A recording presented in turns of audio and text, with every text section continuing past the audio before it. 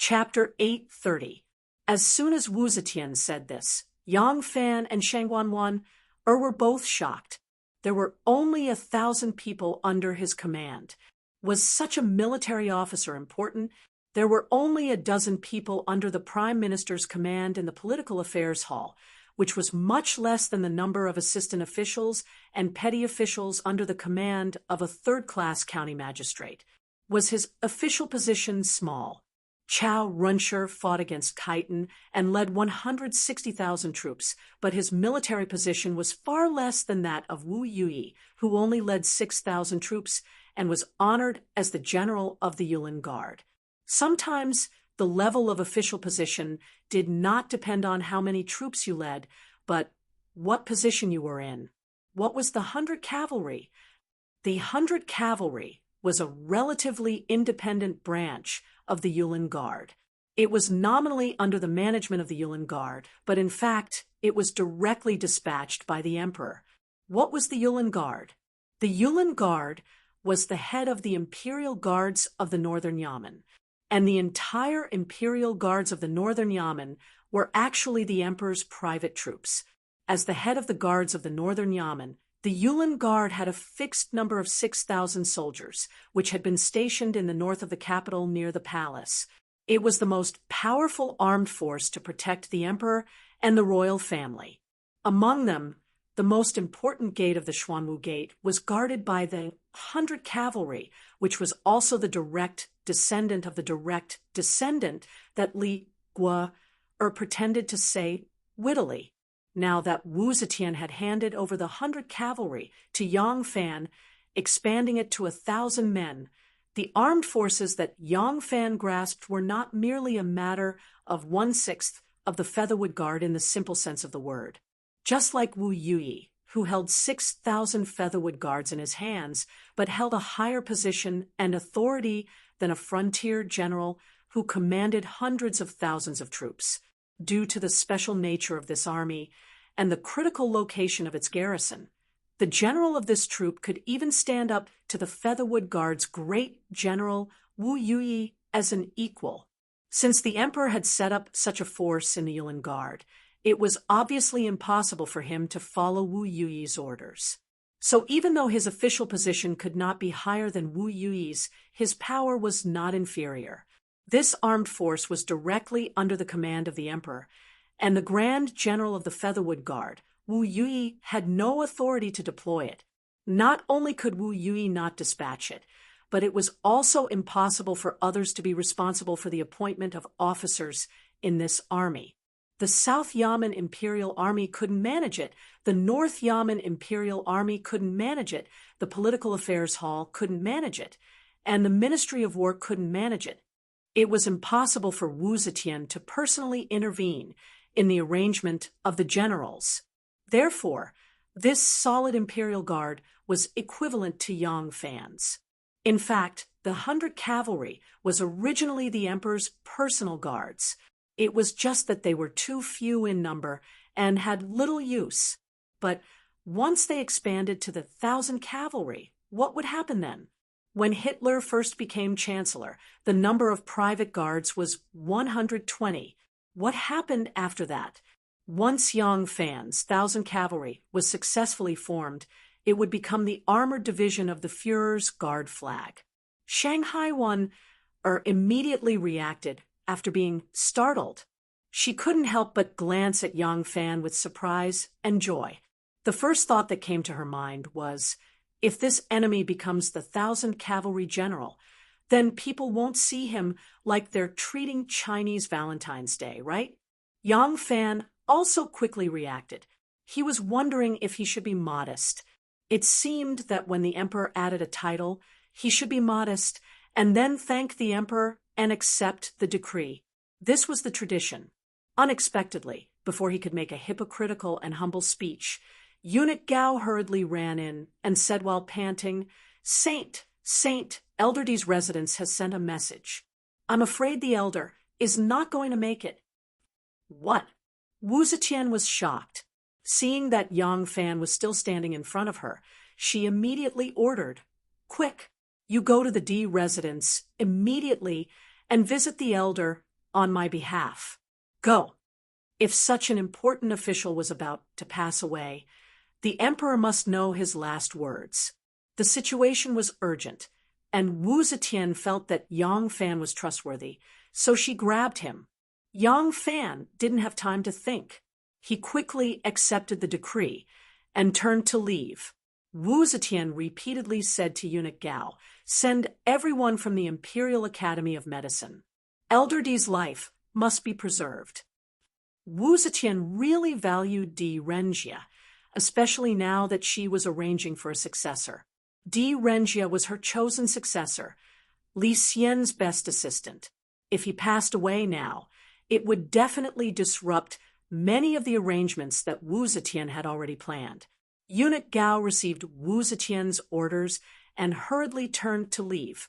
Wu Zetian slowly walked around the hall, wringing her hands.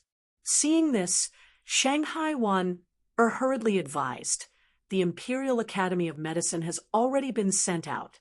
Let them do their best. Life and death are decreed by fate. Saints must not worry too much to avoid harming their bodies." Wu Zetian sighed heavily. She returned to the imperial desk and sat down lightly. Her expression was sorrowful as she said, "The elder's body hasn't been well since the new year. This time, I'm afraid he really won't be able to hold on." Wan pressed her lips together and didn't speak. She only walked behind Wu Zetian and gently massaged her shoulders. Wu Zetian leaned back against the cushion and stared in a daze at the colorful patterns on the ceiling of the hall. A moment later, she sighed softly and said, "Wan, do you know why I put Yang Fan in such an important position?" Shanghai Wan's heart jumped. She hurriedly shook her head and said, "Your Majesty's wisdom is as vast as the sea. It is difficult for Wan to guess." Wu Zetian smiled faintly and ignored the compliment. She sighed and said, "Wan, an emperor will never use someone from his own family to command troops. This has been the case since ancient times." Why? It's very simple. Because a member of the royal family has the right to be an emperor. So the emperor should be most wary of his own people. Only I am an exception because I am tied to two dynasties. The civil and military officials are also tied to two dynasties. Their loyalty cannot be guaranteed. Without any other choice, I can only use someone from the Wu family to command the troops. Wu Zetian could be wary of anyone, but not Wanner. This was because Wanner's everything depended on her. No matter how much power Wanner had, it was like a tree without roots, a duckweed floating on water. Only by relying on Wu Zetian would she have power. Thus, Wu Zetian never doubted Wanner's loyalty. If she had anything on her mind, she could confide in Wanner. "I am already old and must consider the matters after my death." But looking at the hearts of the people, they are still with the Li family. Looking at the children of the Wu family, there is no one who can be molded. I don't want chaos after my death. So I can only consider choosing one of my sons to inherit the throne. The enmity between Dan, and the Wu family cannot be resolved. Xian is my only choice. But there is another problem with passing the throne. I am worried that once he ascends the throne, he will immediately restore the old system of Li Tang. Then the Zhou dynasty that I created will become a bubble. So, in the beginning, I had no choice but to use the Wu family to command the troops. Looking at it now, it is a good move. With the Wu family in charge of the troops and the Li family in charge of politics, my dynasty can only last for a long time. Wu Zetian let out a long sigh and said, "But there is another problem. If Xian becomes the emperor, the Wu family will not be satisfied. Most of the prefectural armies and border armies are loyal to the Li family, but they are too far away. The Forbidden Army is close at hand, but most of them are under the control of the Wu family. I am worried that they will take risks out of desperation. So, I need a new power to balance them. One let out a soft, and said with surprise, "So, the saint chose him?" Wu Zetian said, "That's right. 1,000 riders is just the beginning. Wait until he expands from 100 to 1,000. After he has everything under control, I will let him expand from 1,000 to 10,000. I want to create the most elite force of the Forbidden Army. With these 10,000 riders, he will be qualified to be the key to balance the Wu family and the Li family." Wanner thought for a moment and asked tentatively, "Yang Fan has a good relationship with the Wu family. Aren't you afraid that he will turn to the Wu family?" Wu Zetian smiled faintly and said, "Originally, maybe, but after escorting the Prince of Luling back to the capital, do you think the Wu family will be at ease to see him as one of their own?" Wu Zetian sighed softly and said, "They don't have the breadth of mind, and they don't have the means. Otherwise, why would I give the country to a son with the surname Li?" Wanner frowned and said, "Then, now that Yang Fan has the merit of helping the dragon, aren't you worried that he will completely turn to the Leaf family?" Wu Zetian said, "That's why I have to think twice and not make trouble for him. I also have to invite Yang Fan to his family banquet to mediate the relationship between them." Wanner let out a soft, "ah," and finally understood Wu Zetian's plan. Wu Zetian said, "If the person I need is from the Wu family, then there will be no point in cultivating him. If he is from the Li family, then he will inevitably turn to the Li family in the future.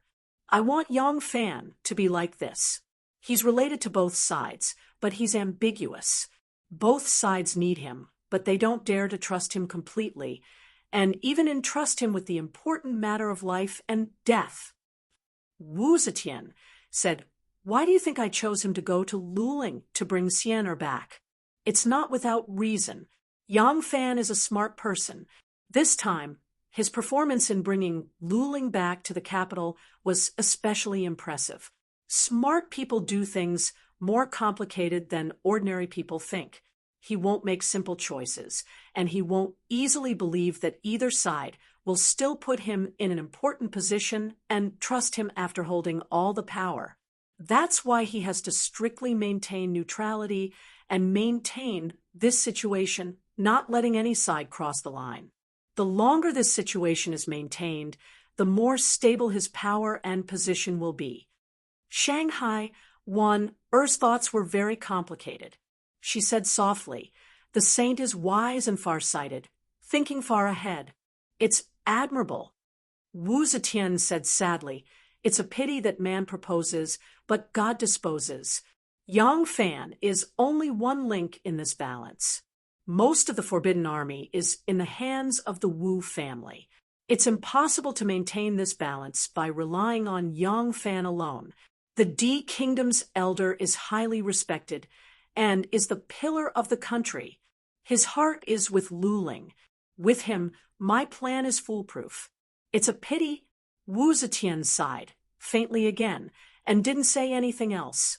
Yang Fan left the palace and galloped to the south of the city. He didn't even have time to say a word to Rin Wei and the other bodyguards. Rin Wei and the others didn't know what happened and hurriedly urged their horses to follow. Yang Fan hadn't been to the D residence in the south of the city for a few years, but there were no changes in the square. Every blade of grass, tree, brick, and tile was the same. Yang Fan didn't have time to look and didn't care about the rule that horses shouldn't be ridden in front of the elder's residence. He rushed to the gate of the D residence, dismounted, and walked in. At this time, the gate of the D residence was wide open with people coming in and out. A servant saw that Yang Fan was dressed in martial attire and had an extraordinary bearing, so he hurried forward to inquire. Yang Fan didn't have time to explain his identity and only said, "I'm here to visit the elder on His Majesty's orders. Quickly take me to see Master D, without delay." Chapter 831.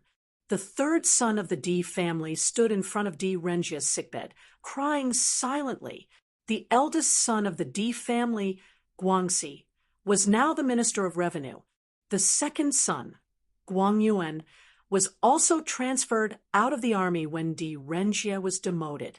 After Di Renjia was reinstated as the prime minister, he was transferred to a civil position and was now the minister of a state. The third son, Guangzhou, was also given the position of minister-counselor by the emperor after being shelved for many years. This was naturally a kind of compensation to Di Renjia, who had been an official for 4 dynasties.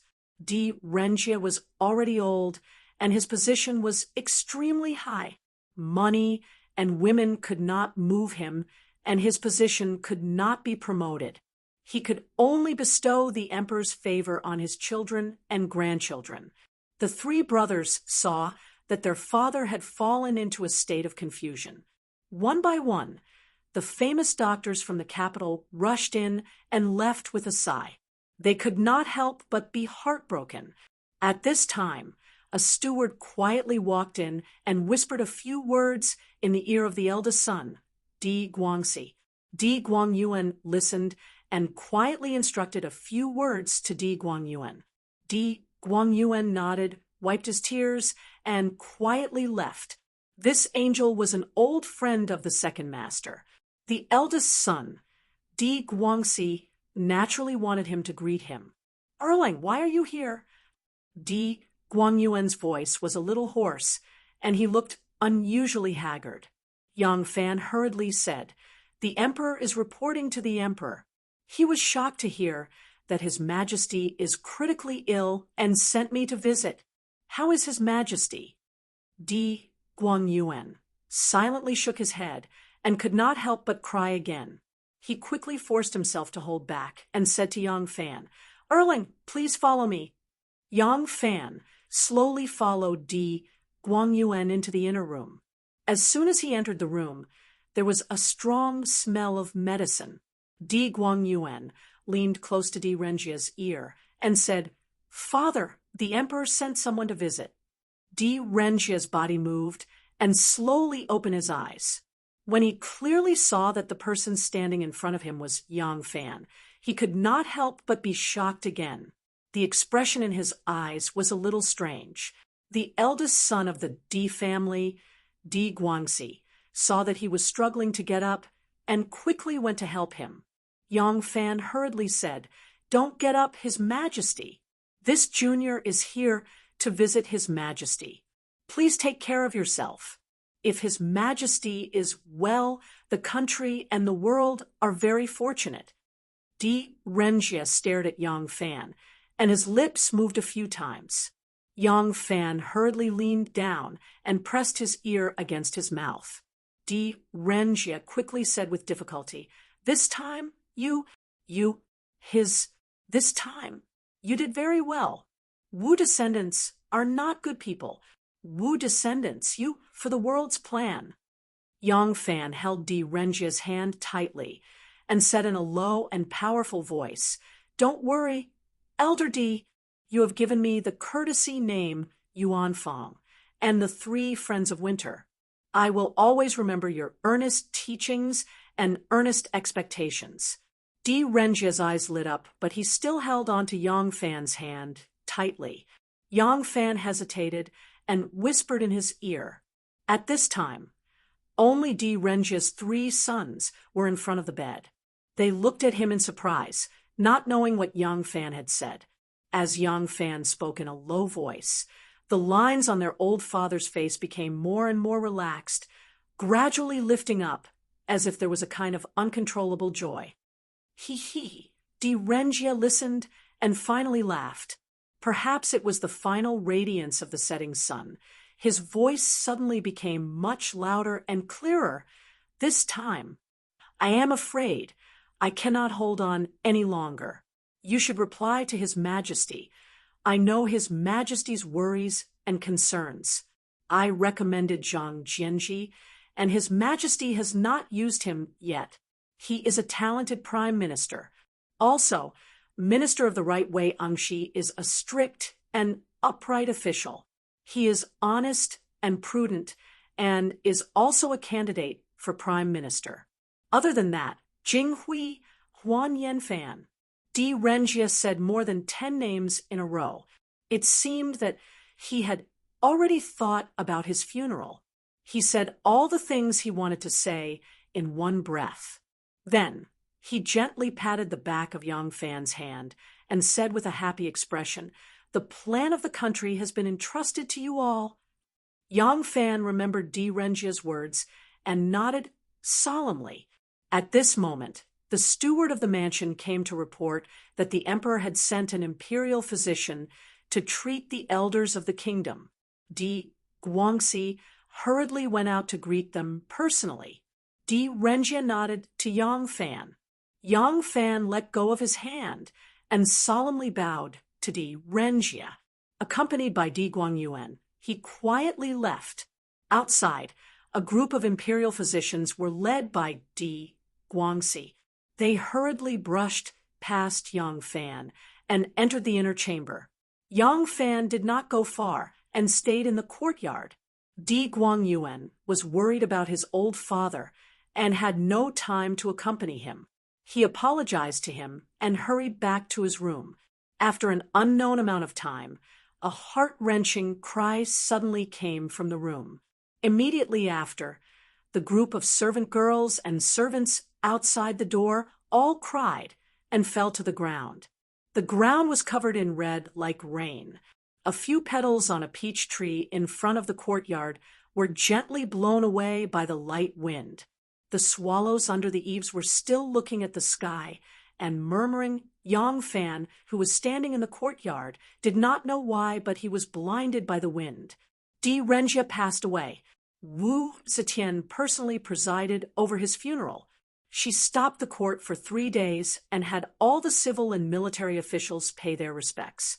This was the highest form of courtesy an official could receive.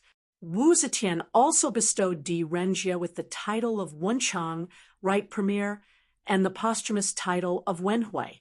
At this time, there was no unified ranking of posthumous titles, such as Wenzheng and Wenjin. Most of the posthumous titles were chosen according to the individual characteristics of the officials. However, in the unwritten rules, Wenhui was the highest posthumous title at that time. Another 5 days later, Zhang Jianji, who had been recommended by Di Renjia, was transferred back to the capital from Jingzhou to serve as the major of Luozhou. It was too shocking for a provincial governor to directly pay his respects to the prime minister. He was transferred back to the capital first and was half a step closer to the center of power. It would be better for him to observe and then plan his development. At the same time, Wenchang Right Minister Wei Engshi was worshipped as the assistant minister of Luantai and was only 1 step away from becoming the prime minister. These days, the Prince of Luling, Li Xian, and his family lived in the Eastern Palace. They were finally reunited with their brother Li Dan's family after 16 years of separation. Other than that, there was nothing else to do. Until today, when Consort Wei and Li Xian's children were brought back from Fangzhou, the Eastern Palace became lively again. Li Guo was greatly favored by the emperor and often went to accompany him. She had a clever temperament and was very good with words. She was very popular with Wu Zetian. In the short time she had been in the palace, Li Guo had gradually adapted to her new identity. Her ability to read people's expressions and flatter them had also gradually improved. She had just returned from accompanying her parents and was about to find her sister to talk to when she suddenly saw her cousin Li Longji dressed in a short robe with a robe draped over his arm. His forehead was beaded with sweat as he walked over from the front courtyard. She smiled and greeted him. "San Lang." Li Longji was angry that his uncle had returned and usurped his father's position. It was not good for his uncle's family. With a cold snort, he turned around and walked away. Li Guo's smiling face immediately froze. Although she was clever, she couldn't guess what her little cousin was thinking. Li Dan, who had just come out from the corner of the hall, saw this scene and hurriedly retreated. It was only when Li Longji had gone around the corner that Li Dan dashed forward and blocked his way. When Li Longji saw his father, he hurriedly stopped and saluted. Li Dan's face darkened. "Why are you being rude to cousin?" Li Longji lowered his head and didn't say anything. Li Dan sighed and gently rubbed his head. She slowly walked over to a large vat of water lilies by the wall. She fiddled with the beautiful petals and said to Li Longji, "Don't hate your uncle. Your uncle's return has brought kindness to our family, not enmity." Li Longji looked at his father in surprise. Li Dan smiled and said to him, "In the end, you're still young and don't understand many things. Your father is your grandmother's son and the crown prince of the Eastern Palace. Do you still not understand why your grandmother went to Fangzhou to bring your uncle back? Have you forgotten who killed your mother? The enmity between our family and the Wu family is already irreconcilable. Once I become the emperor, will I let the Wu family off? Your grandmother doesn't dare to let me be the crown prince. If it wasn't for your uncle, then the throne could only be given to the Wu family. At that time, would our family still have a way to survive? That's why I said that it wasn't your uncle who stole your father's throne. On the contrary, it was him who saved our family's lives. Your uncle returned to the capital with the excuse of recuperating, so it's not good for your father to resign from the crown prince position for the time being. After a while, will our family still be able to live in the Eastern Palace? At that time, we can leave the palace. You, a royal prince, will gradually grow up and have the chance to obtain a piece of land. You'll have the chance to travel the world and not be trapped in this small world. What's so bad about that? As for the throne, the throne is just a forgetful bastard. Your father has long been sick of it. Li Longji was stunned by his father's words. He stared blankly at his father's departing figure and didn't say anything for a long time. Li Gua didn't take her younger cousin's impoliteness to heart. She couldn't be bothered to pay attention to a brat. She was hurrying to the rear hall to see her brothers and sisters. No matter what, she was still a young girl after all. Naturally, she felt a heartfelt joy when she saw her brothers and sisters whom she hadn't seen for a long time. When her mother arrived at the palace, she was accompanied by her father to see the emperor's grandmother. Her father, who had always been afraid of meeting the emperor's grandmother alone, dragged her along with him. She hadn't had the chance to reunite with her brothers and sisters. She had just returned to the courtyard where the family lived when she saw her sister Li Xianhui walking out of the palace room that was assigned to her. Gua immediately went up to her and called out, "Sister." Li Xianhui said excitedly, "Gua, the inside of this palace is truly magnificent. It's comparable to the Immortal Palace. Do you see that giant pillar in front of the Duan Gate? It's truly spectacular. It's such a tall and huge iron pillar. It's simply unimaginable." Li Xianhui was 18 years old. Even though her beauty was slightly inferior to her younger sisters, she was still a beauty as beautiful as a fairy. When she was smiling and talking, there were 2 shallow dimples on her cheeks. She was especially adorable. Among Li Xian's children, the oldest was only 4 or 5 years old when they left Luoyang. They had long forgotten about their childhood. They had been trapped deep in the mountains for so many years. Now that they had returned to the capital, their knowledge was not much better than that of a village girl or a shepherd boy. They had never heard of such a magnificent palace building. This would be their home in the future. How could they not be overjoyed? Li Gua had completely forgotten her country girl appearance when she first arrived at Luoyang. She curled her lips in disdain and said, "Sister, you're making a fuss out of nothing. This is nothing. The Eastern Palace is still considered bad. If you see the lovely spring terrace where the emperor's grandmother lives, you'll know what a paradise in heaven is. Among Li Xian's 7 daughters, 3 of them were born by concubine Wei. Li Xianhui and Li Guo, or were 2 of them. Because they came from the same mother, their relationship was especially deep.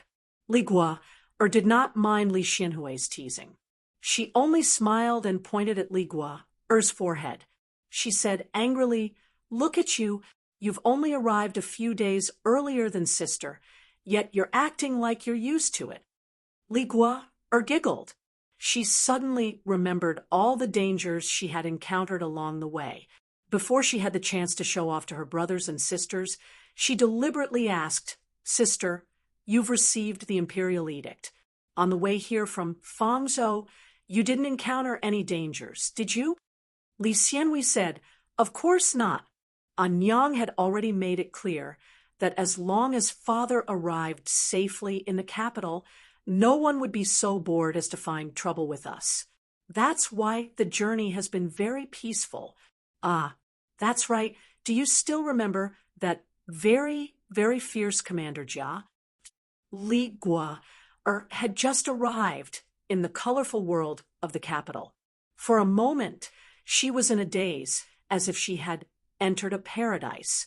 Many things were neglected by her. At this time, sister suddenly mentioned Jia Xing Li Guo, or seemed to suddenly remember something. Her pretty face changed with a schwa sound. She asked in a slightly trembling voice, "Commander Jia, what happened to him?" Chapter 832. Li Xianhui was in high spirits and did not notice the change in her little sister's expression. She only said that Brigade Commander Jia was killed by someone sent by the Wu family. They said it was because the emperor only ordered him to look after us, but he gave a fake imperial edict. He was disrespectful to our family in Luling. So he was executed. Humph, wasn't it because he did not do his job well and let father escape? Li Guo muttered to herself, "Dead? Killed by the Wu family?" Li Xianhui saw her expression and said, "Little sister, don't be sad. Although Jia Xing treats you quite well, how cruel is he to our family? He would come and threaten us every now and then. Last winter, he even used the excuse of not having enough firewood and needed to take it from us, and moved all our firewood away. Wasn't it because he hoped that the weather would be cold and father's body would freeze? If such a bad person died, then so be it. What's there to feel pity about?"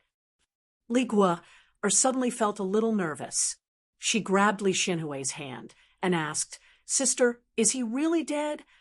Li Xianhui said, "Of course it's true. Father managed to escape. Not only did he die, but the few team leaders were also killed by the people sent by the Wu family. Their heads were hung all over the bamboo poles. It was so scary." Li Guo suddenly heaved a sigh of relief and showed a sincere expression of joy. It was as if she had let go of a burden. She held Li Xianhui's hand and said in high spirits, "Of course I'm not sad. That Jia Xing treated our family worse than the jailer treated the prisoners. Why would I be sad? Back then, I tried to curry favor with him because I wanted our family to have a better life. Forget it. Let's not talk about him. Where are my brothers and sisters? After being separated for so long, I miss them. Quick, take me to see them." Concubine Wei arrived at the capital. Accompanied by her husband, she went to visit her mother-in-law with trepidation. Wu Zetian and her son's relationship was extremely indifferent. Naturally, she did not have a good impression of this daughter-in-law. Even with Guo's jesting, it could not dissolve the cold atmosphere. When the mother-in-law and daughter-in-law met, they casually chatted for a while.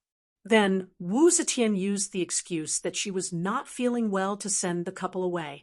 Originally, Wei Fei had great expectations for this trip back to the capital, but seeing Wu Zetian's indifference, she could not help feeling frightened. She came from a large family. When she had been the crown princess and empress, she had lived in the palace for a long time. Naturally, she would not be like her children who grew up in the wilderness and were ignorant. When they saw the atmosphere of the capital and the solemnity of the palace, they would be surprised. Consort Wei didn't even look at the palace that had been temporarily arranged for her husband and wife. As soon as she returned to her room, she dismissed the palace eunuchs sent by Fu Qingqing.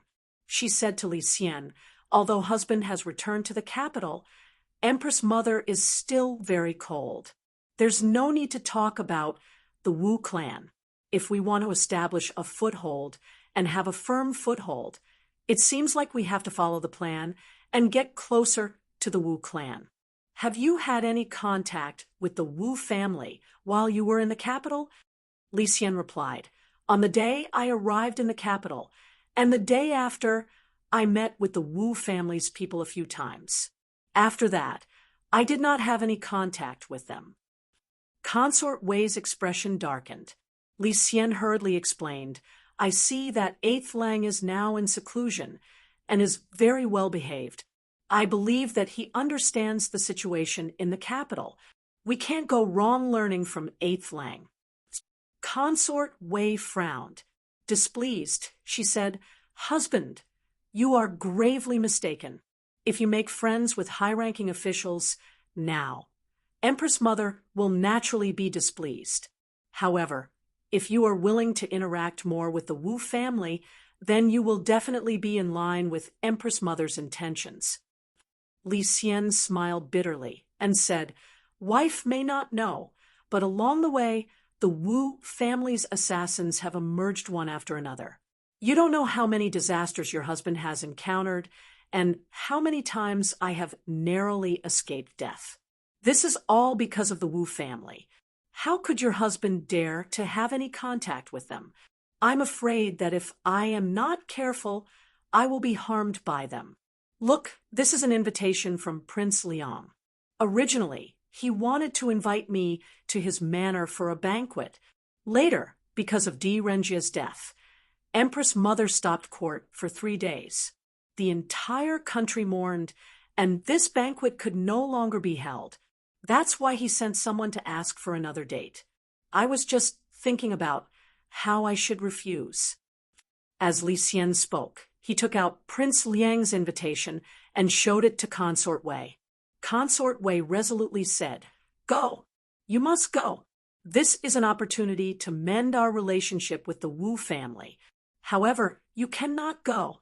The Wu family's intentions are truly difficult to fathom. If something bad really happens to you, our family will be finished. Didn't Empress Mother tell you to return to the capital to recuperate? You can use this as an excuse to tactfully decline the invitation and have your son go in your place. This way, not only will there be no loss of etiquette, there won't be any danger." Li Xian was overjoyed and said, "Wife's brilliant plan. Your husband is completely at a loss. Only wife's presence can help your husband make a decision." Consort Wei sighed and said, "But in the end, this is not a long-term plan." Li Xian hesitated and said, "What can we do?" Consort Wei said, "On the way back to the capital, Chia has already thought about it carefully. If we want to change our situation, there is actually a good way." Li Xian was overjoyed and said, "Wife, quickly say it. Wife's idea is definitely good." Consort Wei said, "Marriage alliance." Li Xian was startled and suddenly said, "You mean let our daughters marry?" Consort Wei said, "That's right. If we want a marriage alliance, it must be with the most powerful person in the Wu family. Only then will it be of help to us." On the way to the capital, Chia has carefully inquired. Right now, the most powerful families in the Wu family are Wu Qingxi and Wu Sanxi. However, these two families currently do not have any girls of suitable age to marry. Otherwise, if we marry one of them back to be our daughter-in-law and become the imperial crown princess in the future, we will be able to obtain even more support from the Wu family. Right now, we can only settle for the next best thing and marry our daughters into the Wu family. Fortunately, we have been living deep in the mountains for 16 years. Because of this, our daughters' marriages have been delayed. Even the eldest daughter's husband's family has not been found. Now that the youngest daughter is already 16, it is reasonable for us to quickly find them a husband's family. Li Xian said in shock, "This you aren't planning to marry our daughters into the Wu family, right?" Consort Wei rolled her eyes at him and said, "Naturally not. Does the Wu family have that many marriageable men? Even if we don't marry into the Wu family, our daughters will still have to marry, right? Other than the Wu family, we can also choose some of the aristocratic families in the court to marry. This way, we can ease our relationship with the Wu family and obtain a lot of help. Isn't this the best of both worlds?" Li Xian thought about it carefully and nodded. "What my wife said is a good idea." Consort Wei said cheerfully, "Since you also agree, then we must strike while the iron is hot and make arrangements as soon as possible. When you pay your respects to Empress Mother tomorrow, find an opportunity to bring up this matter. Remember, if Empress Mother asks about your plans, you must mention the Wu family first. Also, these two children, Xianhui and Guo, must marry into Prince Wei and Prince Liang respectively." Li Xian had 7 daughters. Among them, Lady Wei gave birth to 3 daughters. The eldest was Xu Xiu, the second was Xianhui, and the third was Guo. Each of them was more beautiful than the last. Consort Wei had purposely instructed him to marry her biological daughters into the families of Prince Liang and Prince Wei respectively. Li Xian did not think much of it when he heard this. As a mother, she would always be biased towards her biological daughter. While Li Xian and his wife were busy looking for a son-in-law, Yang Fan was recruiting soldiers. The North Yamen Imperial Army was initially controlled by the South Yamen Imperial Army, but since the time of Emperor Gaozong, it became independent and became the Emperor's army. In fact, it was the Emperor's private army. Now that Wu Zetian wanted to expand the 100 horsemen into the 1,000 horsemen, the whole thing was naturally just a word from the Emperor. The Imperial Army system, the Ministry of War, and even the Political Affairs Hall could not interfere. The recruitment of soldiers and horses was completely done by Yang Fan alone. When Yang Fan wanted to recruit soldiers and horses, he first thought of a group of good friends in the army in the past. Needless to say, the people of the 100 horsemen were now the base of the 1,000 horsemen, but to expand to the 1,000 horsemen, he still needed to recruit people from outside. The good friends in the army that Yang Fan had made in the past were of relatively high ranks. The real low-ranking officers were only Chu Kuanga, Ma Qiao, Li Dayan, and a few others. Only these people could be recruited by him. As soon as Yang Fan got in touch with them, these people naturally agreed. Chu Kuanga, Ma Qiao, Li Dayan, and others had all come, together with Huang Changshu, Su Liang, Zhang Shidong, and others. He had initially set up his base. These people had been in the army for many years, and each of them had their own small group with a group of trusted brothers. Naturally, when they came, they also brought their brothers with them.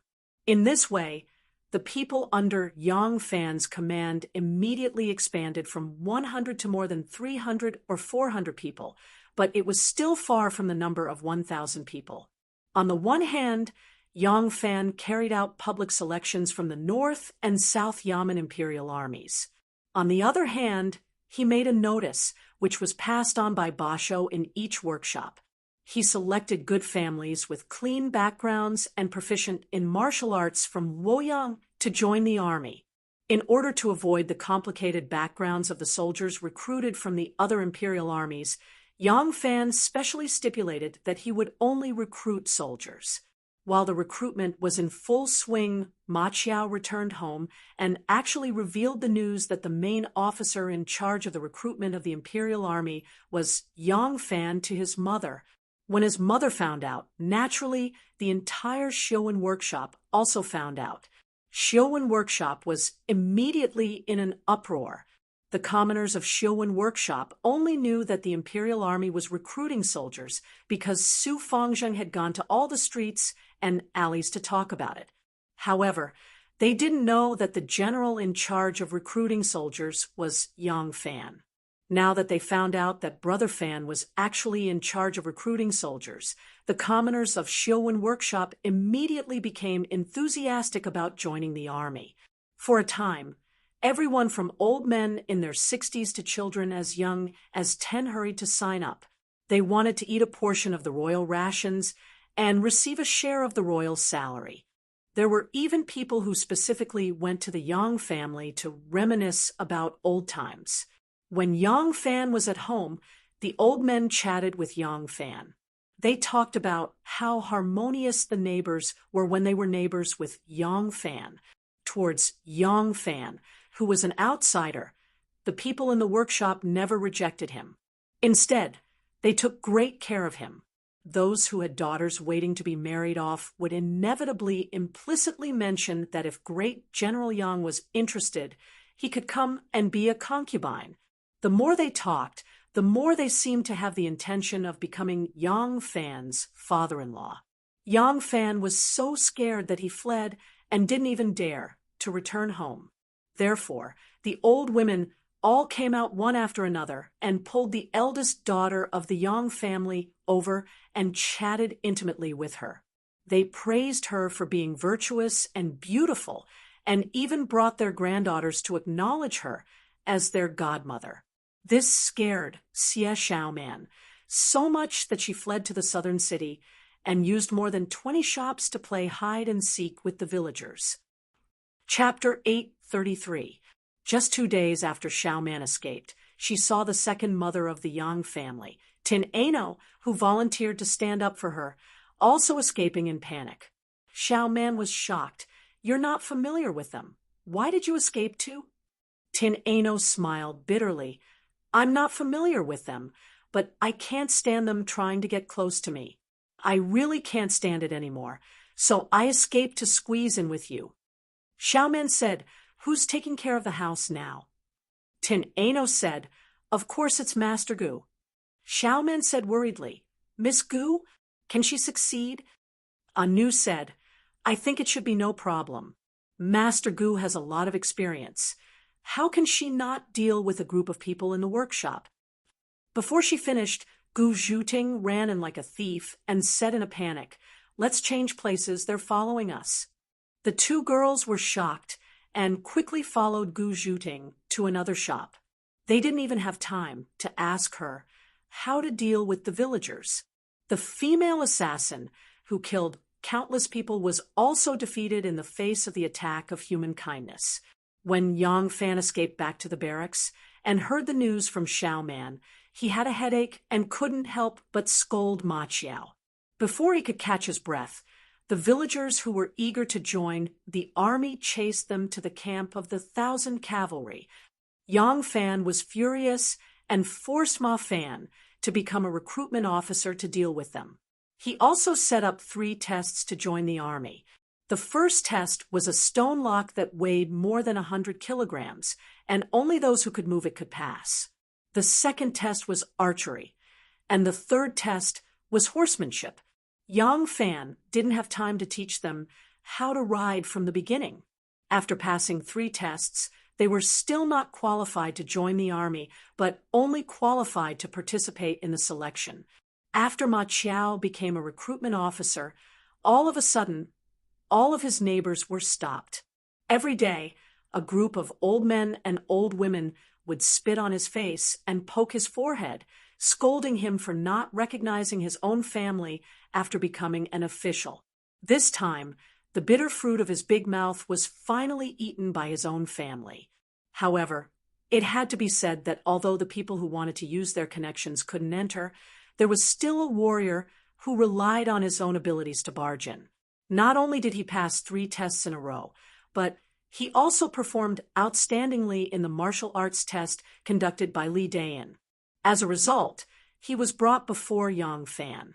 Ma Chao was immensely proud of himself. At least the fellow villagers of the Xiu, when workshop had not been completely wiped out. Since someone had been selected, he could go back and give an explanation to his fellow villagers. It's not that I don't want to take care of my fellow villagers. It's just that it's hard for me to be selfish. Look, if you really have the ability, aren't you also selected? In that era, the concept of region was very strong, and the region was relative. You were from Luo State, and we were from Yangzhou. We would naturally side with our fellow countrymen. Everyone was from Luo State. You guys lived in the eastern part of the city, while I lived in the western part of the city. As such, people from the western part of the city would naturally form a group. Yang Fan sized up this warrior who stood out from the Showen workshop and didn't say anything for a long time. Seeing that this person was from the Showen workshop, he felt a little closer to him. If this person was a promising talent, he could be groomed to be a trusted aide in the future. Therefore, Yang Fan paid more attention to this person, and when he took a look, he found him very familiar. Yang Fan thought about it. Although he had only met this person a few times in the workshop and didn't have a deep relationship with him, he suddenly recalled an interesting matter related to this person. He couldn't help but recall his name. Yang Fan cried out involuntarily, Xiao Qianyue? Xiao Qianyue wasn't considered tall, but he was extremely muscular. He had thick arms, broad shoulders, a leopard's head and eyes, and a swallow's chin and a tiger's beard. On their own, any part of him could be considered mighty and masculine. However, his nose, eyes, mouth, eyebrows, and beard were all squeezed towards the center of his face like dough. How could he still be beautiful? This was Warrior Zhao's honor. Xiao Qianyue looked very nervous and a little uneasy. He only knew Yang Fan, but he wasn't familiar with him. Now, Yang Fan was a general. In the past, calling him general was out of politeness, but now it wasn't the case. He was a real general, a fourth-grade imperial court general, Gai Zhonglong general. Xiao Qianyue hurriedly gave him a humble smile, and his facial features immediately became very squeezed. It's my honor that General still remembers this lowly one's lowly name. However, this lowly one is no longer called Xiao Qianyue. This lowly one has already changed his name to Xiao Yuka. Yang Fan was stunned. Xiao Yuka? That's a very elegant name. Who changed it for you, and why did you change it? Xiao Yuka said, This lowly one changed my name. This lowly one felt that it was probably because my previous name wasn't very good. The moon was high in the sky, and it was hard to reach it. The moon was in the water, and it was illusory. Therefore, I was homeless for half my life, and it was hard to make a living. Therefore, I obtained my father's approval to change my name for luck. Yang Fan subconsciously stroked his chin, no matter how he looked at it. He couldn't imagine that such a character in front of him would actually have such a picturesque heart under his boorish appearance. If it wasn't Qianyue, then it was Xiao Yuka. This person was quite sentimental. Yang Fan couldn't help but ask, Qianyue? Yuka, could it be that you've been educated and can read? Xiao Yuka hurriedly said, Yes, this lowly one's father was once a teacher in a private school. This lowly one has been educated by my father since I was young. Ma Chao hurriedly leaned over and whispered into Yang Fan's ear. He said in a disdainful tone, Yes, his father is quite knowledgeable. In our workshop, he used to be a very famous teacher. However, because he taught someone else's child, he ended up rolling onto the same bed as the second mother. In the end, his reputation was ruined, and no one invited him anymore. As a result, his family's financial situation was poor. Yang Fan covered his mouth and coughed. He whispered, Big brother, don't talk about second brother. Brother Ma Chao, have you forgotten about Xiu when workshops Bao Yinin? Ma Chao's face turned red. He awkwardly explained, I've already turned over a new leaf. Don't mention the past. Yang Fan chuckled and turned to look at Xiao Yuka.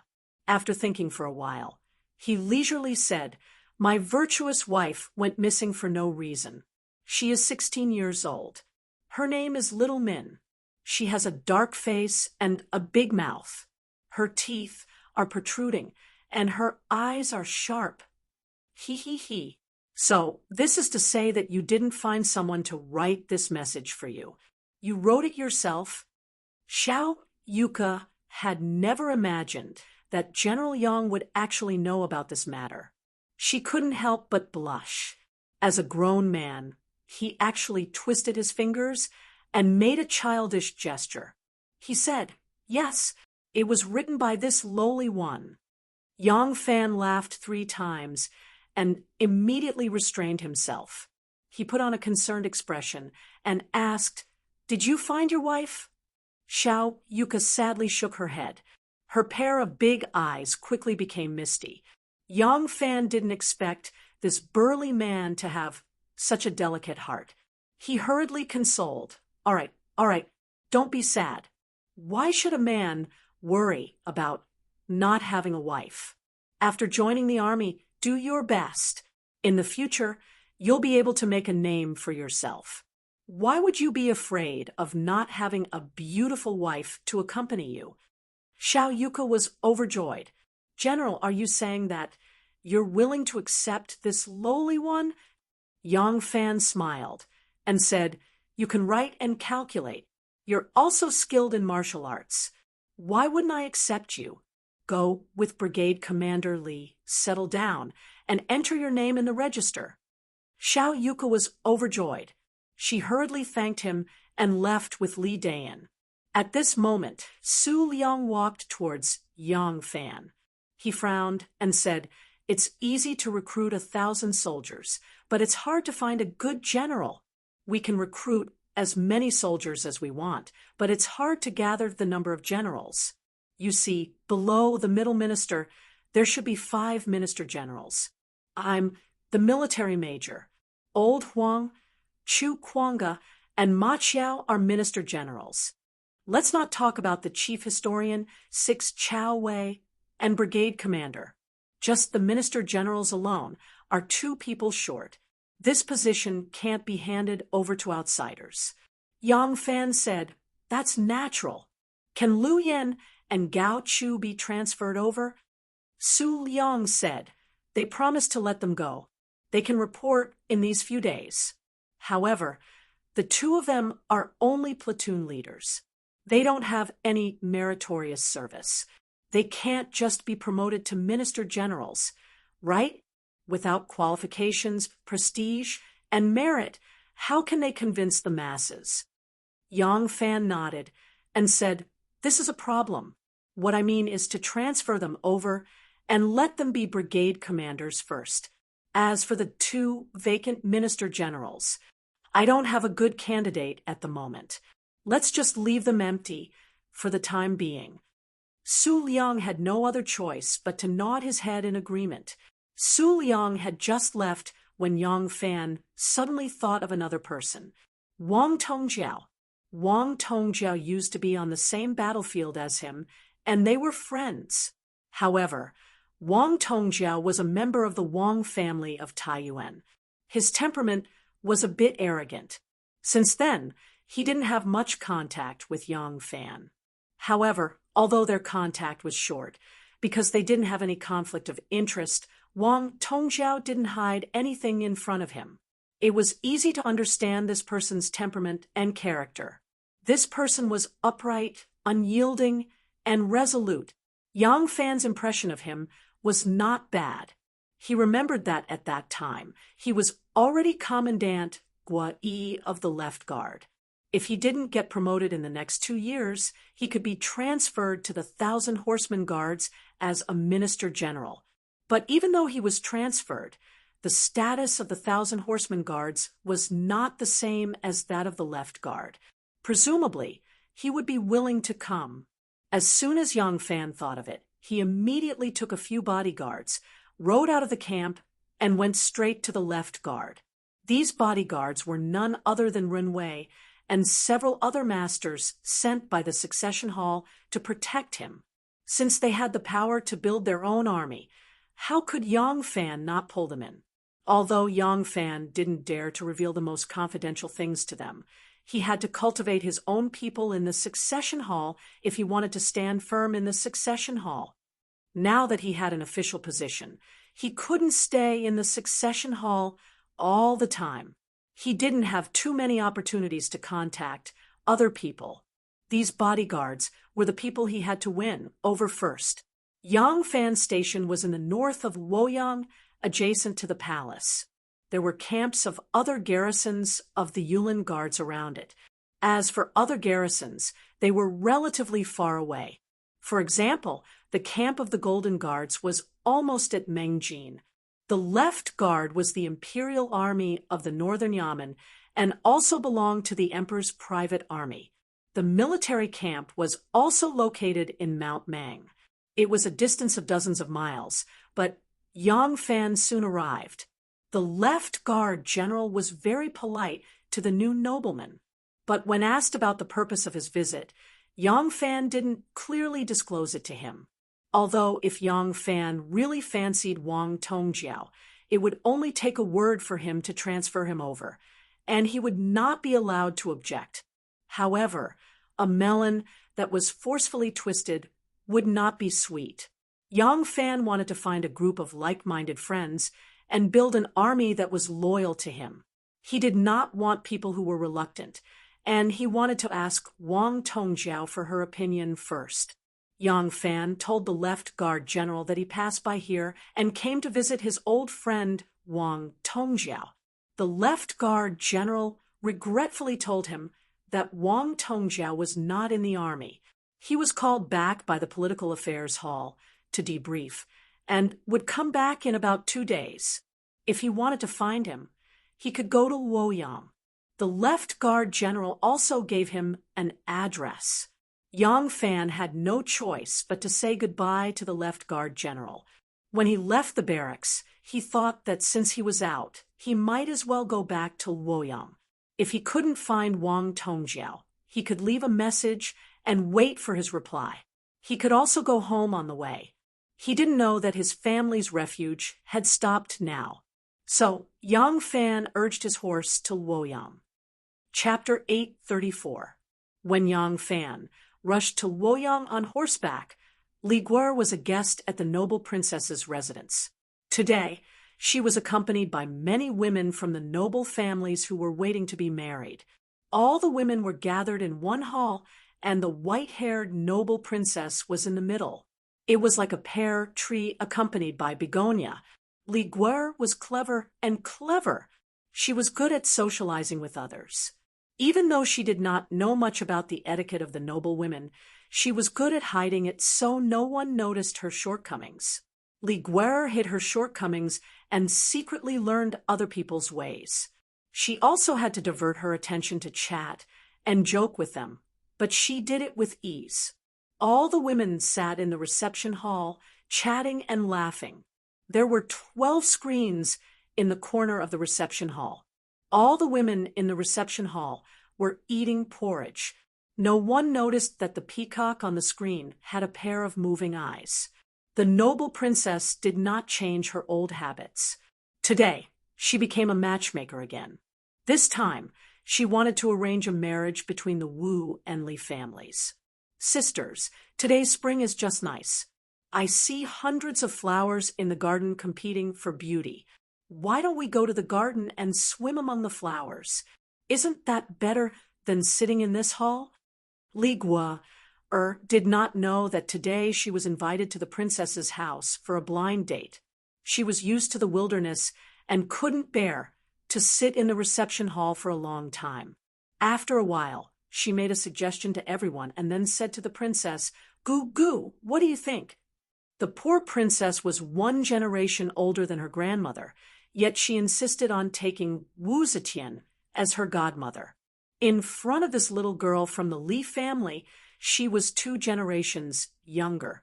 However, the princess did not feel uncomfortable at all. She nodded with a smile and said, Good, good, good.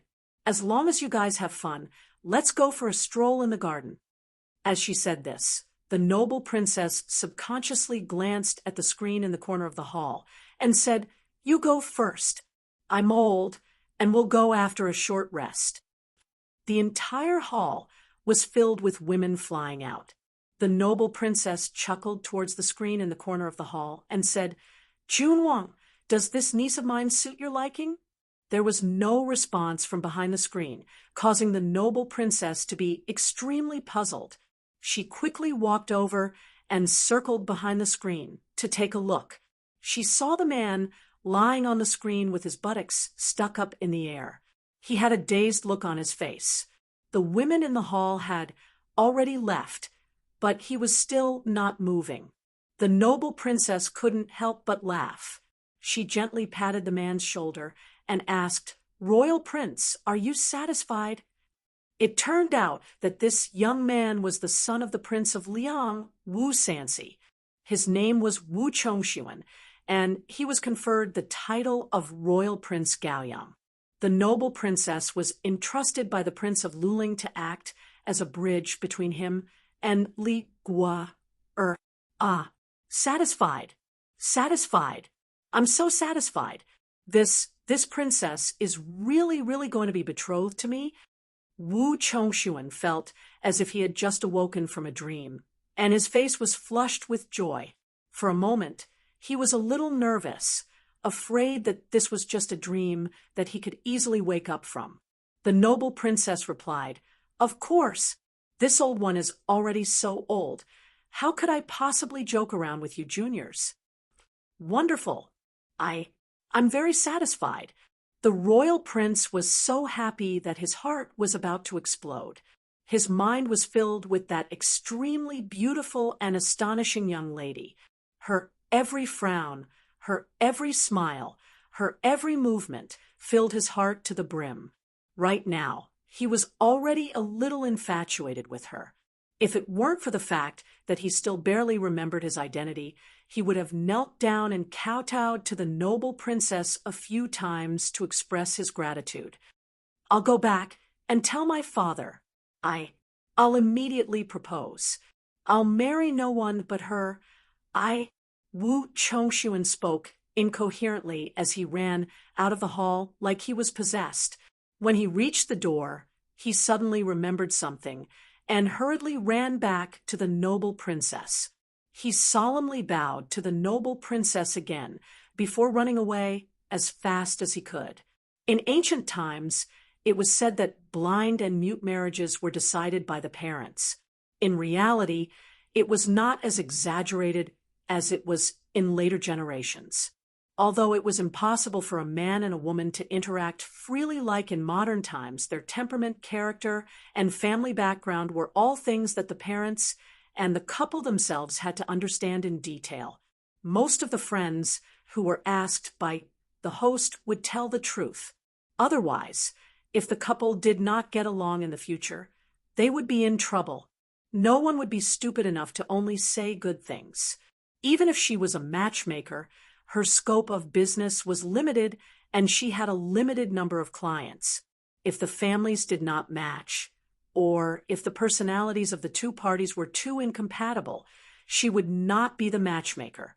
Otherwise, if a few couples were born with resentment and others knew that she was the matchmaker, her reputation would be tarnished. No one would look for her when they wanted to marry a daughter or a daughter-in-law. As for male and female colleagues, under most circumstances, their families would arrange for them to meet each other in a secret way. When the families were well matched, both sides would arrange for their children to meet each other. If both sides had no objections, then the next step of contact would be possible. Unless the parents had other intentions, they would not completely ignore their children's opinions. However, if the families did not match, then they would first let the family with the higher status make the choice. If this family agreed, but the other family was in a hurry to claim kinship, then it was fine to arrange for their children to meet each other. For example, when the Prince of Luling married his daughter, it was like this. although the Prince of Luling was now a prince and was destined to be the crown prince, with an 80% chance of becoming the emperor in the future compared to the Wu clan, which was like the sun in the sky. He was still a level lower.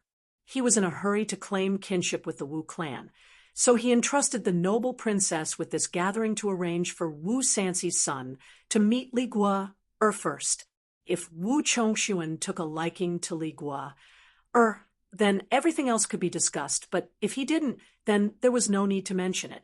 Fortunately, Li Guo's beautiful appearance was truly impeccable, and it would not be an exaggeration to call her the #1 beauty in the world. When Wu Chongxuan saw this enchantress, even his soul was hooked away, so there was no reason for him to refuse. On the other hand, if Wang Tongjiao of the Wang clan of Taiyuan was to marry the Prince of Luling's daughter, then the Prince of Luling's daughter would have to meet him first. In recent years, the Wang clan of Taiyuan's influence had declined greatly. Even when that scoundrel Lai Junqian forcefully demanded a daughter of the Wang clan as his wife, the Wang clan did not dare to resist. In fact, they even had to shamelessly borrow the strength of this scoundrel's son-in-law. Now that they heard that Lai Junqian was going to marry the future emperor, there was no reason for the Wang clan to refuse. In truth, the marriage of the Prince of Luling's daughter could not be considered to have gone very smoothly. Wu Zetian attached great importance to one's family background, and the Prince of Luling and his wife, out of the need to consolidate their own position, could not possibly choose a commoner's son. Instead, the prime minister and the son of a noble clan were their first choices. However, when Li Xian sent someone to sound them out, he was tactfully rejected by some of them. They were not willing to claim kinship with this future emperor. The future was complicated and confusing, and it was still hard to say what would happen in the future. Based on their family background and influence, no matter how the political situation changed in the future, as long as they did not get too involved, whoever became emperor would have to put them in an important position to ensure the interests of their clans. If they married the Prince of Luling, it would only be the icing on the cake for noble and scholarly clans like them. A commandant of the emperor's son-in-law would not be of much use in raising the status of their clans. On the other hand, if something happened to this emperor, they would be implicated, so this sort of transaction naturally could not be done. Thus, after some initial contact, there were more than 20 clans that had sons and nephews serving as officials in the capital, were of marriageable age, but were unmarried and came from relatively noble backgrounds. Among them, there were no more than 7 or 8 clans that were willing to marry the imperial family and were favored by the Prince of Luling and his wife. The sons and nephews of these 7 or 8 clans simultaneously received all kinds of orders and rushed to the Political Affairs Hall. The prime ministers of the Political Affairs Hall summoned them, but with the excuse that they were very, very busy and had no time to meet them. After having them sit on the cold bench for a while, they sent out a young eunuch to suggest that they first go to the palace's Kuju field to play for a while to relieve their boredom, and that the prime ministers would summon them when they were free. The oldest of these sons and daughters was no more than 20 years old and had seen many grand occasions, so they were not very restrained in the palace. Since the prime ministers had spoken, they were happy to go and play for a while. Thus, they arrived at the palace Kuju field, took off their robes, and divided into 2 teams, where they excitedly began to play ball. Of course, they did not know that of the Prince of Luling's daughters, other than Consort Wei's 2 most beautiful princesses, Li Xianhui and Li Guo, who had been taken out for the sons of the Prince of Liang and the Prince of Wei to look over, the other princesses had already disguised themselves as palace maids and mixed in with the crowd of palace maids and eunuchs to quietly observe them. It was very easy for a man who was good at sports, fit, and handsome to attract the attention of women. The princesses only watched for a moment before one of them attracted their attention. Li Shuxiu's beautiful eyes were firmly fixed on that young man. The more she looked, the more she liked him. She could not help but quietly ask the accompanying palace maids, "Who is he?" The accompanying palace maids had already received the information on the sons and daughters of the various families. Following her signal, they whispered, "Princess, his surname is Yang, called Yang Xinjiao. He is a descendant of the Yang family of Hongnong and is currently the commander of the left Thousand Ox Guard." Li Shuxiu heard that the handsome young man was from the Yang family of Hongnong and that he was related to her grandmother, Wu Zetian, and that he was an old friend. So she felt even more satisfied. She cast another glance at the handsome young man called Yang Xinjiao, nodded lightly, and then turned to leave. She did not continue watching. Naturally, she had already chosen her husband. Consort Wei had 3 daughters, Li Shuxiu, Li Xianhui, and Li Guo. Consort Wei was naturally biased towards her own daughters. The other daughters were all born of secondary consorts, so they did not dare to compete with her. So even though they were looking left and right, they were actually waiting for her to choose first. Once Li Shuxiu had made her choice, they could continue. As soon as Li Shuxiu left, Li Xinyu gave a heavy snort, her expression very dissatisfied. After the Prince of Luling's family returned to Luoyang, these princesses had all received their titles. Li Guo was conferred Annal Princess, Li Xianhui was conferred Yongtai Princess, Li Shuxiu was conferred Changning Princess, and Li Xinyu, who was born of this secondary consort, was conferred and Princess. Regarding the other arrangements made by Li Xianhui and Li Guo, as well as Li Shuxiu's right of first choice, this Ian princess was both jealous and resentful, and was very dissatisfied. But the other was born of the D-wife, and she was born of a concubine, so her status was innately one level lower. Even though she was dissatisfied, she did not dare to express it. And Princess was afraid that the other sisters would snatch the first one. So as soon as Li Shuxiu left, she hurriedly chose among the remaining Langjuns.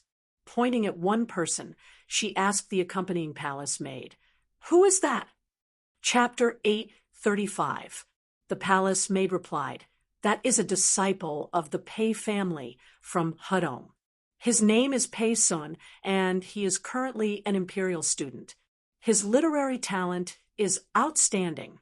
According to his teacher, if he participates in the imperial examinations next year, he will definitely become a jinsher." This Pei Sun was slightly thinner, with fair skin and delicate features. At first glance, one could tell that he was a scholar. When he played football, he naturally could not be compared to Yang Xinjiao, who was fit and handsome. However, his gentle manner had a different flavor. And Junju had always wanted to compete with her 3D sisters. When she heard that the man she liked was a disciple of the Pei family from Hedong, which was also a millennium-old aristocratic family, and his family background was not inferior to the Yang family of Hongnong, she was even more satisfied. She nodded and said, "That's him." She then raised her chin at her sisters, as if to show off, and left with her head held high. Because these Junju were born by concubines, their ages were not much different. Some were even the same age, unlike the 3 daughters born by concubine Wei, who had a clear age difference. They all knew Li Xinyu's temperament, and were long used to her domineering ways. However, no one dared to compete with her. Everyone was a Junju. Wouldn't it be a joke if word got out that they fought over a man? Therefore, all the princesses remained silent and waited for Lin Xinyu to leave. Only then did they focus their attention on choosing their Langjun from the remaining men. After a while, Xian Ning Junju chose Wang Tongjiao from the Wang family of Taiyuan. She left happily to report to her father. Yong Shou chose Wei Dan from the Wei family of Jingzhou, and then left quietly. Xian Du Junju was timid, shy, and introverted. She had always been ashamed to choose a husband. In the end, her sisters beat her to it. After the sisters had chosen their men, Although the remaining men were all from prestigious families, they were either too ugly or short. They were really not attractive to her. Compared to the Lang Jun, who had just been chosen by her sisters, they were even more unsatisfactory. The bowing didn't last long. The palace, maid beside her, asked her a few times in a low voice. The commandery princess of the new capital shook her head and said faintly, "There's no one I like. Father and mother will decide. I won't choose. I'll leave now." This time, the Prince of Luling and his wife were selecting a son-in-law on a large scale. Moreover, they had chosen the Wu family as their first choice for marriage, which was in line with Wu Zetian's request to alleviate the conflict between the Wu and Li families and join forces to rule the world. As a result, they received Wu Zetian's approval and strong support. If not for this, how could Li Xian have the guts to use the imperial family and the prime ministers of the political affairs hall as matchmakers to help his daughters? At this time, the Prince of Luling and his wife had received the news that Wu Yanji, the son of Wu Qingxi, had fallen in love with the gentle, generous, and beautiful Li Xianhui, the Princess of Yongtai. Wu Chongxuan, the son of Wu Sanxi, Prince of Liang, had fallen in love with Li Guo'er, the Princess of Anil, at first sight. The couple felt relieved, and Concubine Wei was even happier. Just as the husband and wife were feeling happy, the other daughters also came back one after another. They were naturally too embarrassed to tell their father who their sweetheart was. This kind of thing was naturally reported by their accompanying palace maids. When the husband and wife heard that their daughters all had their sweethearts, and that all of them were sons of aristocratic families, they couldn't stop smiling. As for Xiandu Junju, they did not expect this blind date to solve all the major issues of their daughters' lives. Later, they would just pick a few young talents for her to choose. Thus, they did not care too much about it. Concubine Wei, in particular, had found a place for her 3 daughters, so she did not care about other things. She immediately made a copy of the name list. She did not dare to meet that formidable mother-in-law alone, so she dragged her husband and went to the inner palace to find Wu Zetian. The daughters were not young anymore. Since they had chosen someone, they should get married in time. As for those who were still young, they had to settle down first. After the blind date was over, the political affairs hall sent someone to inform the youths who were playing football that the prime ministers wanted to see them. The youths who were playing football on the field immediately stopped, hurriedly washed their faces, put on their robes, and rushed to the political affairs hall to pay their respects. The prime ministers didn't have anything serious to discuss with them. They just chatted for a while, and then sent them away. These young nobles didn't know what was going on. They didn't know that in such a short time they had already been divided up by the princesses. When Yang Fan arrived in the capital, he followed the address given by the great general of the left guard to find the Wang family's mansion in the capital. In the end, he did not find anything. At this time, Wang Tongjia was listening to a lecture in the political affairs hall. Yang Fan did not know when he would return, so he wanted to turn around and go home. Yang Fan turned his horse out of the alley where the Wang family's mansion was located. Just as he was about to leave Shangshan Square, he saw the door of a house open wide. 7 or 8 scented carriages drove out of the house one by one, some to the west, some to the east, and they all dispersed. Yang Fan urged his horse to move to the side of the road and continued to move forward. Judging from these carriages, it was clear that this was a gathering of the daughters of the prime ministers and the rich ladies. From the style and decoration of the carriages, it could be seen that these were women's carriages. The decorations on the carriages were too strong. Yang Fan glanced at it and recognized that it was the residence of the eldest princess. This eldest princess, who was getting more and more lively as she aged, had always liked to socialize and feast. It was normal for a few female guests to come out of her mansion. Li Guer sat in one of the carriages that came out of the eldest princess's mansion. Li Guer sat in a light carriage, waving the flower in her hand. Her face was even prettier than the flower. Princess Annel's trip to the eldest princess's mansion was very enjoyable. She felt like a fish in water. She liked this kind of life, liked this kind of taste. She felt that she was born into this world for this kind of life. In comparison, she had lived the past 16 years in vain. This kind of world, this kind of environment was the most suitable place for her. Today, at the eldest princess's mansion, she even drank a few cups of wine. It was the first time she had tasted such mellow wine. In the past, she had never had the opportunity to drink wine. But at that time, she felt that it was sweet and had a special fruity aroma. It was very delicious. Only now did she feel a little dizzy. Li Guer touched her cheeks. It was slightly hot, but in her excitement, she did not feel tired. She still looked around in high spirits. There was an oil cleaning cart and 2 big green cows. The cart was surrounded by a gauze curtain. From the outside, one could only see a beautiful figure inside the cart. It was difficult to see her face clearly. This saved her the trouble of looking for Dai Qianlu. On the other hand, she could clearly see everything in the car. Everything here was undoubtedly still unfamiliar to her, so it was extremely attractive. Li Guer was looking left and right when a tall and handsome figure by the side of the road suddenly attracted her gaze. This person was wearing a military uniform. The black military uniform had a metallic feel to it, as if it was cast from black iron. It made the person's body look abnormally masculine and burly. Seeing him riding on a horse with a slender waist, sword-like eyebrows, and starry eyes, at a glance, a vigorous, heroic spirit rushed out. Li Guer's heart was filled with joy. She hurriedly called out, "Commandant Yang!"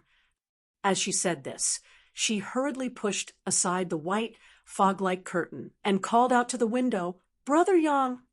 Yang Fan was riding his horse when he suddenly heard someone calling out to him. He took a closer look, and his heart skipped a beat. A bright and beautiful face peeked out from the window. A thin gold necklace with a water-drop jade pendant was gently swaying in the wind in front of her clear forehead. Her drunken makeup made her look especially enchanting. It was Li Guer. Yang Fan was shocked.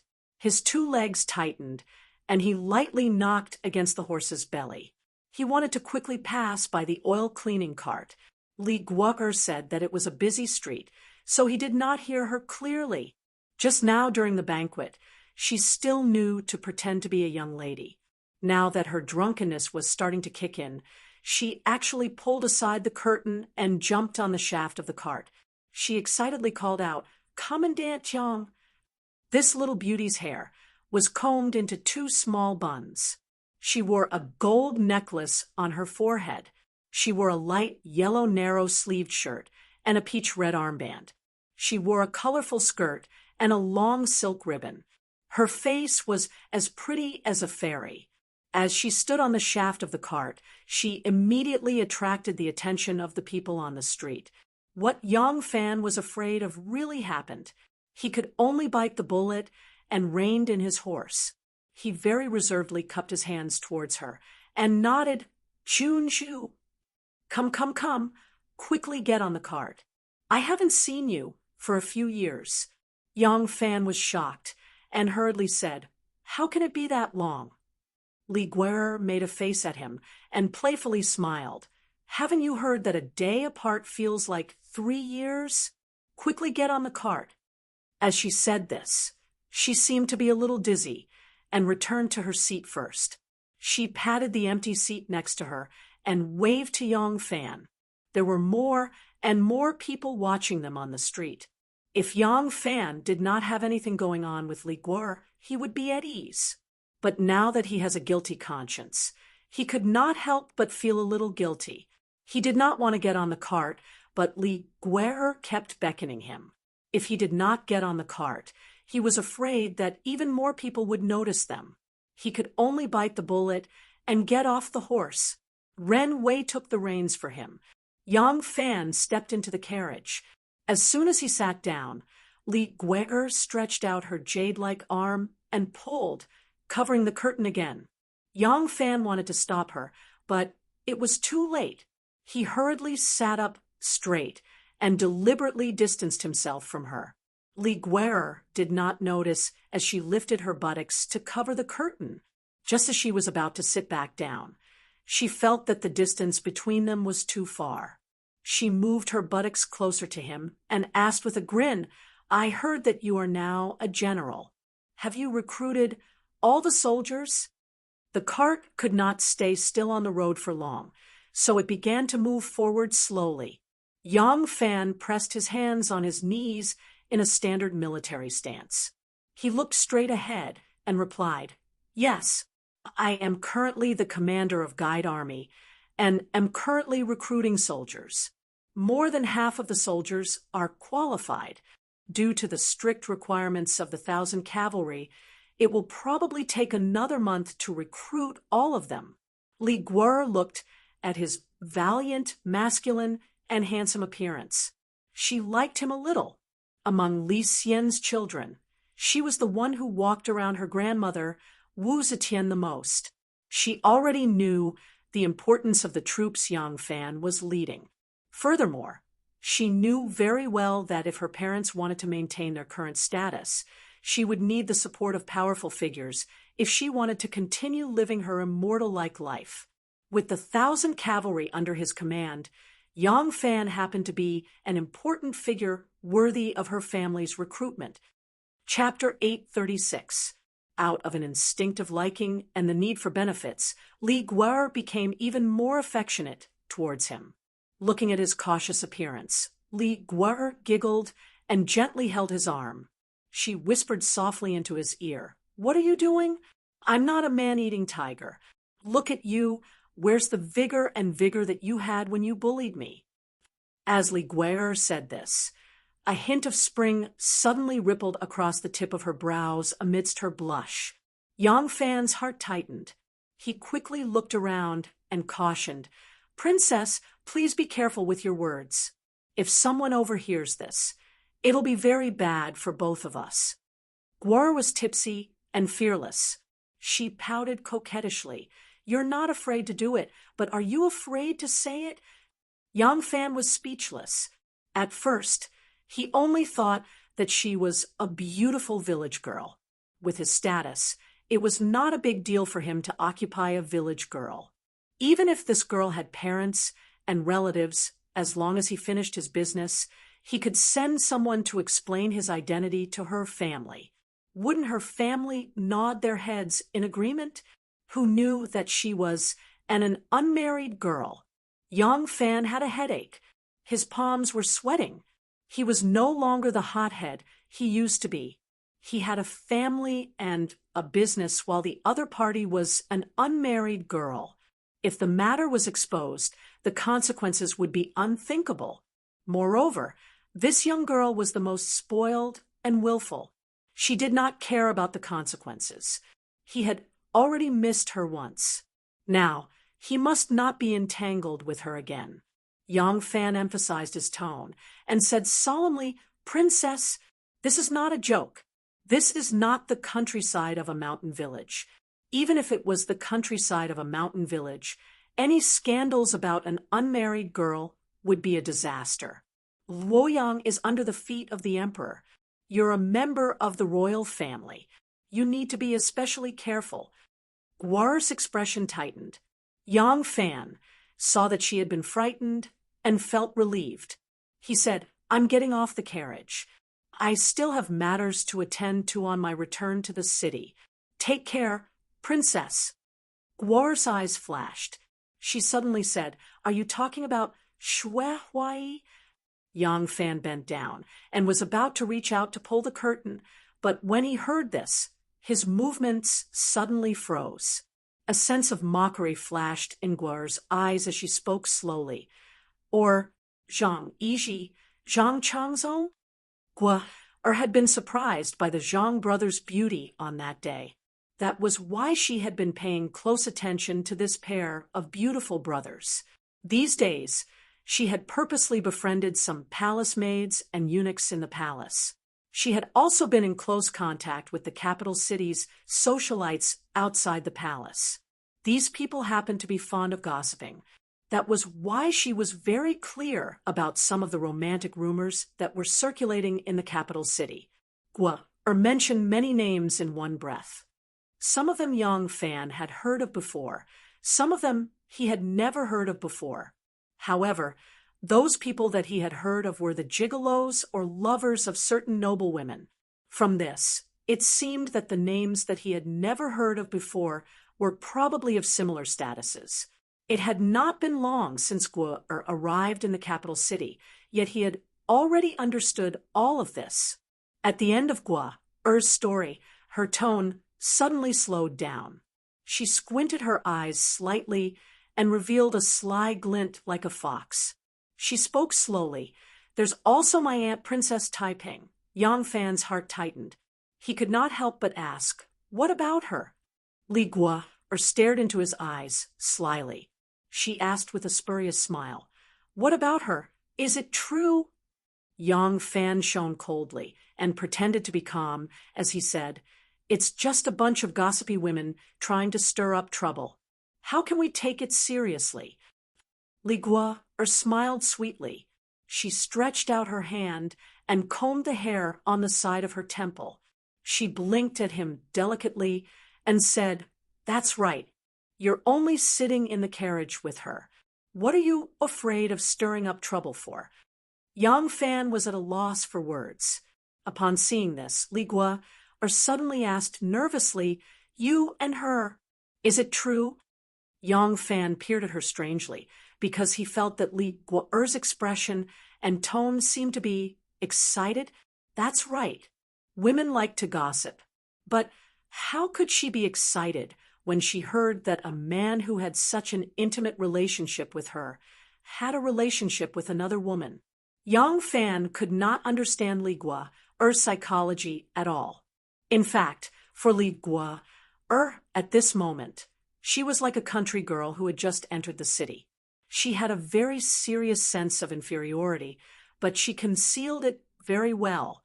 The more inferiority she felt, the more arrogant she was to cover it up, so no one noticed it. That day at the Dragon Gate, when she saw Princess Taiping in splendid attire, Li Guo was immediately awed by the noble, elegant, mature, and generous temperament of a noble lady displayed by Princess Taiping. She had a feeling that Princess Taiping was like a fairy concubine of the Son of Heaven. When she heard about the affair between Yang Fan and Princess Taiping from other women, she was shocked, but not sad or angry. Instead, she was surprised and honored. "It turns out that I'm lucky enough to have the same man as that elegant and noble fairy concubine. It turns out that I'm not so bad after all." This was Li Guo's mentality. She felt honored and even excited. Since she knew that Zhang Changzong and Zhang Yizhi were the exclusive property of her most feared grandmother, she avoided them like the plague. But it was not the case for Yang Fan. In addition to Yang Fan's strong and handsome appearance, as well as the power he had that was worth fighting for by the Li family, there was also this subtle psychology of comparison. Li Guo was very envious of Princess Taiping's elegant demeanor. She hoped that she could also become such a noble, elegant, and brilliant lady. At the same time, she didn't think that her father's sister had any great ability to make her afraid. So she didn't avoid it like she did with Zhang Changzong and Zhang Yizhi. She wanted to replace Yang Fan. She had a feeling that if she could take over Yang Fan, it would be her victory, and she would surpass her aunt. Yang Fan couldn't understand Li Guo's mentality at the moment. He frowned and said, "You know that I'm under orders to recruit soldiers. I entered the city today because I have important matters to attend to. I can't stay any longer. I really have to leave." The carriage wheels rolled and rolled through the busy city. Inside the curtain, the drunken Gua felt like she was inside a small hibiscus tent. She completely forgot that outside the curtain was the boundless world and all living beings. She grabbed hold of Yang Fan, who was about to leave. Her pair of watery eyes glanced at him and said shyly, I miss. Yang Fan asked in confusion, "What are you thinking about?" Li Guo was extremely angry. She pinched his waist angrily and pouted coquettishly. "Of course I want you. Do you have to force me to say it?" Yang Fan said in shock, "What is this place? You can't do that. Princess, you've just arrived in the capital. Your father's position is not yet stable. You must be careful in all aspects at all times. You mustn't make any mistakes. I still have matters to attend to, so I really have to leave. We'll meet again." Wait. The more timid Yang Fan was, the bolder Gua became. She wrapped her hands around Yang Fan's arm and raised her red brocade boots to block in front of Yang Fan. She pouted her red lips that reeked of fruity wine and said in a sweet and innocent manner, "It's fine if you want to leave, but you have to kiss me first." "What? Just once? I'll let you go after I kiss you. Or else." Humph. The red brocade boots were custom-made. They were delicate and adorable. Her straight calves were wrapped in white silk. They poked out from under her skirt and were bound inside the boots. The graceful shape of her legs was completely revealed. This scene was just like a young girl acting coquettishly to restrain her lover. It was very alluring, but Yang Fan's heart was burning with rage. As a woman, one did not know the big picture. One did not know the importance of the situation. And one thought herself infallible. These three were the most detestable to Yang Fan. Li Guo had committed all of them at this moment. Yang Fan's heart was secretly filled with loathing. However, he could not afford to fall out with her at this moment. As he was hesitating, Li Guo giggled.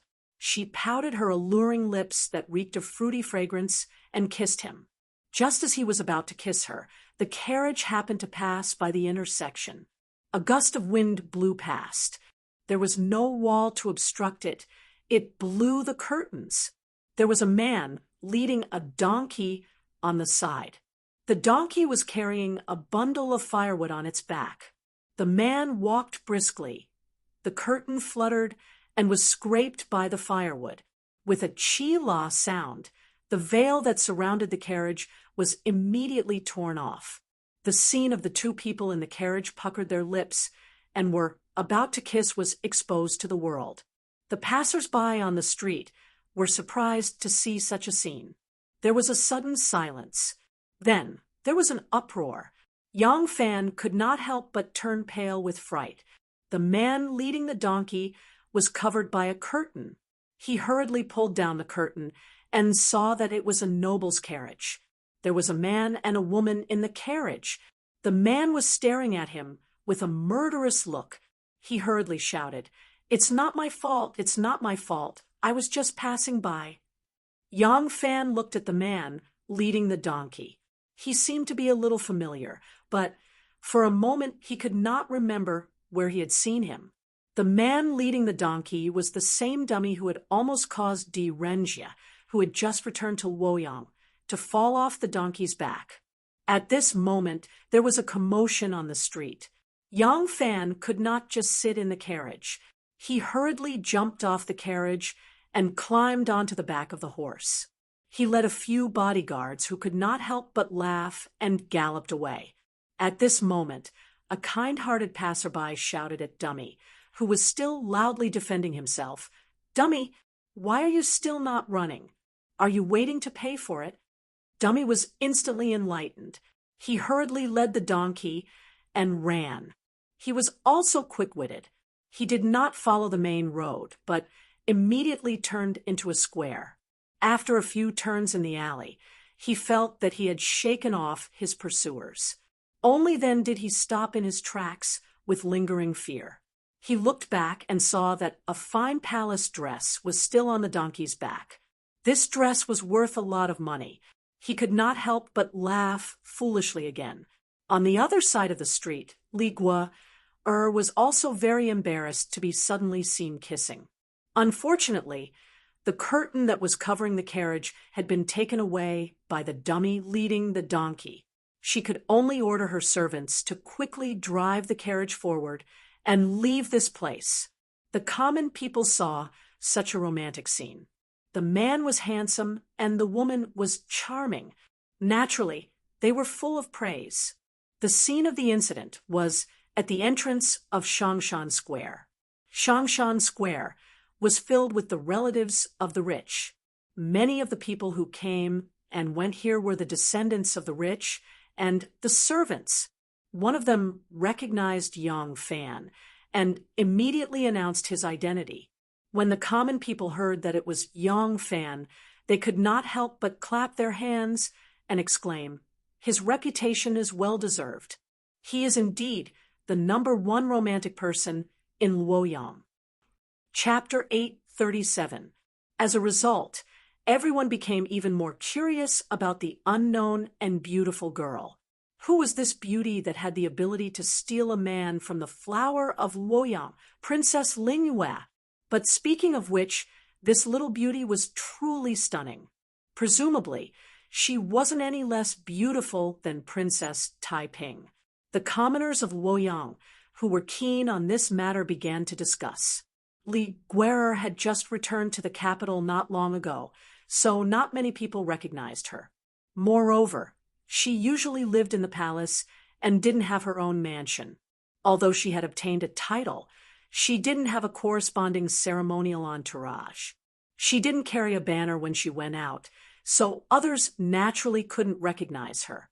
But behind her was the daughter of an assistant minister who had just left the residence of a noble princess. Li Guo's status was naturally nobler than hers and couldn't be compared even if she wanted to. But Li Guo's beauty was unparalleled and 100 times better than hers. She couldn't help but secretly feel jealous, but she still had to pretend to be magnanimous. Now that this was a rare opportunity, how could she let it go? This young lady of the assistant minister's family immediately waved her hand to summon her personal servant girl. She covered her face with a circular fan and quietly gave the servant some instructions. Then she retreated back into the carriage and closed the curtains.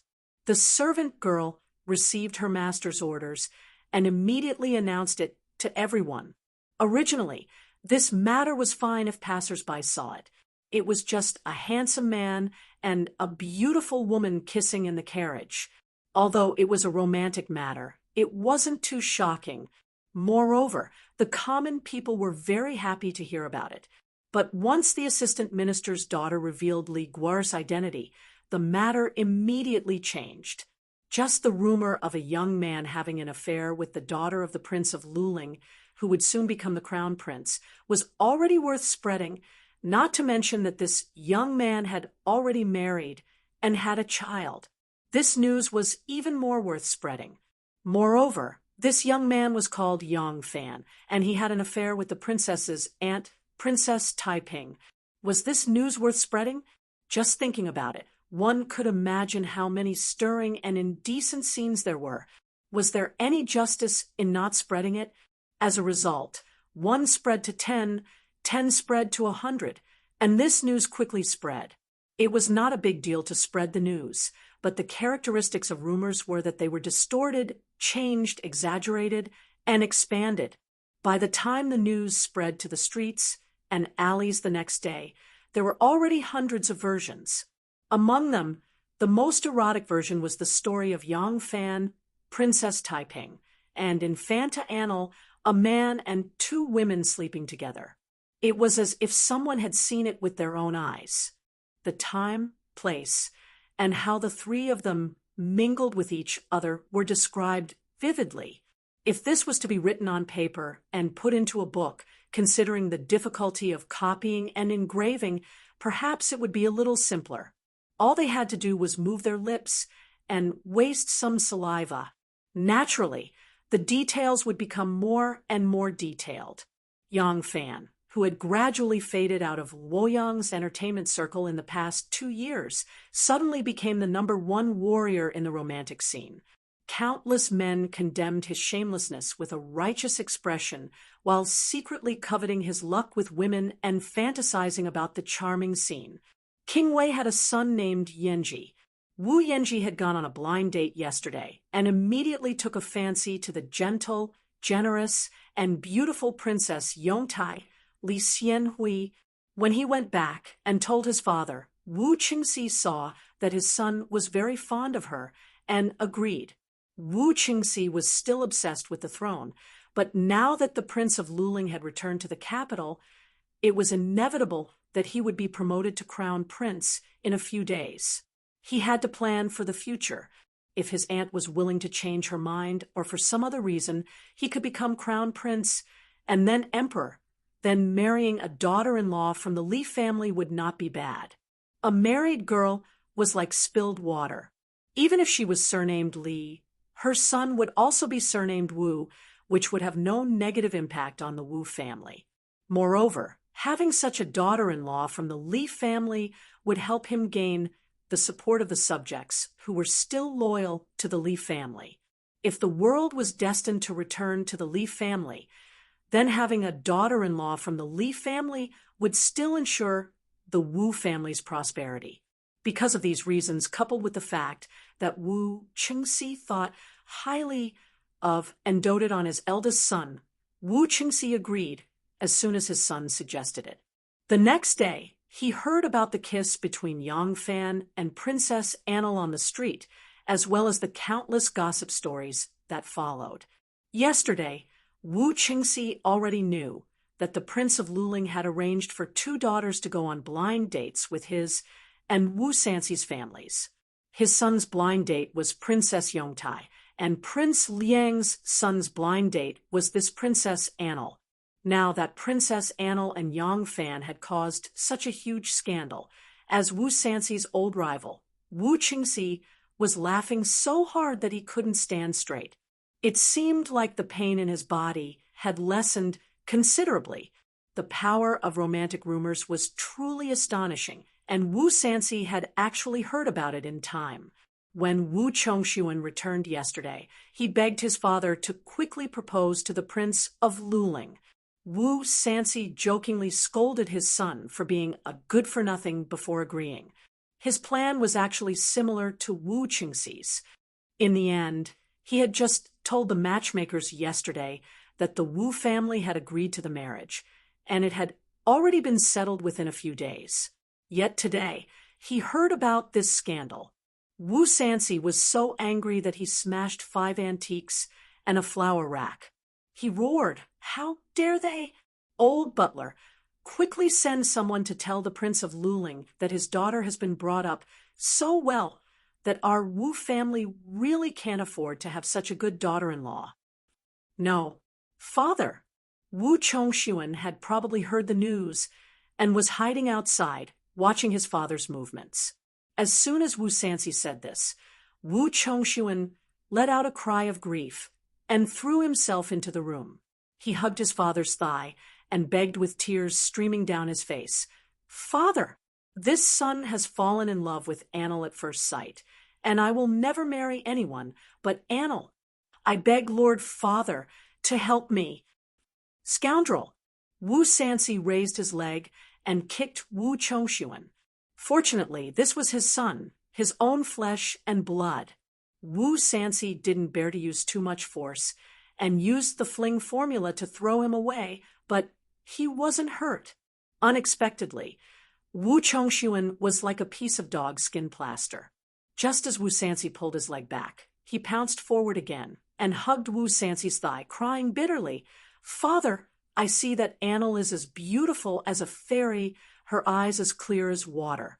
She's definitely not a promiscuous woman who doesn't keep her chastity. This matter must be a rumor spread by the neighborhood. Father, think about it. Annal has only returned to the capital for a few days. What aunt and niece serving and sleeping together? It's clearly a rumor made up by a bored commoner." Wu Sansi blew his beard and scolded. Wind from an empty cave might not be without reason. Even if this news is fake, our Wu family can't afford to lose face. Besides, what's sleeping together is fake? She and Yang Fan kissed on the street shamelessly in front of hundreds of people. Is this also fake? Our Wu family is a noble family. How can we tarnish our reputation because of this? If you want a good woman, you can choose anyone in the world. Why must you choose this person? Wu Chongshuan's tone was firm. My heart only belongs to Annel. I don't want anyone else. Princess Annel is like a fairy. How can she be so shameless? This matter must also be a rumor. Even if it's real, it's just a kiss. Annel has lived in the mountains since she was young and has just returned to the capital. It's natural that she doesn't know the rules of etiquette. I won't mind. Wu Sansi really couldn't do anything about this infatuated son. He could only persuade him sincerely. Son, you don't have any feelings for her. What you're infatuated with is her beauty. I've seen that lass in Lu before. She's indeed a rare beauty. However, even if she's as beautiful as a fairy, it's just a temporary infatuation. After marrying her, in less than 3 to 5 months, she'll turn a blind eye to her and will no longer be the same as before. The so-called beauty is nothing more than this. It's not worth a good man paying the price of his reputation. I've been through this. Listen to my good advice. Don't be infatuated. Wu Chongshuan shook his head and said proudly, I won't marry Enle, no matter how the world slandered her. I believe her. Even if she's really young and ignorant, seduced by others, I'm willing to forgive her.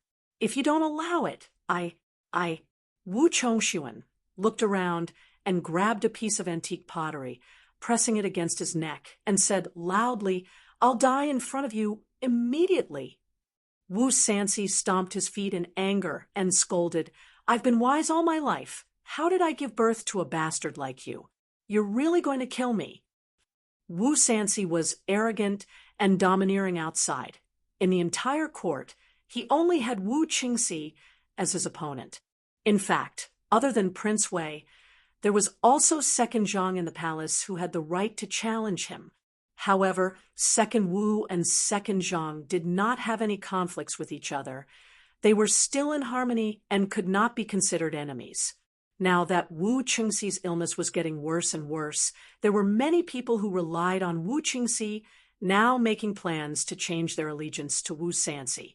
For a moment, Wu Sansi felt the loneliness of wanting to dominate the world, seeking defeat, but not being able to obtain it. But today, he was finally defeated by his precious son. No matter how capable a father is, he can't stand up to a disappointing son.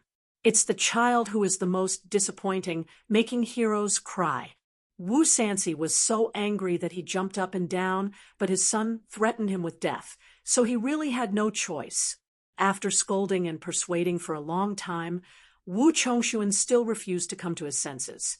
So Wu Sansi could only wave his sleeves and leave. Such a useless son. He really can't control him. Wu Chongshuan really fell in love with Li Guo, at first sight, completely conquered by Li Guo's unparalleled beauty. Speaking of which, he was not a virgin who had never experienced the influence of women, but for some reason, when he saw Li Guo for the first time, he was head over heels for her, unable to control himself. Not to mention the rumors of Yang Fan and Li Guo kissing on the streets. Even if he saw Li Guo coming down from another man's bed with his own eyes, he still couldn't bear to part with this unparalleled beauty from the heavens. At this moment, in Wu Chongshuan's eyes, Li Guo was an existence like a fairy from the heavens. But towards Li Guo he could be endlessly tolerant, but towards Yang Fan, it was not the same. Wu Chongshuan with great difficulty persuaded his father to give up on rejecting the marriage. At first, he was greatly relieved, but then he remembered that Yang Fan actually took the lead and tasted the fragrance of that little fairy's lips, and immediately he was burning with jealousy. He would not find fault with Li Gua, but he saw Yang Fan as an irreconcilable enemy. Wu Chongshuan gritted his teeth and swore, Yang Fan, Wu Chongshuan, will definitely not forgive you. If I don't file your bones and scatter your ashes, I swear I will not rest. Chapter 838. It should be said that this matter originated from Yang Fan, but Wu Sansi surprisingly didn't have the slightest intention of making things difficult for Yang Fan. The most fundamental reason was that he had discovered that Yang Fan was even more useful to him than before. That day, Wu Zetian had specially summoned him to secretly instruct him. At that time, he had sensed that Yang Fan would be placed in an important position. Later on, Yang Fan had indeed been appointed as the General of Thousand Riders. Wu Sansi knew better than anyone that a General of Thousand Riders was more useful than a Grand General of the Golden Guards or a Grand General of the Thousand Oxen Guards. He had always tried to meddle with the Imperial Army, especially the Featherwood Guard. However, the Featherwood Guard had always been viewed as Wu Yuyi's exclusive domain, and no one could meddle. Wu Sansi had tried several times, but Wu Yuyi had rejected him. Wu Sansi knew the importance of this force, but he just couldn't find a way in. If this General of Thousand Riders could lean towards him, how great of an impact would it have on his fight for the throne? As for the grudge between him and Yang Fan, in the face of such great benefits, it could be completely ignored. Moreover, Yang Fan's words and his aunt's corroborated each other, proving that Yang Fan's original difficulties were indeed true. If it had been anyone else, it would be unrealistic for them to betray the emperor after the emperor had sent their head and even their family as hostages. Later on at the Dragon Gate, Yang Fan had already told him the truth. This was tantamount to expressing his true feelings and showing that Yang Fan still had no intention of betraying Wu Sansi. Unfortunately, he hadn't believed Yang Fan's words at the time. The marriage between him and the Prince of Luling had begun yesterday, and so had this scandal. If there really was an unclear relationship between Yang Fan and this little princess, it couldn't have suddenly happened yesterday. Something must have happened while Yang Fan was escorting Li Gua back to Luoyang from Fangzhou. Since he knew that Princess Annal was about to become the daughter-in-law of the Wu family, yet he still dared to be so audacious, then Yang Fan could be considered to have suffered an undeserved calamity. He had seen that lass Li Gua before, with that lass's unparalleled beauty. If she was sincere, there were not many men in the world who could resist her. Right now, Princess Annal was not the daughter-in-law of the Wu clan yet. If it wasn't for the fact that he couldn't decide who Princess Annal would belong to when faced with Yang Fan, who would be of great help to him in his fight for the throne, he would even help Yang Fan, and Li Gua, giving up a woman to gain a general would give him an important chip in his fight for the throne. This was what a great hero would do. With Wu Sansi's thoughts, he naturally couldn't vent his anger on Yang Fan.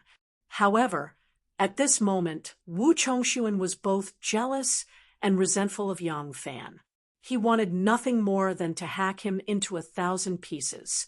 However, as Royal Prince Gaoyang, he had no authority.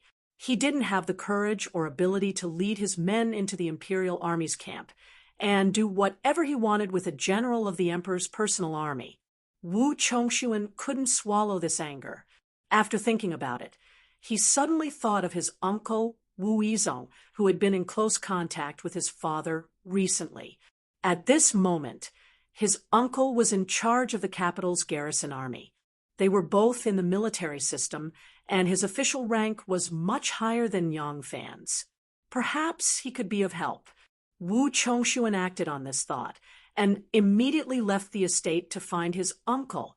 Although Wu Yizong had made one foolish move after another in Hebei, and had even received the title of pig-riding general, the prideful Wu Zetian didn't mention her nephew's series of mistakes.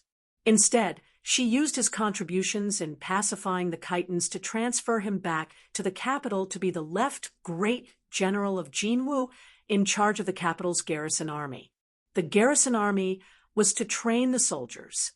Since the Khitans and Turks had both come out of Hebei and posed a great threat to the capital, Wu Zetian was afraid that the number of imperial soldiers stationed in the capital would not be enough to ensure the safety of Luoyang. Thus, she created a large number of troops to train the soldiers. These troops and horses were all under Wu Yizong's control. Wu Chongshuan galloped to the left great general of Jin Wu's camp to find his uncle. When Wu Yizong saw him, he was quite surprised. When he explained the reason for his visit, Wu Yizong couldn't help but laugh. "So it's for a woman." Wu Yizong was originally like Wu Yuyi, strictly maintaining a neutral position between Wu Qingxi and Wu Sanxi, not daring to get close to either. However, Wu Qingxi's health had been deteriorating over the past 2 years. Wu Yizong felt that Wu Qingxi's lifespan might not even be able to outlive their aunts. In that case, Wu Sanxi was probably the only one in the Wu family who had the right to ascend to the throne. Therefore, Wu Yizong rapidly leaned towards Wu Sanxi. When he made a fool of himself in Hebei, Wu Zetian had pretended to be deaf and mute, but in private, she had called him over to give him a good scolding. In the end, it was Wu Sanxi who had helped him out of the predicament. As a result, the two of them became even closer. Wu Chongshuan was Wu Sanxi's eldest son. If Wu Sanxi became emperor in the future, Wu Chongshuan would be the crown prince. Since Wu Yizong had the intention to befriend him, he naturally agreed to Wu Chongshuan's request. Wu Yizong said to Wu Chongshuan, "Chongshuan, Yang Fan is now the commander-in-chief of Guide Army and is helping His Majesty build the 1,000 cavalry. Such a person is not someone you can touch easily. It's impossible to kill him. However, I'm talking about killing him directly, but it's easy to turn the situation around." Wu Chongshuan was initially disappointed, but when he heard that there was more to it, he couldn't help but perk up. He hurriedly said, "Please advise me, uncle." Wu Yizong said, "I can't touch him because he is now the 1,000 cavalry general and is highly regarded by the emperor. You should also know that when the emperor values someone, he is closer to that person than to his own family. It's impossible to kill him directly. However, I can use my authority and connections to make him lose face. As long as this person's 1,000 cavalry does not accomplish anything, His Majesty will realize that he is useless and loathe him. When that happens, he will lose his power. With your status as the son of King Liang and Royal Prince Gaoyang, won't a Yang fan who has lost his power be able to do as he pleases?" Wu Chongshuan was overjoyed. He hurriedly clasped his hands and said, "Uncle has great foresight. In that case, I'll leave this matter to Uncle." Wu Yizong smiled proudly. "It's just a small matter. It's not worth mentioning." Yang Fan couldn't find Wang Tongjiao that day. 2 days later, when he wanted to go to the left guard to look for him, he heard the news. Wang Tongjiao had been chosen by the Prince of Luling and would soon become the prince's son-in-law. Wang Tongjiao was a high-ranking officer in the army, so this news spread extremely quickly in the army. Yang Fan was greatly disappointed when he heard this news.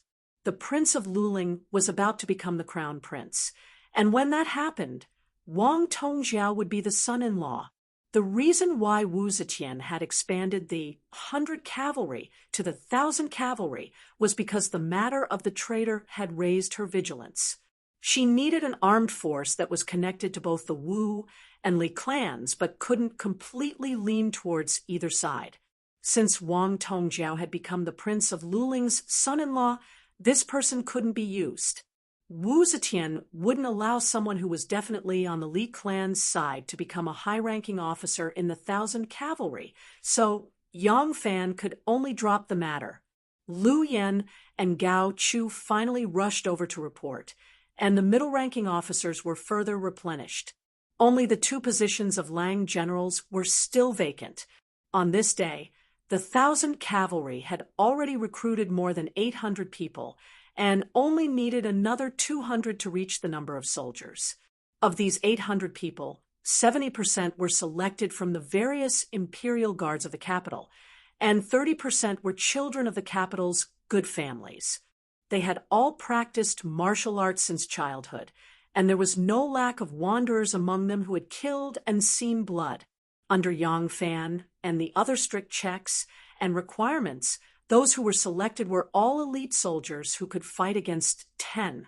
It wasn't an exaggeration to say that this army only needed a little reorganization and no further training to become an outstanding elite force. Of course, although most of these people were insignificant and had nothing to do with the upper echelons of power, it wasn't as if they hadn't formed their own cliques. Chu Kuanga Ma Chiao, Lu Yen, and Gao Chu all had some comrades, brothers, and trusted aides that they had made over the years. This was something Yang Fan couldn't control. Even if he selected everyone from ordinary soldiers to generals, it wouldn't take long for these people to form some relatively intimate cliques based on the fact that they were from the same village, the same unit, and the same brigade. The middle-ranking officers would also gradually form their own cliques as they led their troops. Just as Yang Fan had said to Wu Zetian, it was unrealistic for him to directly control every soldier in an army of 1,000. If he divided himself into 1,000 people, how long would he be able to have private contact with each soldier? Personally attending to everything would only produce the opposite of the desired result, and it would only dishearten the commanders and force them to do nothing. But he still couldn't make everyone be as close as brothers to him. At that time, the entire army under his direct control would become a mass of loose sand, and the wise wouldn't do it. In fact, he only needed to firmly grasp the upper and middle officers in his hands, and he would be able to command the entire 1,000 cavalry. Seeing that he was still short of 200 people to form an army, and that he could begin to cultivate this armed force that was completely under his control, Yang Fan couldn't help but be overjoyed.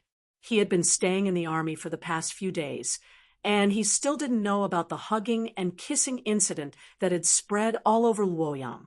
Yang Fan was currently standing at the edge of the drill ground with his arms crossed, smiling as he watched the newly recruited recruits bow on the polo field. This kind of exercise not only could train their horsemanship, but it could also speed up their cooperation and tacit understanding, and it could also allow the soldiers to quickly familiarize themselves with each other. One of the bolder soldiers saw Yang Fan watching from the sidelines and loudly said, "General Yang, I heard that General's bow striking technique is extremely brilliant. In the past, you, together with Princess Taiping and the other commanders of the Imperial Army, defeated the Tubo bow striking team. Why don't you come down and let everyone see it?" When the soldiers heard this, they immediately booed, all wanting to see Yang Fan's martial arts. At first, Yang Fan pretended to be reserved, saying that he hadn't bowed for several years, and his martial arts had been neglected for a long time. But after being repeatedly egged on by the crowd, he finally had no choice but to come down. Someone immediately jumped down from his horse and handed him a stick. Just as Yang Fan was about to mount his horse, marching commander Su Liang angrily walked over from afar. Su Liang was a little better than many of the illiterate generals. He could write and calculate, he was educated, and he was meticulous, so Yang Fan made him a marshal major, a position similar to the chief of staff, and usually the busiest. Yang Fan turned to see Su Liang's gloomy face and very angry look, and couldn't help but feel his heart tighten. He quickly returned the stick to the soldier, and quickly walked up to Su Liang and asked, "What happened?" Chapter 839. Su Liang angrily said, "Center Commander, it has already been more than half a month since we have established the 1,000 cavalry. Seeing that the number of soldiers is about to be filled, this lowly officer thought that the armor, weapons, horses, clothing, and rations should also be distributed according to the number of soldiers. Yang Fan happily said, "Of course we should make early preparations." "You are right." Su Liang said, "This lowly officer did as I thought, and went to the Department of Ordnance, the Imperial Servant Temple, and the Ministry of Revenue. In the end, they all prevaricated and found all kinds of reasons, but were unwilling to allocate." Yang Fan frowned and sensed that something was wrong. "It shouldn't be. We are not some miscellaneous troops. It is not like they don't know that we are the Emperor's personal army and the Imperial Army's direct line of descent. Would they dare to make things difficult?" Su Liang laughed coldly and said, "Not only that. When this lowly officer went to the Ministry of Revenue to ask for rations, they also told me that our 1,000 cavalry has just been formed and the budget in the Ministry of Revenue's hands was set at the beginning of the year. At that time, it did not include us. Now that the imperial court is short of money and does not have much, there is no way to raise it. I am afraid that the army's rations will not be distributed for a while." A ruthless look instantly flashed in Yang Fan's eyes. Su Liang said again, "Center Commander, this matter cannot be treated lightly. We have just formed an army, and most of the soldiers are the best of the best from the various imperial guards. They all know that we are the Emperor's personal guards, and that is why they enthusiastically signed up. Now, if there is a delay in the distribution of armor, weapons, rations, the army's morale will be finished." Yang Fan nodded his head with a serious expression. He also knew the importance of this matter. His soldiers were the best of the best, and most of them were from the Imperial Guards. Most of these people had fought in battles and killed people and were elites on the battlefield. However, they could not help but have a bit of arrogance in normal times. They were willing to join the 1,000 horsemen because this army's regulations and status were higher than all the other armies. If something like this happened, the morale of the army would definitely fall, and his prestige would also fall to rock bottom. If this army had been established for a long time, perhaps Yang Fan could establish his prestige in the army and firmly control this army in his hands. Even if something went wrong for a while, the army's morale would not fall. However, 1,000 cavalry had just been established, and he did not have the domineering aura to make those veterans who had rolled in piles of corpses immediately submit to him. If at this time he did not have horses, armor, weapons for the soldiers to train, food and rice were not distributed enough, and he could not even pay the soldiers, then the so-called 1,000 horsemen would be a big joke.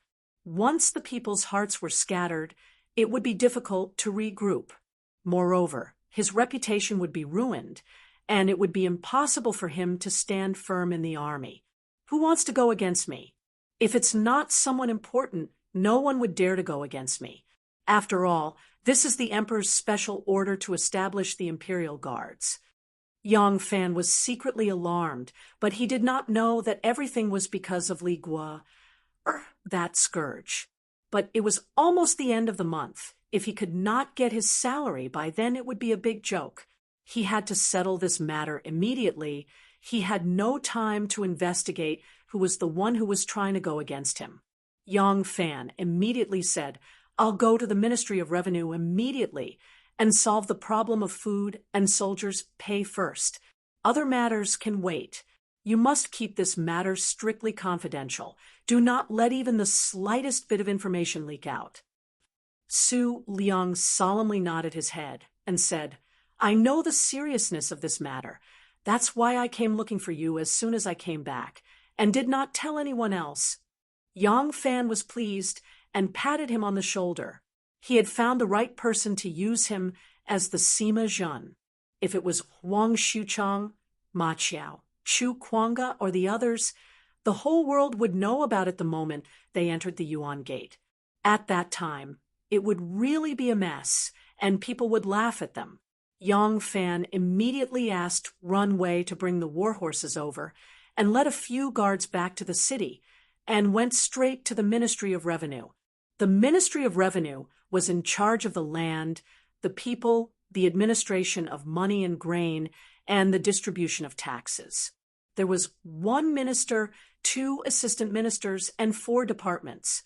Similar to the other 5 departments, the first department was named the same as the Ministry of Justice, also called the Ministry of Revenue, but there was a C after the word boo, so the full name was the Ministry of Revenue. After the Ministry of Revenue, there was the Ministry of Revenue, the Ministry of Revenue, and the Ministry of Revenue. The Ministry of Revenue was in charge of the census, land, taxes, contributions, exemptions, rehabilitation, marriage, and inheritance. The Ministry of Revenue was in charge of the world's taxes, the abundance of products, the benefits of land and water, and the adjustment of the annual plan. The Ministry of Revenue was in charge of the world's treasuries and the balance of weights and measures. The Ministry of Revenue was in charge of the world's military reserves and the collection of taxes, and grain. For a moment, Yang Fan couldn't tell the relationship between the 4 departments, but he had been in the Ministry of Revenue and the Ministry of Justice before, so he knew that the first department was the most important department in the government. All the major matters were under the control of the first department.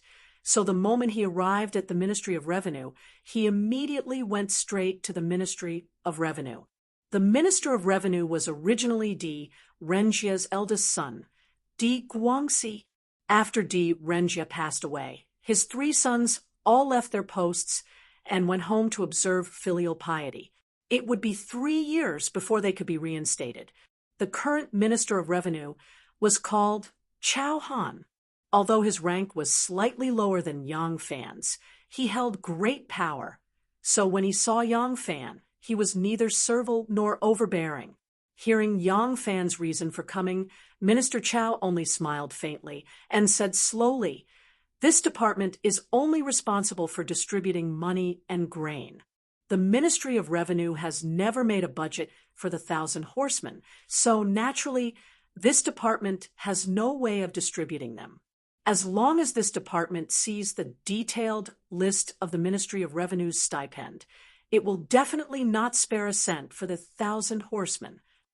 Yang Fan thought that the new army had just been established, so it was not good to cause trouble.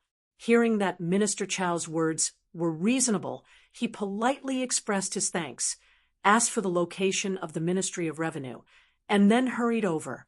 The Ministry of Revenue's Minister of Revenue's name was Lunan Quan, and he was from Shu. As soon as Yang Fan entered his office, he smelled a strong aroma of tea. A young servant was brewing tea in the hall. Hearing Yang Fan's reason for coming, Minister Lu was very enthusiastic and immediately invited him to take a seat and ordered the servant to serve the tea. Although the tea smelled fragrant, after adding things like ginger, garlic, orange peel, and salt croton flour, Yang Fan did not have the fortune to enjoy it. Therefore, he braced himself and took a sip, then put it down, and explained his purpose for coming to Minister Lu. Minister Lu was enjoying the fragrant tea as if he was on cloud 9. After hearing Yang Fan's reason for coming, he immediately said, "That's right, this budget is indeed made by this department.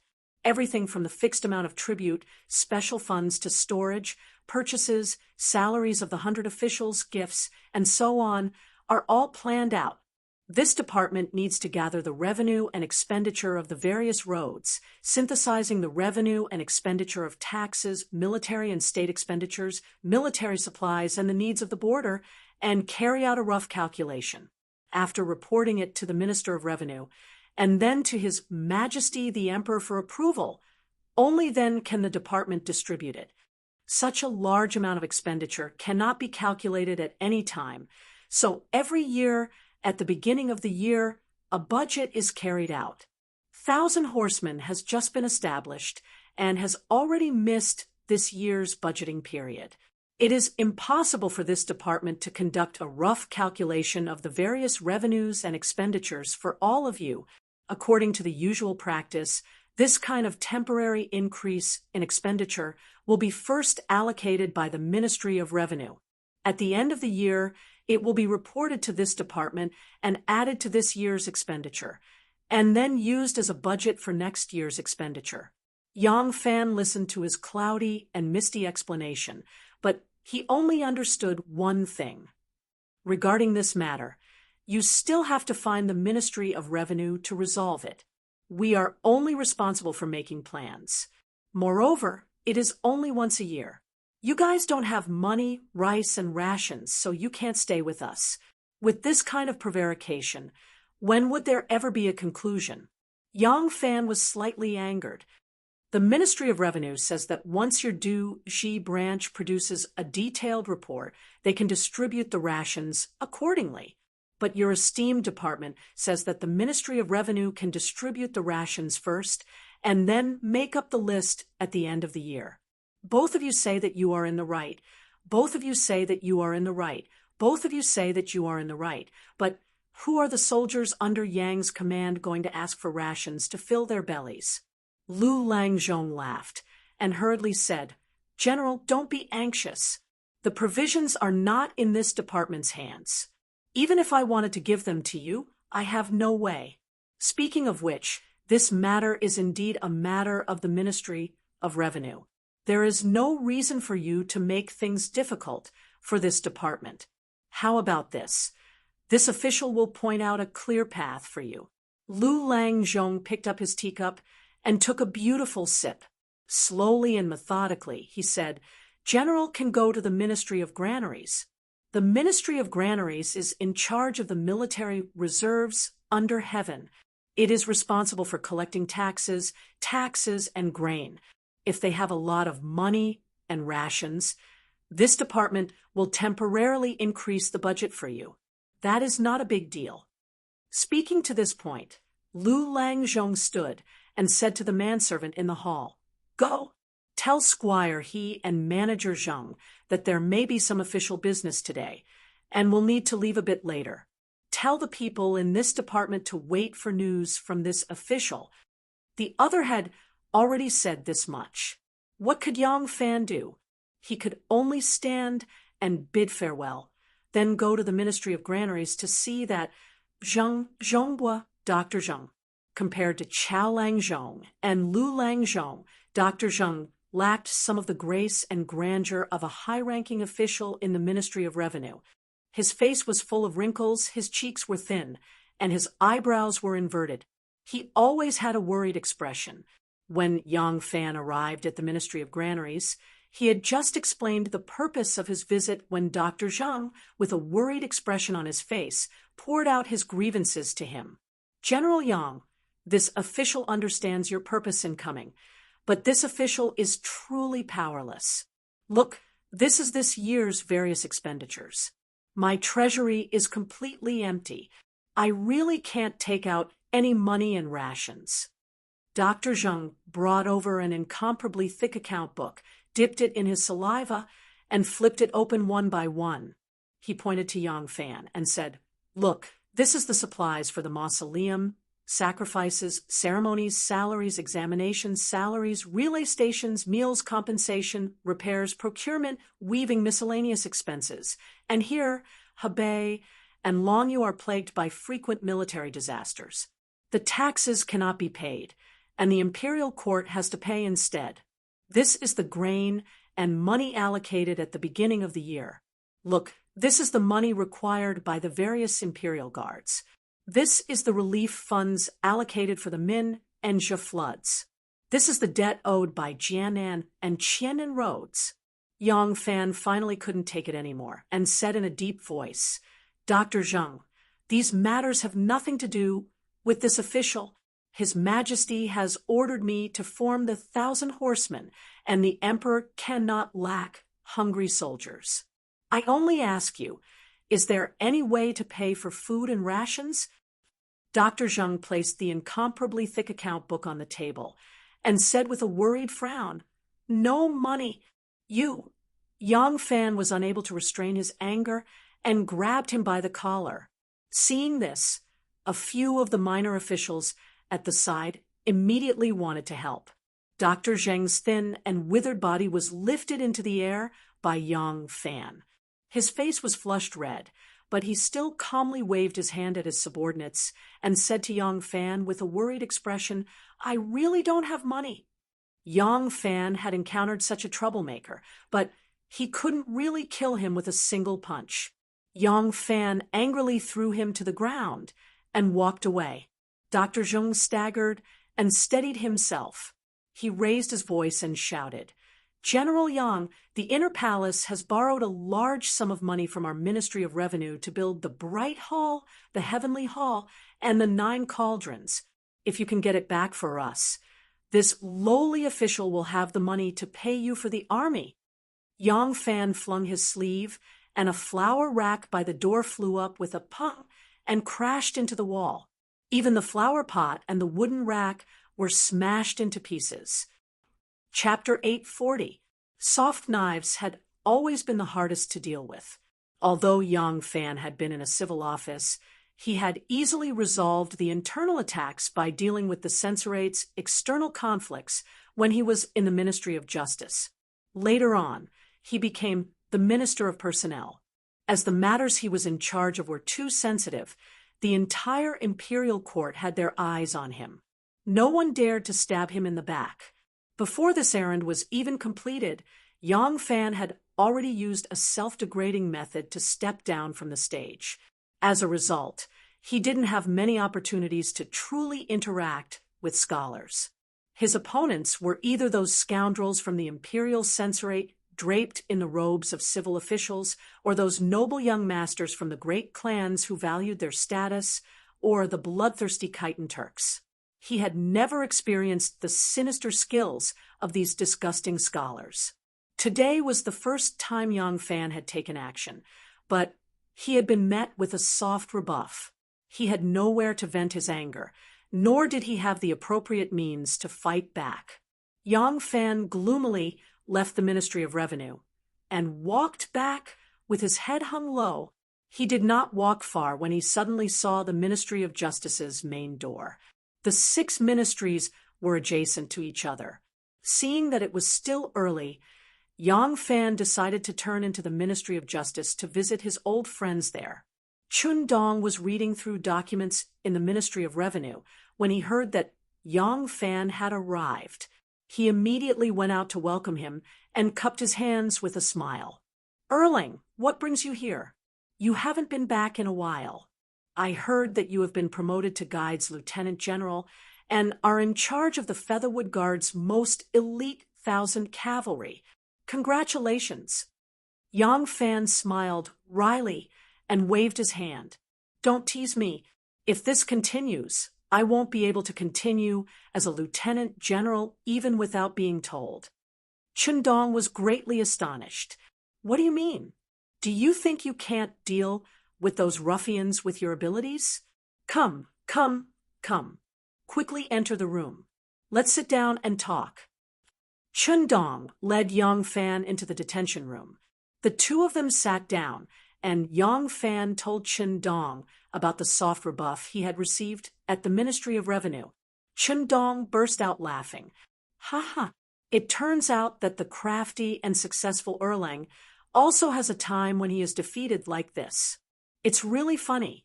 If Sun Yuxuan heard about this, he would definitely laugh himself to death."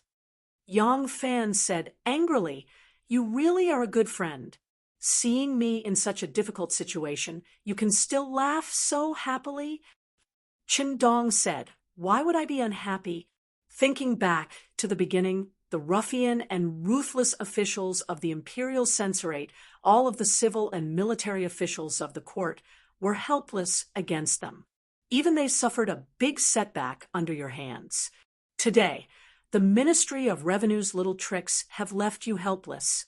What is this called again? Right. This is called the elephant eats the lion eats the worm eats the jackal eats the wolf eats the dog eats the cat eats the mouse eats the elephant." Chun Dong laughed until his tears flowed out. He took out a handkerchief from his sleeve and gently wiped the corners of his eyes. When Yang Fan heard this, his eyes lit up, and he hurriedly said, "Dr. Chen, don't tease me. You don't know how important this matter is to me. Hearing you say this, could it be that I have a way to deal with them? Chun Dong pointed at him with a smile and said, the Ministry of Revenue making things difficult for you is not the only one. If it were someone else, perhaps they wouldn't be able to do anything. They could only swallow their anger, bribe everyone, and ask for help from all sides. Even so, it is not easy to make the people of the Ministry of Revenue stop making things difficult for you. But for you, this matter could not be any easier. Yang Fan seemed to understand and said, you are saying my 1,000 cavalry was formed by imperial edict, and you want me to complain to the emperor? Yang Fan thought about it, and then shook his head. That's not appropriate. That's not appropriate. If the emperor speaks, of course this problem can be solved. But whether it is the emperor or the soldiers under him, they will certainly look down on me because of this. Furthermore, I can't even communicate with them properly on this matter, and still have to ask the emperor to step forward. Let me ask you, who wouldn't be able to do this kind of general? Why did they have to entrust me with the formation of 1,000 cavalry? Chun Dong said, of course it's not appropriate. Not only is it inappropriate, but even if you go to the emperor, it will be useless. Yang Fan was shocked and cried out involuntarily. What did you say? Going to the emperor will be useless? How is that possible? Chun Dong said, how is that not possible? You go to the emperor, and the emperor summons the Ministry of Revenue to inquire. Fine. If I were the Minister of Revenue, I would not say another word and immediately agree. I would pat my chest in front of the emperor and guarantee that I would do my best to cooperate and settle this matter as soon as possible. There are no problems, right? If there are no problems, let's go back to calculate and pay the rations.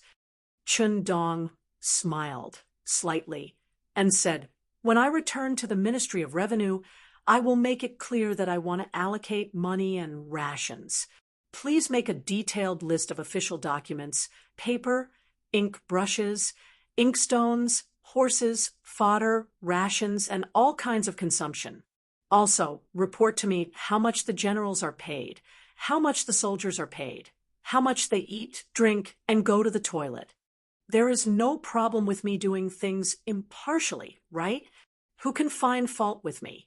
Next, you can go back and wait for the news. You have to give me time to verify the estimates. I will delay you for a few days and make you run back and forth to the Ministry of Revenue. When it's almost time to pay, I will tell you that the signature here is a mess, and there is a mess there. I will send it back and list it again. Even if you work through the night to produce a satisfactory report, that is not a problem.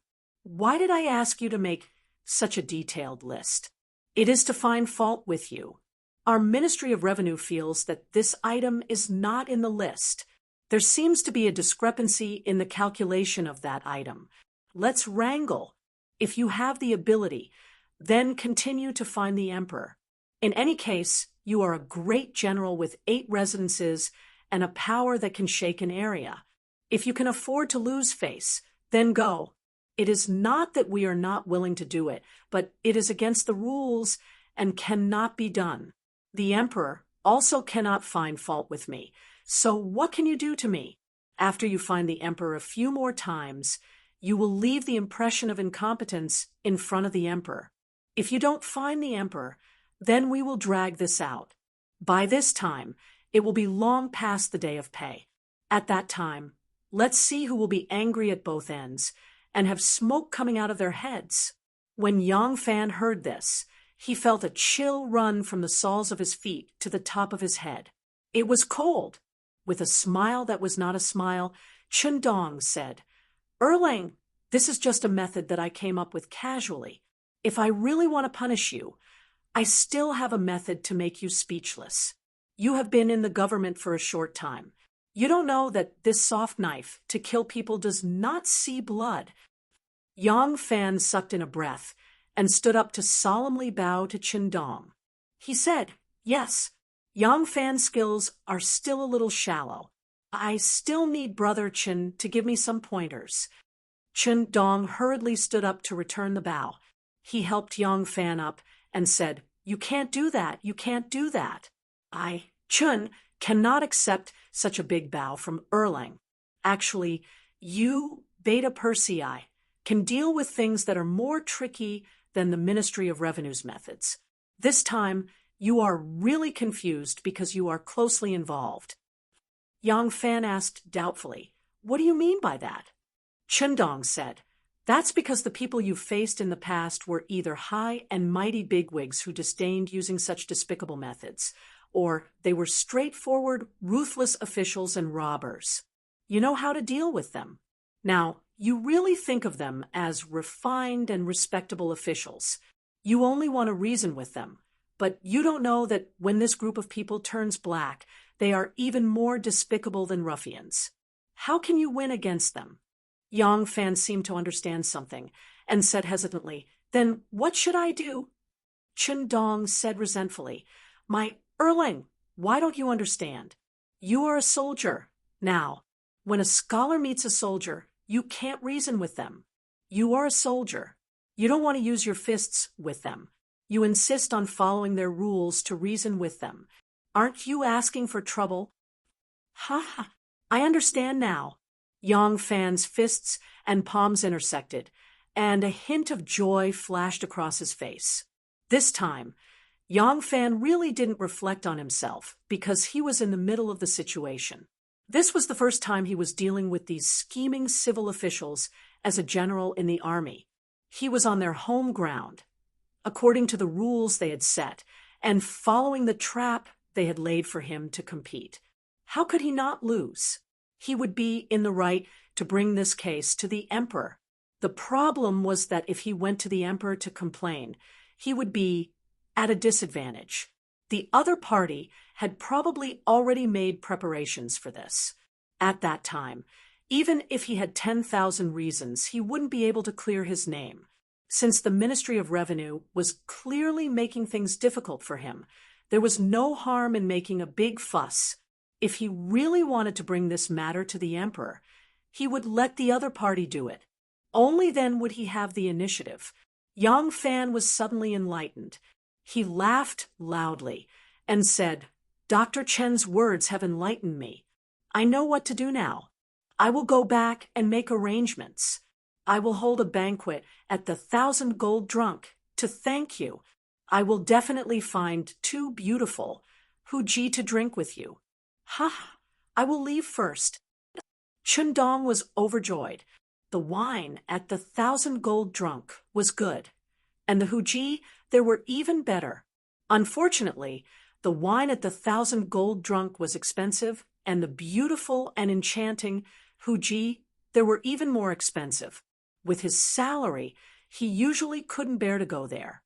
Chun Dong hurriedly ran out of the door and waved at Yang Fan. Reluctantly, he said, "Erlang, it's a deal. It's a deal."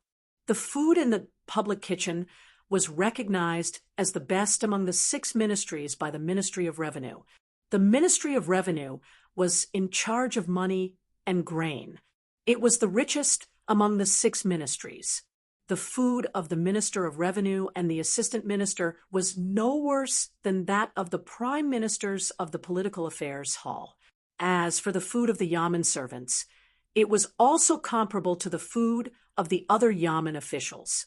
That afternoon, the aroma of food wafted out from the public kitchen early in the morning. There were fish and chicken being stewed. The aroma of meat assailed the nostrils. As soon as the Yamen bell rang, the officials of the various ministries rushed to the public kitchen. The officials walked slowly and very politely. They weren't afraid that the food would be emptied. Their portion had already been served by the chef. The Yamen servants, on the other hand, were in a hurry. They were afraid that if they were late, they would only be left with fish heads and chicken feet. The Yamen servants, who were the first to rush to the public kitchen, were about to enter the kitchen when they suddenly heard a shout from afar. Everyone stopped and looked into the distance. This was the Yamen. Who dared to make a ruckus here and speak so rudely? In the Ministry of Revenue, not to mention the scribes, historians, Diensher, and Zhanggu, even the Yamen servants, were all educated and polite people. Naturally, they wouldn't care. Everyone stretched their necks to look at the source of the noise. They saw a Yamen servant who was guarding the door stagger from the Yamen. He shouted, "Not good! Military slaves breaking into the Yamen! Ouch!" Before he could finish speaking, he fell to the ground. A group of soldiers ran in like mad bulls. Swinging their large feet, they trampled over his body. Under the dumbstruck gazes of the Ministry of Revenue officials, the group of soldiers ran in front of them, swearing and swearing. Swinging their arms, they shoved them to the side and swarmed into the kitchen. What was left in their noses was a strong stench of sweat and sour sweat. Chapter 8:41. This group of soldiers, who had horses on their arms and people on their fists, barged into the public kitchen while swearing. They first went to the kitchen, lifted the rice buckets, snatched the vegetable pots, and walked out under the dumbfounded gazes of the fat chefs. They sat down on the seats of the officials and petty officials. These soldiers all had big bellies, and their table manners were very ugly. They didn't even use bowls and directly used spoons to scoop rice from the rice buckets. They held plates of vegetables and drank soup. When the officials and bailiffs of the Ministry of Revenue saw this group of rough men, each with fists the size of a bowl, and could break them with one punch, they didn't dare to step forward. At this time, the Minister of Revenue and 2 assistant ministers, who had arrived late, heard the news and quickened their steps. When they arrived at the dining hall, they saw dozens of burly men scattered in the public kitchen, splashing soup and rice grains flying. They couldn't help but fly into a rage. The Minister of Revenue relied on the fact that he was a third-rank official in the court, so these soldiers didn't dare to be impudent to him. He shouted, "How dare you? Do you still have the law? You dare to trespass the Ministry of Revenue and rob the public kitchen? Such audacity! This official will not let you off lightly. Where are you old soldiers? Quickly report your identities and origins." An old soldier's table manners were ugly. It was obvious that he had swallowed the chicken drumstick. He burped and gulped down a mouthful of vegetable soup to calm his breath. Then he looked at him and said, "You talk big. Who are you?" The Minister of Revenue puffed out his chest and said, "This official's surname is I am the Minister of the Prefectural Yamen.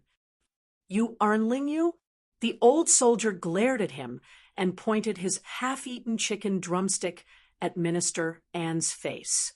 He roared, "The person I'm looking for is you. And Lingyu, he's that dog official.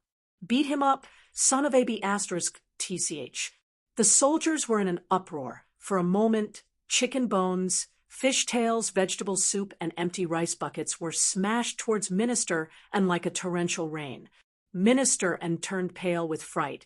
He covered his face with his sleeves and broke into a run. A pile of rubbish chased after him and smashed out. A few minor officials who were loyal and sincere in protecting their master rushed forward to protect, and Lingyu, everyone was splashed with vegetable soup. Minister and had never suffered such great humiliation before. The vegetable soup flowed down his neck and spread to his back. There was a piece of spinach stuck to his forehead, and a complete fishbone stuck to his head. He was so angry that his entire body was trembling. What a disgrace! What a disgrace! You dare to beat up an official of the imperial court, this official, and you— One of the soldiers shifted his huge buttocks, scaring Minister and into running away again before he could finish speaking. The soldier let out a loud fart and picked up a chicken, but to chew on. Minister and was relieved to see that he was not being chased. The right assistant minister, Lu Qing, did not participate in the operation to make things difficult for the 1,000 horsemen. By this time, he had already guessed who had come. He hurriedly suppressed his laughter and pretended to be worried. "Minister, are you all right? These old soldiers are clearly—" Cough, cough. What do you think we should do now? Minister and trembled as he pointed at the kitchen and ordered, "Call more bailiffs over and tie them up for me." The left assistant, Minister Chiu, Lingji covered his mouth and coughed. Minister and immediately came to his senses. The cause was because they were making things difficult for the 1,000 horsemen. If this matter was blown up, it would definitely reach the imperial court. Even if they had to go, they would have to let Yang Fan complain. If the matter was blown up now, the Ministry of Revenue would lose the initiative. Minister and immediately changed his words. "Beat them out! Beat them out!" Minister and gave the order, but which of the bailiffs and bailiffs had the courage to charge into the kitchen? The soldiers of the imperial army were all tall and sturdy. One of them could easily take on 10. The 1,000 horsemen were the most outstanding group of soldiers selected from the imperial army. Each of them was tall and sturdy, their muscles bulging like hills. It was nearing the beginning of summer. Coupled with the fact that they were eating, their bodies were hot. These large men had taken off their robes and wrapped them around their waists. Their arms were bulging with muscles that were thicker than the thighs of the average person. Their chest muscles were so broad that it seemed as if 2 boulders were stuck to it. The muscles on their shoulders were twisted like dragons. It seemed like they could tear a cow in half. Fight with them? Wasn't that playing with their lives? The group of bailiffs and bailiffs only cared about crowding at the door and making a ruckus. Their buttocks were arched back, and their feet did not move. The soldiers saw that they did not dare to enter and did not speak. They only cared about eating and drinking. Minister and froze there, not knowing what to do. The left assistant, Minister Chiu, Lingji advised in a low voice, "Minister, there is no need to pay attention to these rough soldiers. Let them be arrogant for now. When they leave, we can ask them about their origins and directly question their generals." Minister and had no choice but to nod his head.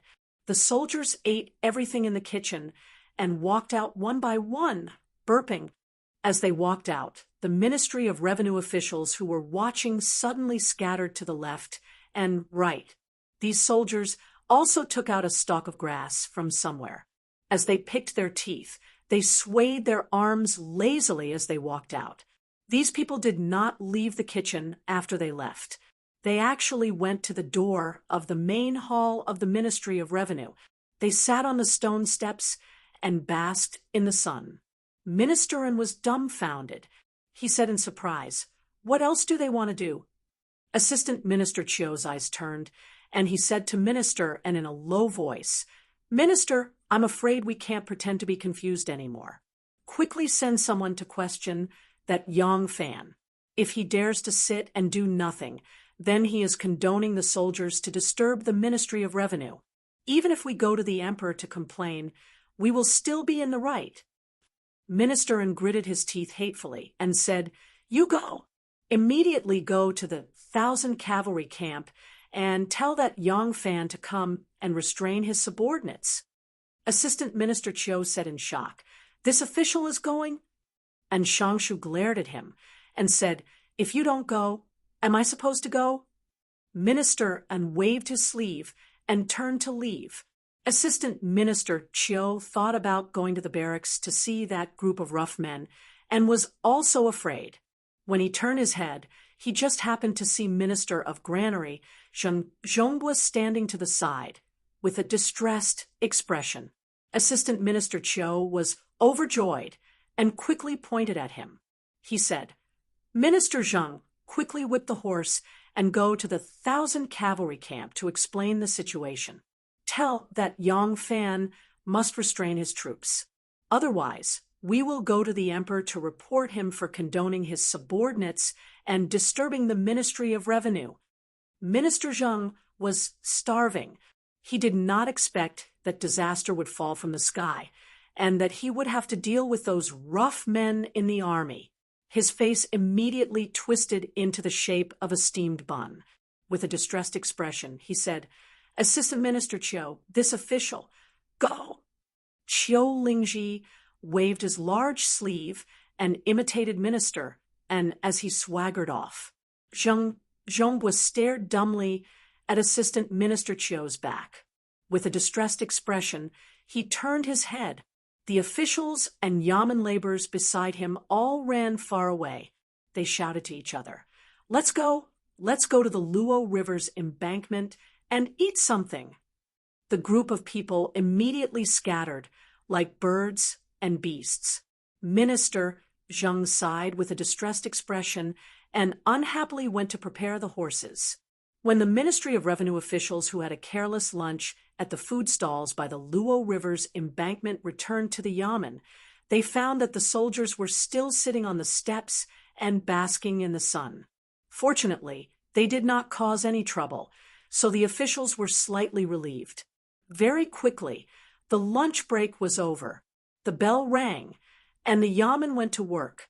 The officials from the various prefectures and other Yamens that had come to the Ministry of Revenue to handle affairs walked in one after another. The soldiers who had rested for a day and had already digested their lunch saw the people from the various departments and Yamens enter the Ministry of Revenue and immediately became spirited. A large man pointed at the scars on his body and painfully complained, "Everyone, come and see. I am a member of the Imperial Army. I have fought for the court, killed enemies, and performed meritorious deeds. But now, I can't even pay my salary. If the Imperial Army can't pay their salary, I'm afraid this court is finished." Another soldier took out a black bread from his bosom and held it in his hand. He complained in grief and indignation, Look, it's right and proper to be a soldier and eat their salary. But my whole family can only eat this to survive. I pity my 80-year-old mother and my 3-month-old child. They have no way to survive.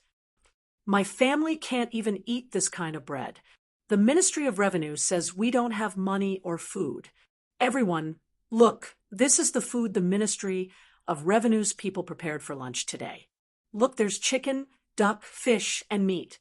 Even a petty official eats better than what my family ate during the New Year. It was unknown who brought out a few cold dishes of leftover soup, as if performing a magic trick. A gathering of grievances was held in front of the Ministry of Revenue. The people from the other Yamens who had come to handle affairs wanted the Ministry of Revenue to be as lively as possible. Besides, the food the soldiers brought out was truly unbelievably good. People didn't worry about scarcity, but they worried about inequality. How could they feel that it was fair? Even those who had requests from the Ministry of Revenue and couldn't openly express sympathy for these soldiers could only shake their heads and sigh with a sad expression. Everything was said without words. This made the minister, who was hiding in the great hall and peeking out through a crack in the door, feel like he was sitting on pins and needles. He didn't dare to go out because these soldiers would really dare to cause trouble and beat him up. If the dignified Minister of Revenue was beaten up by a group of soldiers in front of his own Yamen, he would lose a lot of face. Minister didn't dare go out, but he couldn't stand the soldiers causing trouble. He was as anxious as an ant on a hot pan. Right now, he could only hope that Yang Fan would quickly come to the Ministry of Revenue and take the troublemaking soldiers back. As Minister raised his head in anticipation, Yang Fan finally arrived. Minister Zheng's cheeks were swollen, his clothes were in disarray, and his hair was disheveled. It was as if he had been raped as he led Yang Fan in. When Minister Zheng arrived at the Thousand Riders camp, he had someone report in. When the soldiers heard he was from the Ministry of Revenue, they immediately turned hostile. A group of soldiers pounced on him and slapped his face a few times. Minister Zheng became dizzy and didn't know what to do. Following that, he suffered a number of punches and kicks and was ravaged by a group of soldiers like a bundle of crop stalks for a while. Only then did Yang Fan arrive. Fortunately, these soldiers remembered General Yang's warnings and didn't act too harshly. Although Minister Zheng was in a sorry state, his injuries weren't serious. Minister Zheng angrily and hatefully told Yang Fan why he had come. Yang Fan immediately flew into a rage and immediately ordered people to drag away all the soldiers who had beaten the court officials and give them military beatings.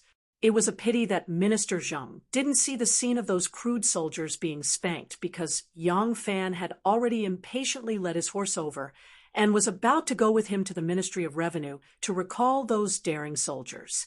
Minister Zheng could only lead Yang Fan back to the Ministry of Revenue at top speed. As for his sorry state, he intentionally didn't tidy it up along the way. He wanted to let his superiors see just how much he had suffered for the Ministry of Revenue. Who is it? Who is it? Who has the audacity to disturb the Ministry of Revenue? Yang Fan raised his horsewhip and angrily charged into the Ministry of Revenue. Minister An, who had been hiding in the main hall of the Ministry of Revenue and didn't even dare to open the door, saw Yang Fan arrive and immediately acted as if he had seen his savior. He quickly made his clothes even more disheveled and hurriedly opened the door. With quick steps, he walked out and said without a word, "General Yang, you have finally arrived." Chapter 842. Did Minister An not know that these people had been sent by Yang Fan? Of course he knew, but he thought that since Yang Fan had arrived, this farce should end. These people had broken into the Ministry of Revenue, stirred up the kitchen, beat up the minister, and caused such a ruckus in front of the officials from the various ministries.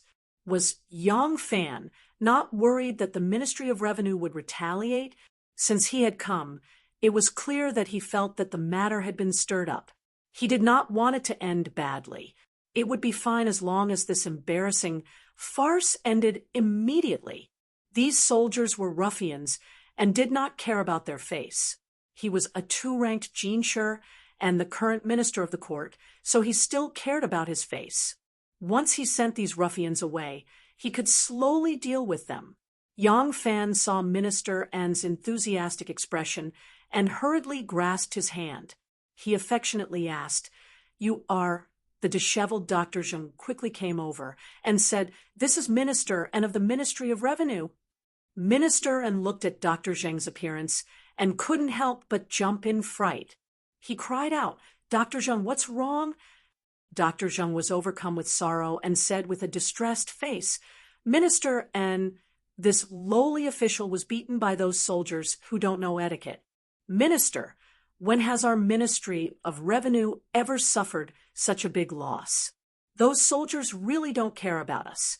When this lowly official arrived at the 1,000 cavalry camp, Yang Fan hurriedly stopped him. "It's a misunderstanding, a misunderstanding.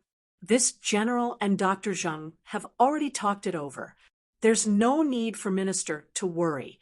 These soldiers are crude and uncultured. This general will order them back and strictly discipline them. Minister, please don't be angry." After Yang Fan finished speaking, he immediately turned to the group of soldiers and sternly shouted, "Who allowed you to leave the camp and come to the Ministry of Revenue to ask for pay? Didn't this general already say that the pay will be delayed for a month or two at most? Do you still have any military discipline or laws?" And Xiao Yuka, who was also from the Shoin workshop, said in a mystifying tone, "General Yang, you own a shop, so of course you don't have to worry about food and drink.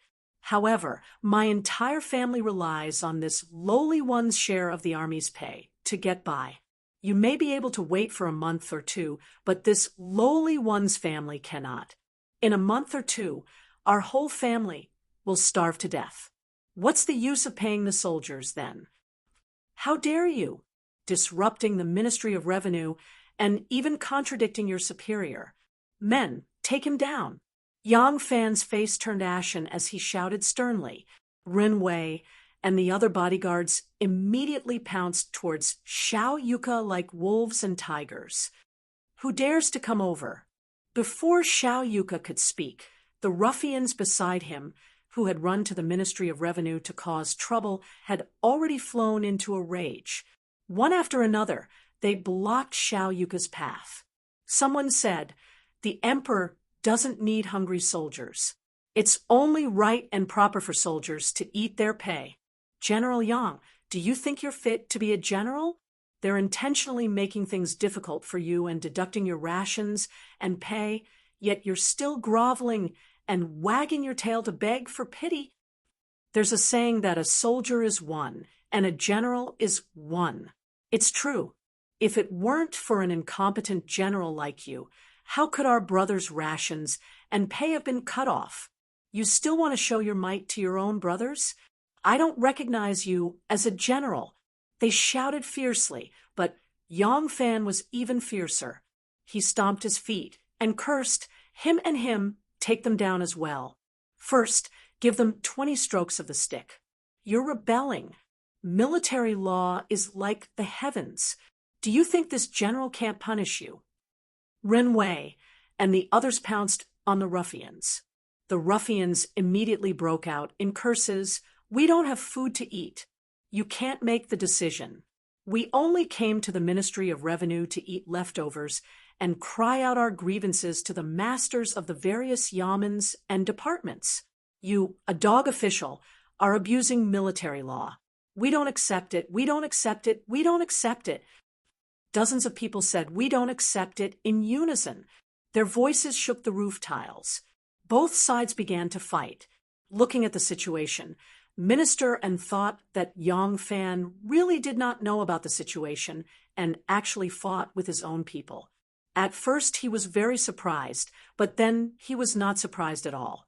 As soon as the two sides began to fight, they grabbed and smashed anything they could find. All around, there were some bailiffs holding water and fire rods on guard. The rods in their hands were all snatched away. Both sides began to fight with full force in front of the main hall of the Ministry of Revenue. Ren Wei and the others were weak hands and weak feet. They only knew how to bluff. They were not the ruffians' match at all. They suffered several punches in succession. In a sorry state, they fled to Yang Fan's side and anxiously called out, "The soldiers are in a mutiny. We can't block them head on. General, quickly run." Yang Fan turned pale with fright. He turned around and ran toward the main hall of the Ministry of Revenue. He had the spirit of loyalty. Before he left, he did not forget to pick up Minister and Minister Zhang had been beaten by those ruffians for a long time. As soon as he saw these ruffians were running wild and leading their own officers to beat them up, he screamed in fright and crouched down next to a pillar. Those ruffian soldiers brandished their whistles and fought their way into the main hall as if they were chasing after Yang Fan, this dog official. But clatter, clatter, they smashed everything they saw and snatched anything valuable they saw along the way, carrying Ministerin on his back. Yang Fan ran like a wolf, circling around the pillars, dodging in all directions, looking extremely battered and exhausted. The officials from the various government departments who came to handle affairs one by one revealed their identities to the soldiers to avoid being caught in the crossfire. They then stood in the middle of the courtyard, looking around, their eyebrows dancing with joy. With a boom sound, the 9-style classic state plaque hanging in the main hall of the Ministry of Revenue was also smashed down by those crazed soldiers. It fell heavily to the ground, making Minister An's heart jump with fear and trepidation. Yang Fan carried him and escaped through the back door. He said, "The Imperial Army soldiers have always been stubborn and arrogant. This time the Ministry of Revenue is in arrears.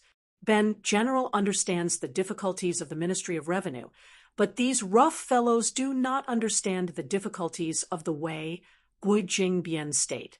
They only care about their own food and do whatever they want. It is really annoying. Right now, Ben General is outnumbered and has no other choice. Wait until I go back and mobilize the troops. Then we can catch them and punish them severely. General Yang, before Minister and could finish his sentence, he saw Yang Fan abandon him and lead his personal guards to escape without a trace. Minister and was very speechless. This Yang Fan's pretense is really good.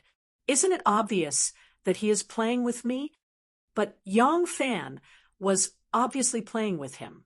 By going through this suppressing procedure, he was not afraid that Minister and would report this to the imperial court. Just as Minister and was feeling hate and annoyed, Dr. Zhang, with disheveled hair, appeared out of nowhere. In a panic, he said, "Minister, it's not good. Those slave soldiers broke the lock of the storehouse.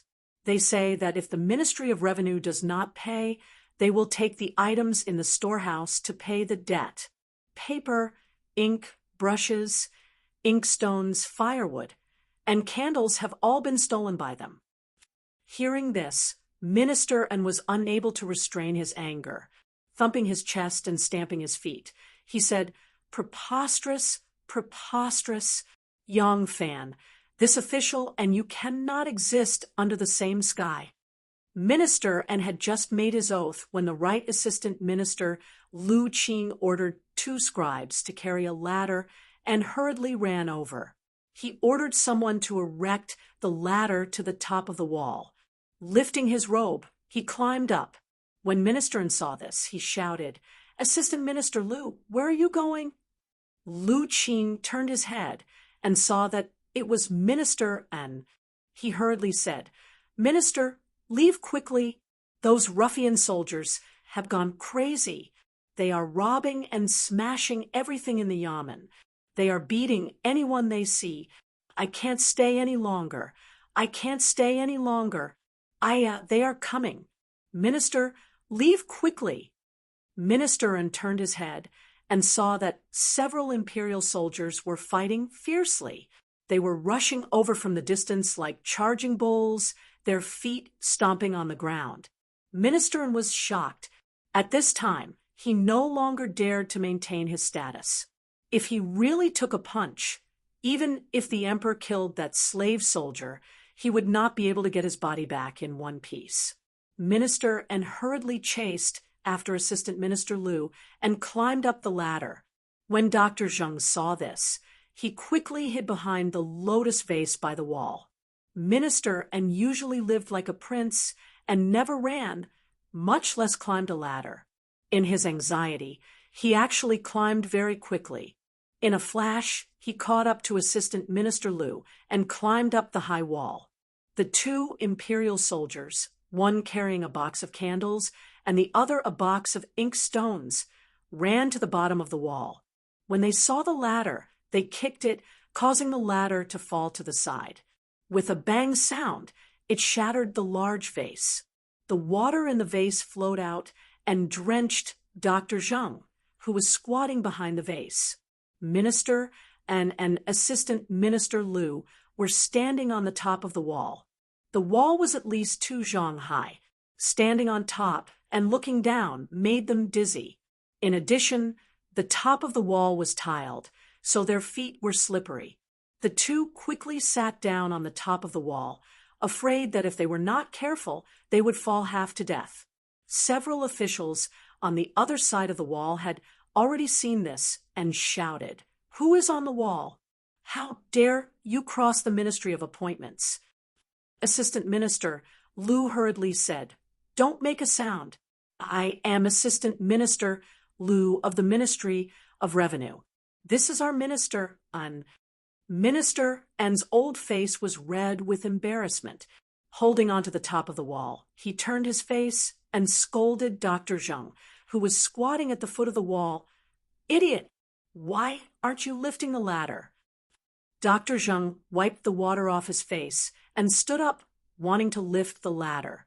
But the ladder was stuck in the cracked vase and couldn't be pulled out at all. At this time, the Ministry of Appointments was running around to spread the news. The scribes, officials, and yamen servants of the various departments all ran out to see what was going on. Seeing the Minister of Revenue and the Assistant Minister of Revenue on the wall, Everyone laughed and laughed. Not long after, the heavenly official Yang Qi of the Ministry of Appointments also heard the news and rushed over. Seeing Minister on the wall, he couldn't help but throw his beard and laugh. He cupped his hands at the bottom of the wall and winked at him, saying, "Minister, you really are in a good mood. In broad daylight, what do you want to reward by climbing up the high wall?" Minister cupped his hands at the wall to return the greeting. With a bitter smile, he said, "Heavenly official Yang, don't make fun of me. That group of ruffian soldiers, that group of scoundrels, that Yang Fan." And Shangshu suddenly turned his head and roared furiously at Dr. Zheng, who was still hugging the ladder and struggling against the wall. "You idiot! Don't you know how to pick up a rock and smash the vase?" The Ministry of Revenue Yamen was a mess. Minister stood in the midst of the mess, gritting his teeth and laughing coldly, like a winter plum on a branch. Left Assistant Minister Chiu, Lingji said hatefully, "The 1,000 riders are so reckless. Minister should report them to the emperor and see how he explains it." Minister rolled his eyes at him and said, "If the emperor asks why the 1,000 riders are making a ruckus at the Ministry of Revenue, what should he say? It's not like you don't know what the emperor's attitude is toward people who are close and distant." Assistant Minister Chiu said, "But you and I are 3rd or 4th rank officials of the court. Our Ministry of Revenue is the Yamen of the 6 ministries. How can we allow these ruffian soldiers to make a ruckus? Right now, our Ministry of Revenue has become the laughingstock of the 6 ministries. Where is the face of the court? Where is the dignity of the minister?" Minister raised his hand to stop him from speaking. He said coldly, "Go and tell General Wu what happened here. Just say that if he doesn't come out to resolve this matter, when those ruffian soldiers come again, I will have no choice but to submit." Assistant Minister Chiu exclaimed in shock, "Minister and Lingyu flung her sleeves and said with an ashen face, "If Yang Fan was like how he dealt with the Supreme Court when he was in charge of the Ministry of Justice, trying to find the opponent's weaknesses and use them as leverage, it would be easy for this official to deal with him. But this official really didn't expect that Yang Fan would put on such a ruffian face. That group of slave soldiers have nothing to lose. If this matter were to be brought to the emperor, this official would be the one who would lose all face. You took responsibility for this matter, so deal with it as you see fit." Finished speaking, and Lingyu flicked his sleeve and left. Assistant Minister Chiu muttered a few times and could only stamp his feet and hurriedly leave the Fu to find General Wu. Chapter 843. When Wu Yizong received the news from Assistant Minister Chiu, he couldn't help but fly into a rage. He hadn't thought that Yang Fan would dare to use this kind of method to deal with the Ministry of Revenue. Wu Yizong smiled coldly at Assistant Minister Chiu. "Go back and tell Minister that this general will take troops to the Ministry of Revenue tomorrow morning. It's fine if those ruffian soldiers don't come, but if they do, I will use their heads to wash away the humiliation your Ministry of Revenue has suffered." Assistant Minister Chiu worriedly asked, "Won't this cause too much of a commotion?" Wu Yizong smiled brightly. "It's just the death of a few small soldiers. What's the big deal? Even if they cause a commotion in front of the emperor, they will only receive a single reprimand from the emperor. Don't forget what the Jin Wu guards do. We guard the capital day and night. If they dare to attack the Ministry of Revenue, this general will execute them. What can Yang Fan say?" Assistant Minister Chiu nodded repeatedly. "That's good. Then I will reply to Minister accordingly. I won't hide it from Wang Yi. If you still don't appear, Minister really won't be able to hold out. The Ministry of Revenue has already become the laughingstock of the 6 ministries, but this matter can't be publicized. Then I'll leave it to Wang Yi. This Chiu will take his leave." Assistant Minister Chiu hurried back to report to Minister When Minister An heard that Wu Yizong was coming with troops to uphold justice for him, he finally calmed down. The next morning, the ruffian soldiers came again. The officials guarding the gate had learned their lesson.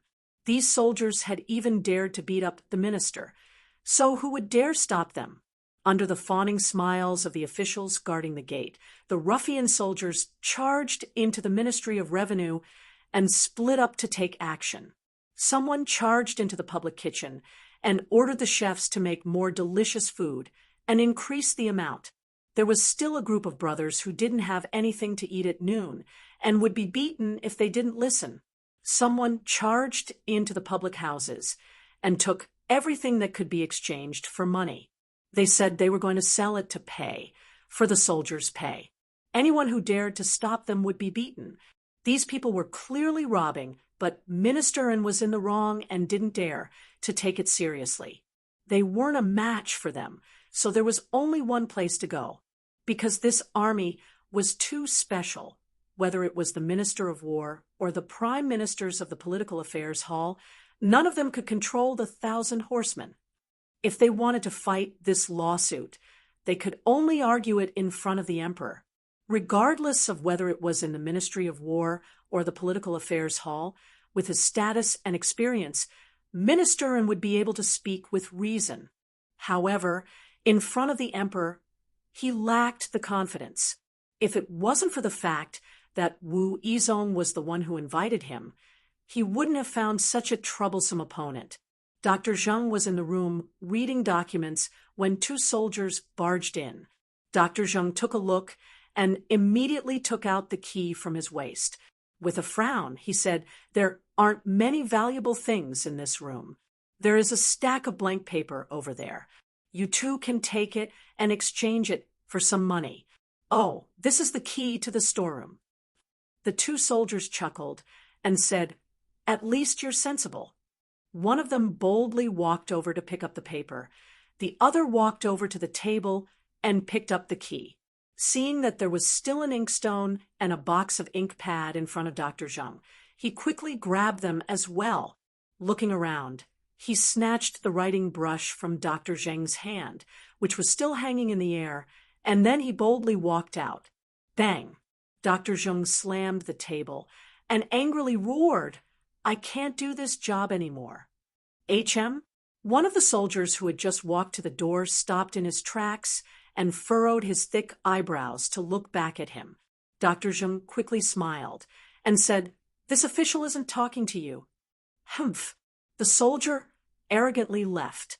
Dr. Zheng hatefully stood up and said with grief and indignation, "This job that Assistant Minister Chiu took, that 1,000 horsemen, is the emperor's personal army. How can they be manipulated as they please? Right now, our Ministry of Revenue allows people to come and go as they please, and we're helpless. That king of Hanoi doesn't keep his word and isn't willing to come out. I'll go find Minister and—" Dr. Zheng waved his sleeve and walked out angrily.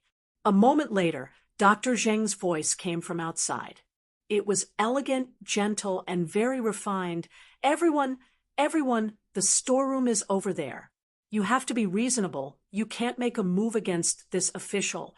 Wu Yizong didn't keep his appointment because he had no other choice.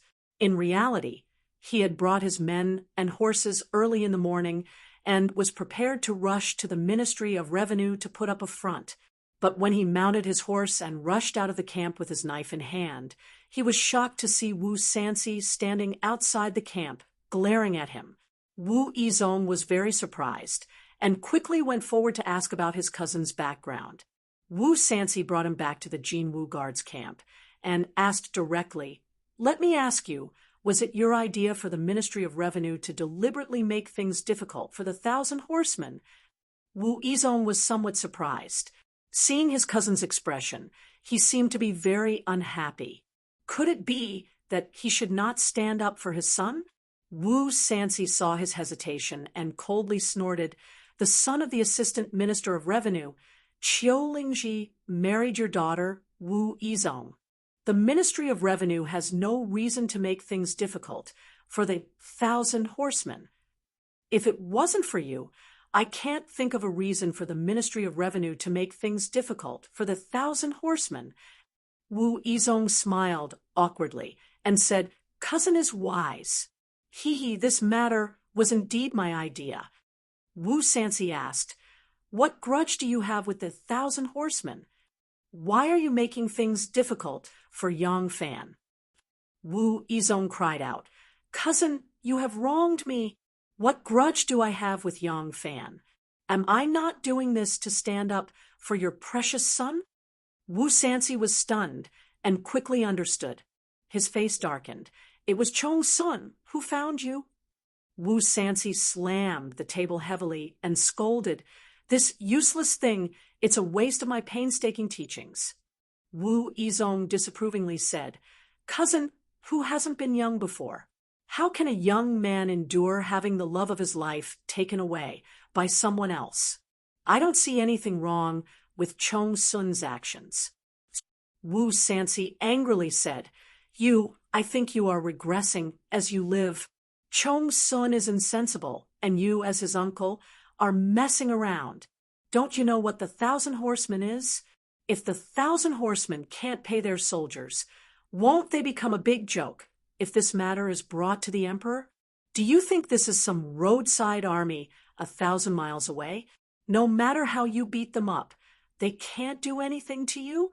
The people who often walk in front of the emperor are the most important and trusted soldiers of the emperor. Your Ministry of Revenue says that they can't pay their soldiers.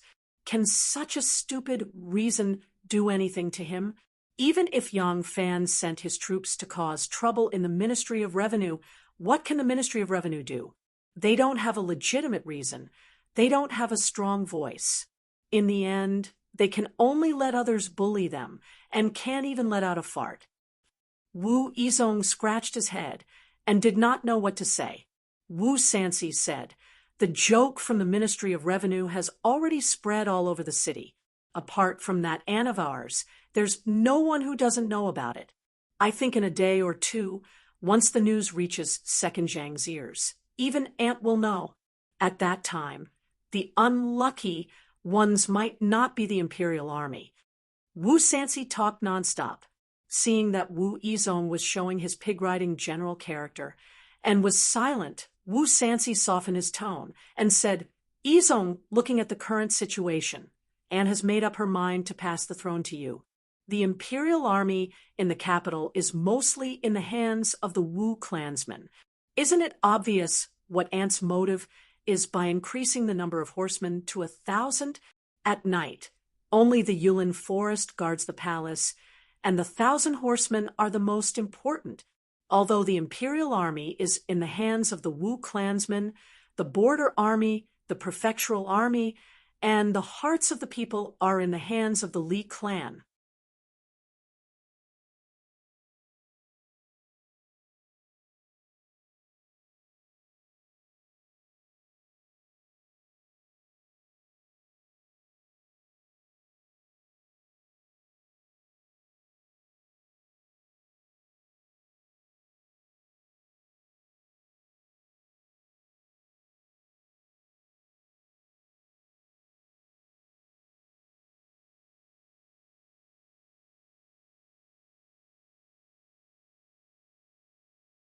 Chapter 845. Wu Chongshuan was pleasantly surprised. His soul almost flew out of his body. By the time he regained his senses, he wanted to stretch out his hand to support the girl and be a considerate protector. But Li Guo had already left his embrace. She lowered her head shyly and said, "I'm really sorry. Your servant's feet were wet, and I couldn't stand properly." It's okay. Wu Chongshuan's face flushed red. Looking at the pretty face that was splashed with a few drops of sparkling and translucent water droplets in front of him, he really couldn't restrain himself. He suddenly opened his arms and hugged her, bending down to kiss her tender and beautiful cheeks. "Ah, what are you doing? Let go of me. Don't be presumptuous." Li Guo was half serious and half fake. She hurriedly struggled and dodged left and right to prevent him from giving in. Her tone gradually became stern, and she scolded, "Little prince is being rude. I'm going to shout for help." "Please don't." Wu Chongshuan hurriedly let go. He saw that Li Guo was embarrassed and angry. Her face was as beautiful as a blossoming peach blossom. His chest was agitated. He did not care about the soft soil under his feet and knelt down. He repeatedly kowtowed and said, "Princess, please forgive me. Princess, you're as beautiful as a fairy. It's really hard for me. I didn't mean to offend you. Please forgive me." Li Guer saw him kneeling down and was stunned. In her heart, the Wu family was a powerful existence that even an imperial princess like her could not offend. The person in front of her was the eldest son of Wu Sanxi, one of the two leaders of the Wu family. How could it be that he was so infatuated with her? Li Guer was bewildered, but she did not ask him to get up. She only probed, "I am an unmarried girl. Little Wang Ye molested me like this and sullied my innocence. Isn't this destroying my reputation? You must not commit such an act again." Wu Chongshuan heard that she was forgiving him. He was overjoyed. He kowtowed again and said, "I won't do it again. But if you change your mind and stop being angry with me, I'll do it even if I have to sacrifice my life for you." This Wu Chongshuan kowtowed, sincerely, not caring about the dirt on his forehead. Li Guo saw this and couldn't help but laugh. She hurriedly covered her mouth with her hand. Her small hand that was like an orchid covered her mouth. Her eyes curved into crescent moons, extremely mesmerizing.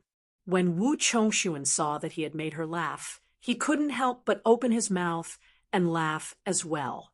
Looking down, he saw a pair of snow-white feet stepping on the ground, her toes like reclining silkworms. Extremely cute.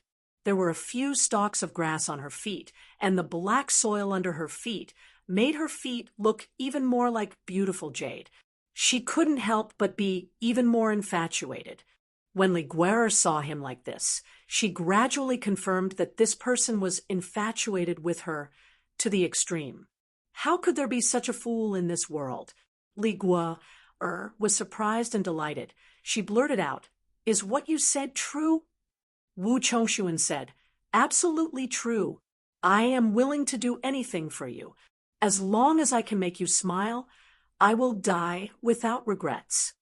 Li Guo thought to herself, "Are there really men in this world as stupid as King Yu of Zhou?" Thinking about this, Li Guo said, "You men are used to sweet talk. Who would believe you?" Wu Chongshuan was so excited that his face turned red. He raised 3 fingers and said, "I dare to swear to heaven and earth that I will be honest." Li Guo rolled her eyes and said half truthfully, "Who wants you to swear? I don't believe you.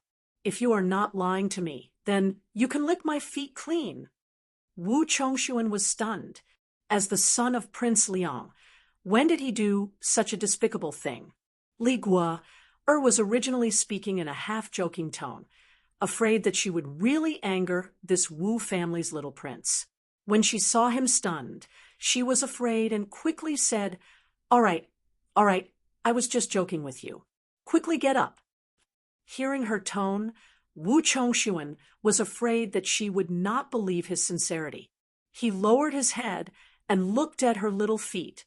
They were snow-white, as smooth as jade, and as soft as satin. The black soil on her feet did not seem dirty at all. Instead, it made her feet look like a pair of snow lotuses that grew out of the soil. Then he looked at Li Guer's dress, which was wet and stuck to her legs. The red dress slightly reflected the shape of her strong and beautiful legs. Her skin color was alluring. His heart immediately warmed up. In his eyes, there was nothing dirty about this fairy-like person. If he was asked to do anything for such a beauty, he would be willing to do it. Wu Chongshuan said, "All right, I will lick your feet clean." As he said this, he stretched out his hands and held one of Li Guo's feet. When his fingers touched Li Guo'er's soft and delicate ankle, his heart swayed. Without hesitation, he stuck out his tongue and licked the sole of her foot. Ah! Li Guo'er cried out in surprise. She could not believe that a dignified Jun Wang would actually do such a thing for her. Her entire body froze in shock. When she came back to her senses, she saw Wu Chongxuan sucking her toes with an infatuated look on his face. He did not care about the soil and grass on her toes at all. Wu Chongxuan sucked clean Li Guo'er's toes and reluctantly moved towards the soles of her feet. Li Guo'er was like when her family's big dog licked her toes when she was young. She felt an unbearable itch and could not help but giggle. She quickly struggled free and said, all right, don't lick anymore. I believe you. Li Guo'er withdrew her feet. Wu Chongxuan spat out a mouthful of soil and still had the taste of wanting more. Quickly get up. If other people see you kneeling in front of me, it would be unseemly. Quickly get up. By now, Li Guo'er was convinced that this little prince was extremely infatuated with her. Her fear disappeared, and when she spoke again, she was no longer polite. There was a faint hint of a commanding tone in her voice. Wu Chongxuan obeyed and stood up. He stood there obediently. He felt that he and the fairy in his heart were even skin to skin. It was incomparably sweet, and he could not help but giggle foolishly. Li Guo'er was annoyed and amused at the same time. She pouted and said, all right, today is a tour. The little prince should be with those noble young masters. What's the point of being alone with a girl like me? Quickly go. Wu Chongxuan said, what's there to associate with those people? Princess has just returned to Luoyang not long ago and is not familiar with this place. I am willing to be your tour guide and let you enjoy yourself. Li Guo'er shook her skirt and said, it's up to you. Don't come too close to me in case people start gossiping. Wu Chongxuan had never been so obedient to his father. He followed behind Li Guo'er obediently. There was a distance of 3 feet between them. If Li Guo'er went east, he would go east. If Li Guo'er went west, he would go west. He was even more obedient than an old dog. Your Highness, have you heard the recent rumors? Wu Chongxuan played with Li Guo'er for a while and gradually became familiar with her. Finally, he couldn't help but ask the question that had been stuck in his heart like a thorn. When Li Guo'er tried to kiss Yang Fan on the street that day, she was seen by many people. She could not help but feel guilty. After that, she secretly inquired about it. She knew that this matter had already spread like wildfire. Fortunately, her parents did not know about it. Now that Wu Chongxuan asked hesitantly, Li Guo'er knew what he was going to say. Her heart tightened, but she pretended to be ignorant and asked, what rumors? Wu Chongxuan hurriedly told her about the matter. Halfway through, he saw that Li Guo'er's face was getting uglier and uglier. He could not help but timidly shut his mouth. Li Guo'er's tears were like a broken string of pearls. She sobbed and said, how can the people of Luoyang be so dirty? Is it fun to humiliate an innocent girl's reputation? When Wu Chongxuan saw Li Guo'er crying, his heart ached as if it was something. He repeatedly apologized. Princess, don't be sad. I absolutely do not believe this. Princess, don't cry anymore. Li Guo'er took advantage of the situation and said, you say you don't believe it, but you obviously believe it in your heart. I followed my father back to the capital. There were many dangers along the way, and I risked my life several times. It was Yang Xiaowei who saved my life. This is a life-saving grace. I see Yang Xiaowei as my own brother. There were times when I met him by chance on the street. There were also times when I invited him to ride in the same carriage. When I saw my brother, I invited him to ride in the same carriage to reminisce about their sibling friendship. What's wrong with that? Yet, there are those who gossip. Li Gua, or choked, and said, "What kissing on the street?" Not only has it tarnished my reputation, it has also shamed my benefactor. How can Gua bear it? Wu Chongshuan thought, her reaction is so intense. It shows how much she cherishes her innocence. I have really misunderstood her. At this time, she still feels guilty for implicating her benefactor. How kind of a person she is. The more Wu Chongshuan thought about it, the more ashamed he felt. Li Gua continued, "What kissing on the street? I see young Xiaowei as my own big brother. The younger sister is acting coquettishly in front of her brother. Her words are a little coquettish. When she pouted, those filthy people saw it and started to talk nonsense. Just now, I even fell into the young prince's arms. Luckily, no one saw it. If someone saw it, they would definitely say that I am shameless and threw myself into the young prince's arms." The more Li Gua said, the sadder she became. She could not help but said angrily, "This kind of thing is getting worse. How can I refute it? Forget it. I can only die to prove my sincerity." As Li Gua said this, she was about to rush to the small bridge and jump into the water, even though the water was only up to her knees. "You must not." Wu Chongshuan rushed forward like an arrow. He once again displayed the kneeling down skill that he used in front of his father. He hugged Li Gua's legs and knelt down in front of her. He begged, "It is my fault. I believed the rumors and hurt Princess's heart. It is all my fault. Princess, please do not commit suicide." As Wu Chongshuan said this, he was still afraid that Li Gua's anger was not appeased. He raised his hands and slapped himself hard. Li Gua covered her face and sobbed. She said, "Quickly get up. You are the young prince of the Liang Palace.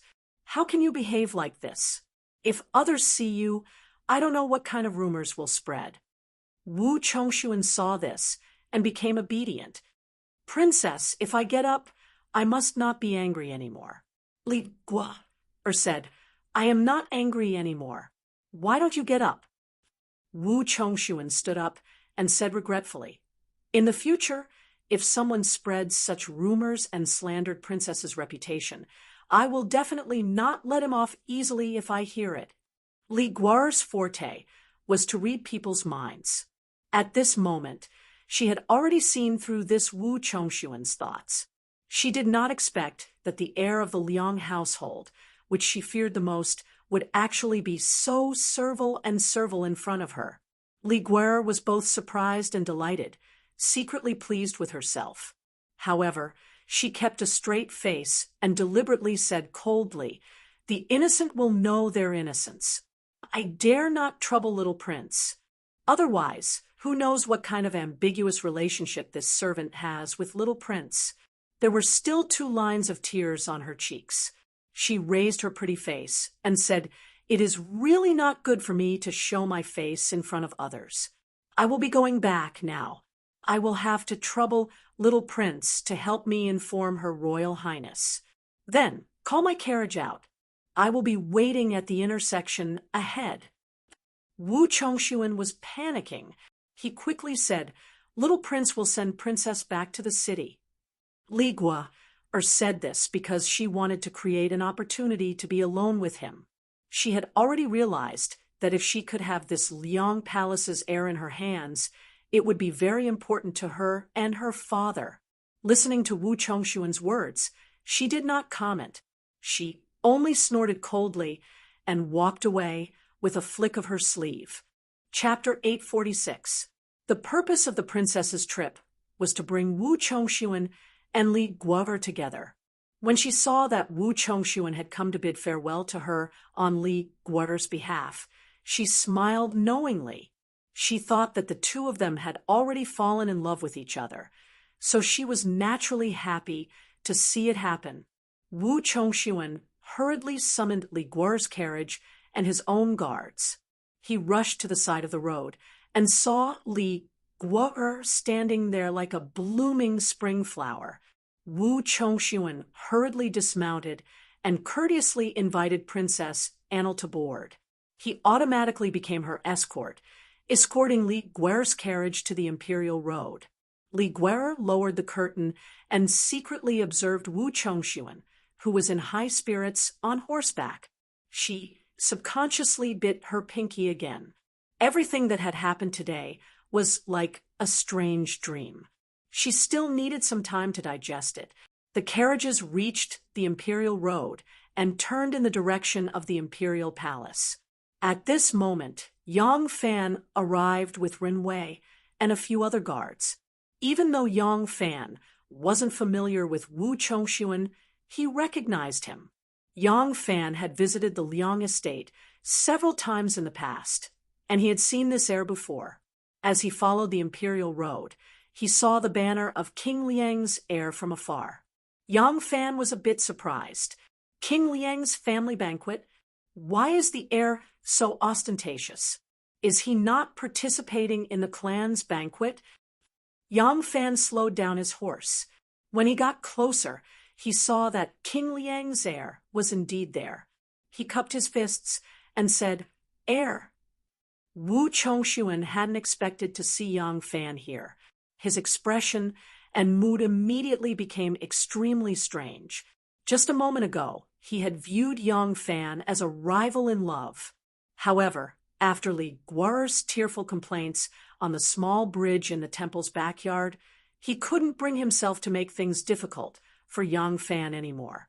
In particular, he remembered every word that Princess Anil had said. Princess Anil had said that she regarded Yang Fan as her elder brother. If he offended her elder brother, what would he do if the beauty no longer cared about him? But for Wu Chongxuan to let go of the knot in his heart and treat Yang Fan as his own big brother, Wu Chongxuan could not adapt to this drastic change. Just as he was feeling awkward, Li Guo lifted the curtain and called out to Yang Fan cheerfully, "Brother Yang!" Li Guo thought for a long time in the carriage.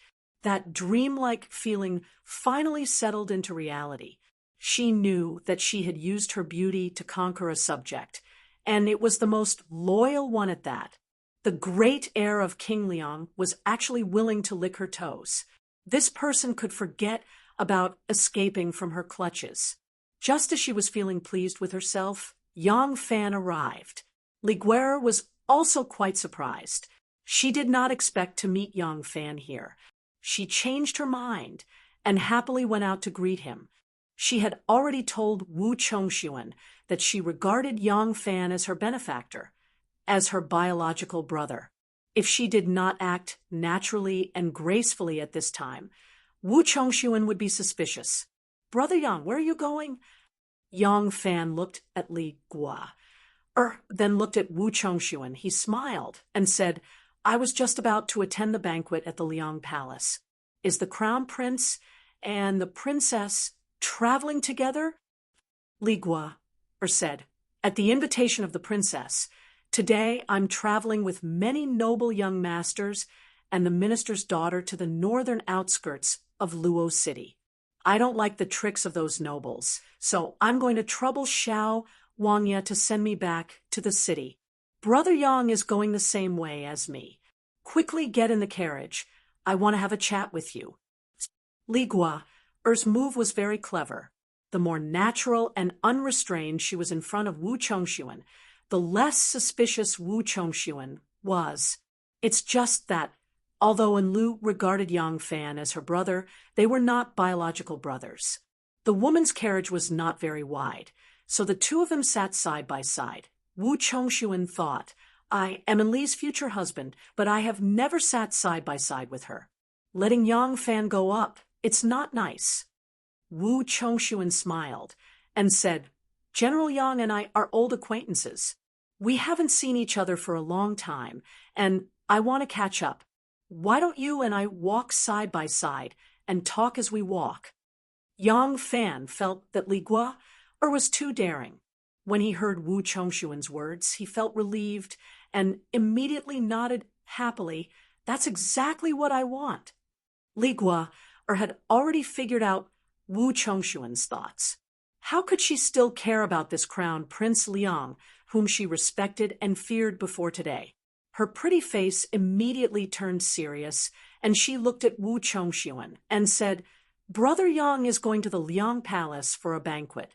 If Xiao Wangya wants to chat with Brother Yang, it's fine even if we talk until late at night. My family lives in the palace, and it's rare for me to see Brother Yang. Xiao Wangya, will you allow me to catch up? Wu Chongshuan was already enchanted. How could he dare to object to Li Gua's words? He immediately said awkwardly, Princess is right. If that's the case, please board the carriage. Yang Fan always felt that there was a strange atmosphere between the three of them. For a moment, he couldn't figure out what it was. In fact, since the last encounter on the street, he gradually felt that this Li Gua was not so simple. But now that Wu Chongshuan was next to him, if he didn't board the carriage, it would seem that he had a guilty conscience. In desperation, he abandoned his horse and boarded the carriage. As soon as Yang Fan boarded the carriage, Li Gua raised her hand and let down the curtain. When she let down the curtain, a pair of extremely charming eyes even glanced at Wu Chongshuan provocatively. Wu Chongshuan secretly comforted himself. It's my fault. I spoke rudely just now and made Enlu unhappy. She's deliberately angering me. That must be it. Although the curtain was let down, the movements inside could be seen from the outside. Yang Fan was not worried that Enlu would dare to harass him. So as soon as the curtain was let down, Yang Fan's face sank, and he said in a low voice, What do you want to do now? Do you really not care about your reputation? Li Gua said with grievance, Brother, why are you more and more rude to me? You've saved my life and my father's life. You're my family's great benefactor. You and I have been husband and wife. Why are you being so cold to me? What did I do wrong? As soon as Yang Fan heard her mention this, he was somewhat discouraged. He couldn't argue with Li Gua, because he always felt that she was not telling the truth. The scene in the Wisteria Cave on the Yellow Bamboo Ridge was like a thorn in his heart. Thinking about it later, he felt that she was not a young girl who had just experienced the world. Yang Fan could only ease his tone and said, Junju, in the past, I didn't know your identity and made a big mistake. Now that your father is about to become the crown prince, Junju will soon become the princess of the Tang dynasty. I already have a family. It's impossible for me to have any relationship with the princess. Since it's like this, Junju is extremely intelligent. I believe I don't have to explain it too clearly. Li Gua wept sadly and said, What you said makes sense. Of course I understand. I couldn't help it. Li Gua spoke in a melancholy and sorrowful tone. Her beautiful countenance was brimming with tears. If any other man heard this, he would be moved. Immediately, the small head commanded the big head. He felt the beauty's great kindness. He would be willing to sacrifice his life for this woman. From then on, he would be like Wu Chongshuan, obediently a slave under her skirt. However, Yang Fan was different. Although Gua was beautiful, he would not be captivated by her beauty. The cloud of doubt in his heart lowered Gua's pretentious charm. Yang Fan could not question her too harshly, so he advised, if you take one step further, you will harm others and yourself. If you take one step back, everyone will be happy. Junju suffered for 16 years at the Yellow Bamboo Ridge. It's not easy for you to return to the palace. Don't make a mistake. How could Li Gua listen to Yang Fan's words? She loved this kind of adventure, the thrill of playing with fire. She loved the feeling of having a man in the palm of her hand. It was like a kind of power that made one feel as if they were floating in the clouds. It was fascinating. The crown prince Liang, Wu Chongshuan, prostrated himself at her feet. He was willing to live as a slave. This further fueled her wild ambition. The more Yang Fan kept a respectful distance from her, the stronger her desire to conquer. If she could not conquer Yang Fan and make him obediently follow her orders, she would not be satisfied. This feeling was very complicated. Perhaps she really liked Yang Fan. Perhaps it was just like the cat that she had raised in the beginning. She felt that she had paid the price, so she must get it back. Or perhaps Wu Chongshuan's conquest had made this royal country maiden, who grew up in a small mountain village and had ascended to the highest echelons of the empire, uncertain about her own position. Her wild ambition had expanded too quickly. She did not have the breadth of mind and wisdom that had matured in the process of climbing up step by step.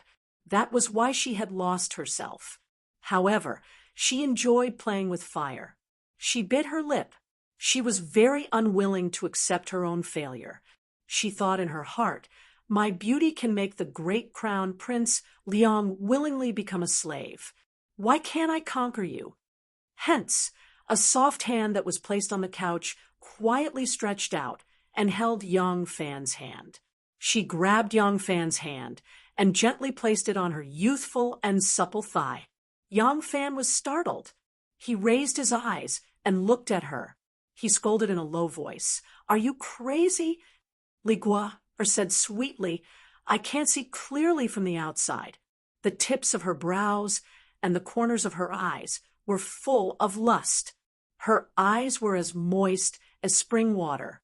She stared fixedly at Yang Fan. Using an extremely seductive and charming voice, she said, "There are so many royal sisters, aunts, and even grand-aunt. They can all live freely. Why are they so demanding of me? Compared to them, do you think I have suffered less? Yang Lang, I am your woman. You can't deny this, can you?" As Li Guo spoke, she gently grabbed Yang Fan's hand and moved it along her supple thigh toward her own peach blossom bud. Yang Fan did not expect her to be so shameless. The disgust in his heart deepened. His palm tightened and grabbed her thigh. It was like an iron pincer, making it difficult for him to move. It was so painful that Li Guo was about to cry. Yang Fan's face was as cold as ice. He coldly said, "In the gentleness Fong, there are countless men who spend the night there. If every man who spends the night there has slept with a woman and treated her as his, then wouldn't the man be as stupid as a pig?" Li Guo already knew what kind of place the gentleness Fong was. Her face immediately changed. She hatefully said, "What do you treat me as?" Yang Fan coldly said, "It's not what I treat you as, but what do you treat yourself as?" Li Guo hatefully stared at Yang Fan. Her expression changed several times. No one knew what she was thinking.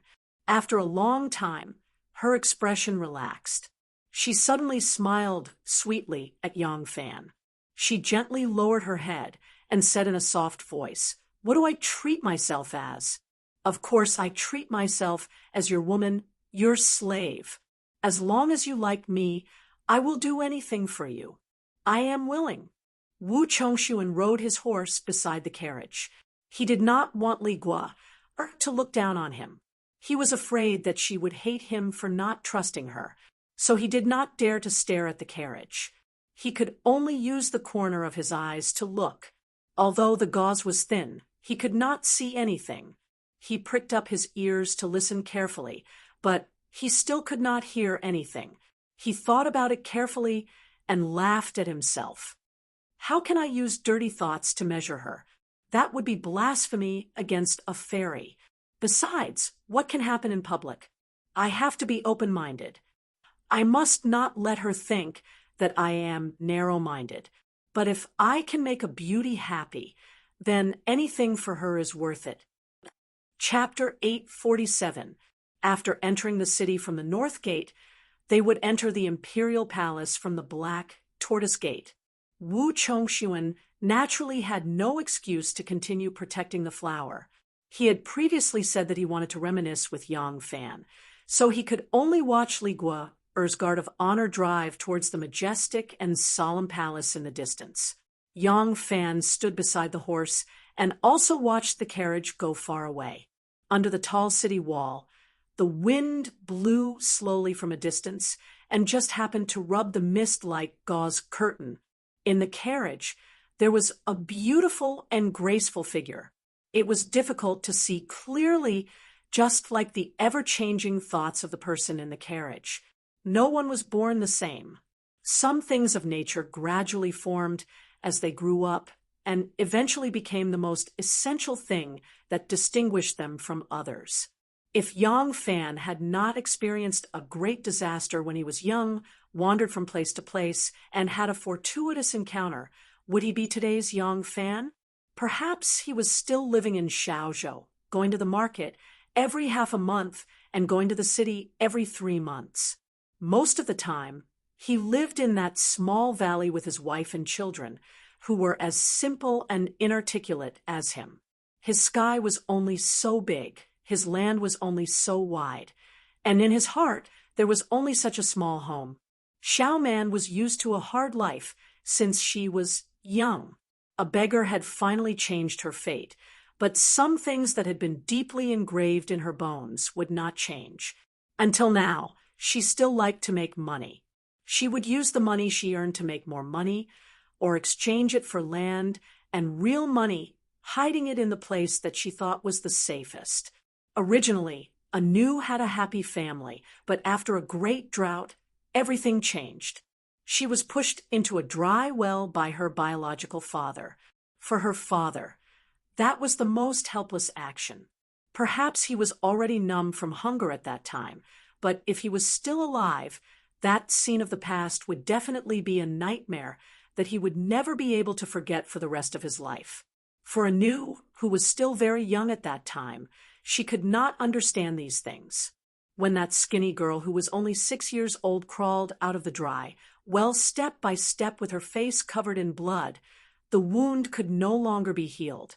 From then on, she sealed her heart until that winter desert, when Yang Fan used his own blood and life to open the lock on her heart. Wanner had been confined to the palace since she was a child. Her greatest joy was when she accompanied the emperor to the Dragon Gate. She dismissed her attendants and ran alone in the uninhabited forest to release the emotions she had been suppressing for a long time. Her country was burdened with peace. Most of the time, she was like a politician. She had no time to think about how to be a wife, a mother, or a woman. Every adult had traces left on their bodies by fate since their childhood, as if they had been chopped out by an axe and a chisel. The current Li Guo'er couldn't have become like this overnight. What exactly did she experience? What had she become? The wind from afar swept over, brushing past the curtains of the carriage. The curtains then turned into a ball of misty surging fog, brushing past Wu Chongxuan's eyes. His eyes still lingered on that jade-like dimple, brushing past the tip of Yang Fan's hair. His thoughts were in a mess, full of confusion. Oh, it's a pink skeleton? There were clearly more people attending Wu Sanxi's family banquet this time. Wu Qingxi's health was deteriorating by the day, and everyone in the Wu clan was well aware of this. Even those who were still watching from the sidelines and hadn't decided to rely on Wu Sanxi didn't want to give him any face at a family banquet where they couldn't clearly choose a side. As usual, there would be some people who weren't treated as outsiders at the banquet. The greater the clan, the more so, unless you wanted to show that you didn't have many friends and connections. However, there weren't many people who were fortunate enough to be invited by Wu Sanxi today. Apart from the Sanxi 5 hounds, there were only 4 people in total: Zhang Yizhi, Zhang Changzong, Li Zhongruan, and Yang Fan. Song Jixuan and Li Jun, who were jokingly referred to as King Liang's 5 great hounds, had to come. Otherwise, how could they be considered trusted aides? Moreover, it was unavoidable for them to recite poems to match the scenery. These people were all scholars, and they could help the host flatter himself. Li Zhongruan was the prince of Luling's eldest son, and he had been invited to witness the friendship between Yang Fan and Wu Sanxi. The Zhang brothers were both a cover and a way to keep an eye on Li Zhongruan. Li Guo was a young girl, so she wouldn't attract much attention if she left the palace to enjoy the sights and socialize. The Prince of Luling's heir could represent his father to a large extent, so it would be difficult for him to casually leave the palace to interact with others. Since the two Zhang brothers had arrived, the empress and imperial consort were naturally seated at the head of the table. The host of the banquet, Wu Sanxi, was also seated below them. The Prince of Luling's heir, Li Zhongruan, and the Prince of Liang's heir, Wu Chongshuan, who had rushed back in time, were seated across from Wu Sanxi. Surprisingly, the one seated below Wu Sanxi was Yang Fan. From the looks of it, the father and son were supposed to receive the two honored guests separately. However, the Prince of Luling's heir had come in place of his sick father, so he should have sat together with Wu Sanxi. However, Wu Sanxi had arranged for Yang Fan to sit beside him, leaving his son to accompany the Prince of Luling. This was very thought-provoking. It must be understood that in the officialdom, seating arrangement was also a form of knowledge. Other than flattering heir Zhang, Wu Sanxi only chatted cheerfully with Yang Fan. Because Wu Yizong, Wu Yuyi, and other members of the Wu clan were also flattering heir Zhang, Wu Sanxi spent most of his time chatting and laughing with Yang Fan. Because the banquet was too noisy, the two would often whisper in each other's ears, and all of this was seen by Li Zhongruan. This Prince of Luling's heir was 19 years old, and he was Li Xian's second son. The eldest concubine's son, Li Zhongfu, was 2 years older than him, because the Prince of Luling's 4 sons and 7 daughters, actually there were 8 daughters, but one of them died at a young age, were born to different imperial concubines. Their ages weren't all that different, and there were quite a few siblings born in the same year. The 19-year-old Li Zhongruan had been banished from Luoyang when he was only 3 years old and had been trapped deep in the mountains. His mind was pure, and he didn't understand the ways of the world. He didn't notice Yang Fan's smile in response at all, and was just acting reluctantly. The so-called intimate scene between him and King Liang was completely a result of Wu Sanxi's enthusiasm. The two Zhang brothers were good at singing and dancing, so how could everyone at the banquet not please them? After about 30 minutes of drinking, Zhang Yizhi walked up to the banquet and began to sing a song. Amidst the enthusiastic cheers, Wu Chongshuan received his father's signal and stepped forward to invite Zhang Changzong to join the singing. The Wu clansmen, Sanxi, the 5 dogs, and even the 2 Zhang brothers all began to sing and dance. Li Zhongruan wasn't good at singing and dancing, so he was forcefully dragged out by Wu Chongshuan. He clumsily began to dance along with everyone else. As he turned around, he suddenly noticed that Wu Sanxi and Yang Fan's seats were empty. His eyes darted around, and he happened to see Wu Sanxi and Yang Fan walking side by side, talking as they walked. They were slowly strolling toward the winding corridor in the distance. Yang Fan was half a step behind Wu Sanxi, following half a step behind. Wu Sanxi said, "Erlang was ordered by the emperor to establish the 1,000 horsemen, and everything is still in the process of being organized. This prince heard that the Ministry of Revenue has been making things difficult for you regarding the army's provisions." Yang Fan's heart skipped a beat, and he replied with a smile, "I didn't expect this matter to even alarm your highness. There were indeed some Ministry of Revenue officials who put on airs and deliberately made things difficult, but this matter has been resolved." Wu Sanxi chuckled and said, Erlang used the soldiers' unreasonableness to deal with the Ministry of Revenue officials' sophistry. It was a brilliant move. You can be unreasonable, but they can't. They dared to make things difficult for the emperor's personal army. Minister and must have lost his head a little, thinking that Erlang. You are easy to bully. As they talked and walked, they saw a pavilion in front of them. The window was open, and there was a round table in the middle of the hall. Someone was already sitting there. Seeing the two of them coming, that person stood up. It was the Prince of Hanoi, Wu Yizong. No one knew when he had quietly left the family banquet and came here alone. Wu Sansi pointed to Wu Yizong with a smile and said, "This is the Prince of Hanoi, my cousin Yizong.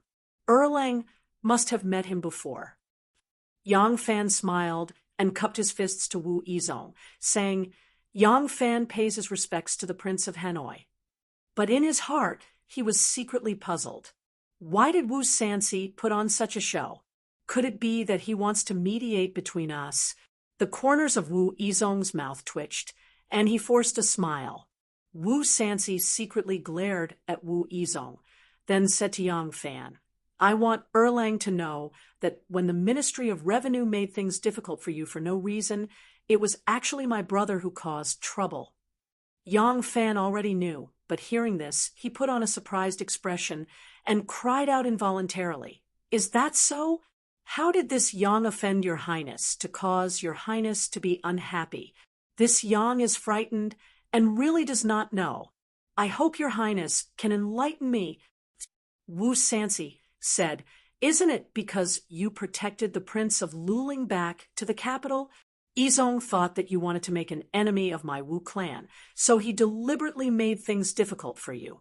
It is also this prince's fault for not telling him your difficulties. After learning of this matter, I have already taught him a lesson. Today, I specially invited the two of you together, so that Yizong can apologize to you in person." As Wu Sansi spoke, Wu Yizong made a gesture of bowing, but his back was very stiff.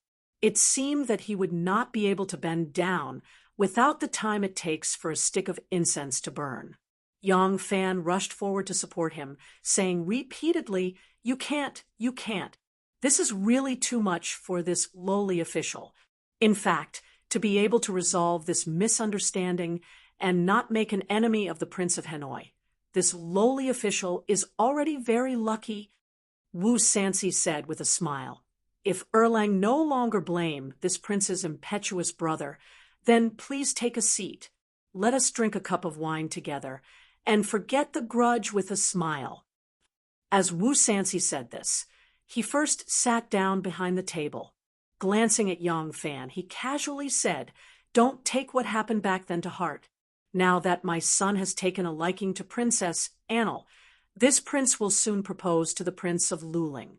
At that time, the two families will become one, and the grudge of the past will naturally disappear like smoke."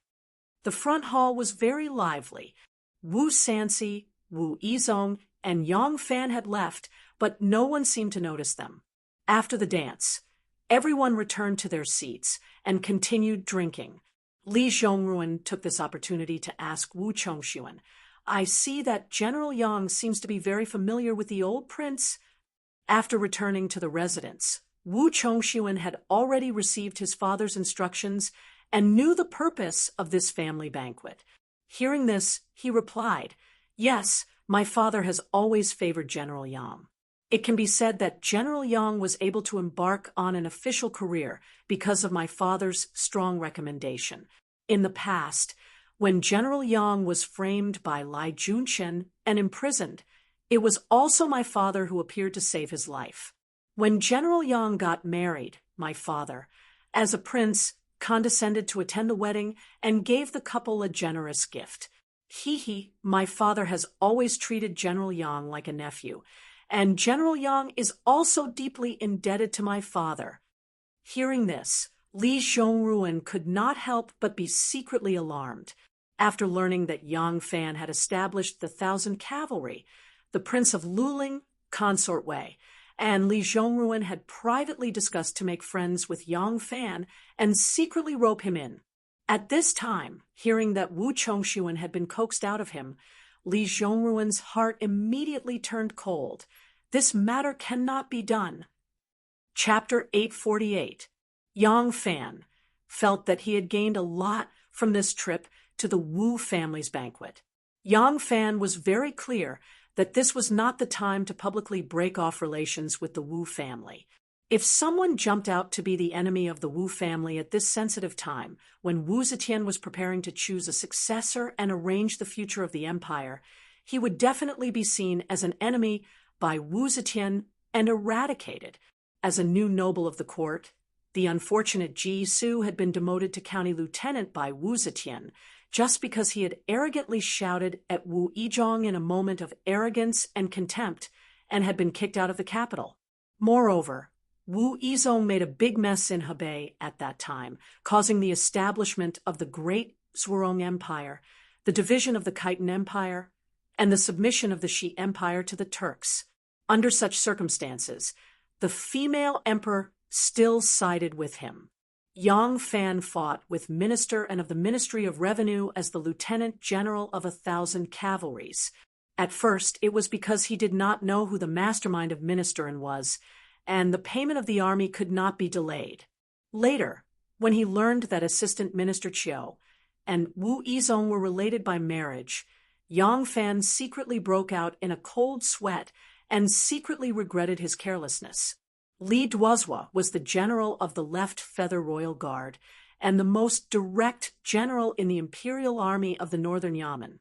But when he was in Hebei, because the generals of the Wu clan made a fool of themselves and failed again and again, the emperor ordered him to lead the army. However, Wu Yuyi and Wu Yizhong still did what they wanted and tried their best to suppress him. He could do nothing about it. Yang Fan was not as important as Li Duozhua now. How could he fight against the people of the Wu family with 1,000 cavalries that had not yet formed an army? When those ruffian soldiers made trouble at the Ministry of Revenue the next day, Wu Yizhong did not appear. Minister and was angry and gave in, so the matter was resolved smoothly. Yang Fan did not know that the reason why Wu Yizhong did not appear was because he was intercepted by Wu Sanxi. Otherwise, the outcome would not have been like that. The people he sent would have been decapitated by Wu Yizhong in public, causing a shocking massacre. Once things reached this point, Yang Fan would not let his brothers die in vain. If this lawsuit was brought before the emperor, even if he had thousands of reasons, it would only slightly dampen Wu Yizhong's edge.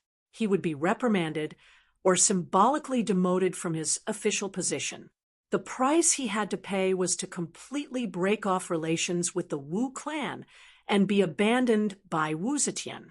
Even those ancient sages couldn't be impartial and selfless, let alone Wu Zetian, who was an old woman who had always been biased towards the Wu clan. He could feel Wu Sanxi's sincerity towards him. With Wu Sanxi's current position, if Wu Sanxi wasn't sincerely trying to recruit him, there was no need for him to condescend to show goodwill. Through Wu Sanxi's mediation, the conflict with Wu Yizhong was resolved. He believed that the following trips to the Department of Ordnance and the Imperial Servant Temple would be very smooth. As expected, Yang Fan's trips to the Department of Ordnance and the Imperial Servant Temple were very smooth. Yang Fan took less than an hour to go to the Department of Ordnance and the Imperial Servant Temple. The entire matter was successfully resolved. The Department of Ordnance Wu Xizhong and the Imperial Servant Temple by Isho both promised that the military equipment and horses needed for the 1,000 horsemen would be taken care of within 3 days. Yang Fan was overjoyed. He originally estimated that if everything went smoothly, he would need a day to finish visiting the Department of Ordnance and the Imperial Servant Temple. He didn't think that it would go so smoothly. After finishing this important matter, Yang Fan saw that there was still more than half a day left. He remembered that he had an agreement with Chen Dong of the Ministry of Justice, so he went to the Ministry of Justice. When Chen Dong heard that Yang Fan wanted to invite him to the Golden Hairpin Drunkenness for a drink, he immediately took leave and left with Yang Fan. Good wine came in one goblet after another. In any case, he wasn't the one paying, so he just drank to his heart's content. The enchanting and gorgeous Hu Ji called out 4 times in one breath. 2 of them were twisting their bodies like snakes in front of him, dancing the kind of dance that would easily make a man blush and gasp for breath. 2 huge round plates of August 15th swung back and forth under that slender water snake waist. Like the moon in the water, a stone thrown into the water, creating ripples in an instant. The other 2, Hu Ji twisted around Dr. Chen's body like snakes. When Dr. Chen got drunk, the 3 of them were entangled together. All kinds of unbearable situations made Yang Fan raise his eyebrows. He never thought that Dr. Chen, who had always been cautious and serious, would be so flirtatious after getting drunk. The 4 Hu Ji quickly heard that the person who was paying today was the pretty boy next to them. This person was young and handsome. He was more popular with women than the black, fat-bearded man next to him. They were willing to throw themselves at him, not to mention that this person was young and rich. The other 2 Hu Ji, who were drenched in sweat from the dance, immediately entangled him. Yang Fan was shocked. He quickly went around the 2 beautiful snakes and said with a smile, "You 2 help Mr. Chen to the back and serve him well. I still have something to do, so I'll leave first. I'll leave the reward with the shopkeeper. Whoever can please Mr. Chen more will get an extra reward." Finished with his instructions, Yang Fan made his getaway without a trace. He could still hear Dr. Chen, who wanted nothing more than to raise his spear and mount his horse in the private room, being helped up by 2 strong and healthy women. While walking in the sky toward the back of the room, he leisurely recited, "The clouds are rolling and the clouds are unfolding, watching the birds enter and leave at the front door. Not startled by the favor or disgrace, watching the flowers bloom and wilt in the rear courtyard." Yang Fan was sweating profusely. He didn't expect that the always cold and rigid Dr. Chen Dong was actually such a man on the outside. Dr. Chen had transformed into an eloquent scholar, the king of bed, and single-handedly challenged the 4 blonde Hu Ji. Yang Fan didn't know whether he would be able to preserve some of his remains after the wheel battle in front of the Peach Blossom Cave. This was no longer within Yang Fan's consideration. After returning Dr. Chen's favor, he went home to accompany his pair of lovely children for a while, and then went to the military camp. 3 days later, as promised, the Department of Ordnance delivered the weapons and equipment. The weapons and equipment would not be directly handed to the soldiers, nor would they be sent to the military camp. Instead, they would be sent to the armory for safekeeping. They would only be handed to individuals for training, dispatching troops, and carrying out military duties. When they were first handed out, the name of the user would be engraved on each weapon. From then on, the set of weapons would belong to that person. The name of the blacksmith and the name of the user were engraved on the weapons. This practice was to prevent the weapons from being lost, and also to urge the soldiers to take good care of the weapons, so that the rate of damage to the weapons would not be too high. But after the name was engraved, the weapons would still be stored in the armory. This practice was still the same in modern times. Whether it was the army or the police, guns, ammunition, and bulletproof vests were all stored together when they were not carrying out official duties. So when Yang Fan sent ruffian soldiers to cause trouble at the Ministry of Revenue, they were unarmed. Later, when they pretended to clash with Yang Fan's bodyguards, they still snatched the water and fire sticks from the hands of the officials of the Ministry of Revenue and smashed them. At this time, Yang Fan was bowing with the soldiers on the field. His superb bowing technique won waves of cheers. When Su Liang found out that the weapons had been delivered and that the armory had already received them, he immediately rushed over to report to Yang Fan. Seeing that he was having a good time on the field, he also smiled and stood among the crowd, watching and cheering. When the match was over, Su Liang waved to Yang Fan. Yang Fan rushed over to the side of the field. Su Liang excitedly said to him, "Commander, our weapons and armor have been delivered." Hearing this, Yang Fan was overjoyed. "Come, let's go take a look." Immediately, the two of them each mounted a horse and led a few bodyguards to the armory. Every garrison had an armory. The armory was built in a corner of the camp, very far from the main activity area of the camp. There were 3 layers of fire belts in the middle to ensure the safety of the armory. The soldiers guarding the armory did not belong to the guard army, but were directly under the ordnance division. To receive weapons, a general of the guard army had to bring the corresponding identification. How many weapons were taken, how long it took to return them, and the general in charge had to be recorded. In this way, unless there was a mutiny in the army or a high-ranking general forged a military order, no one could take a weapon without permission.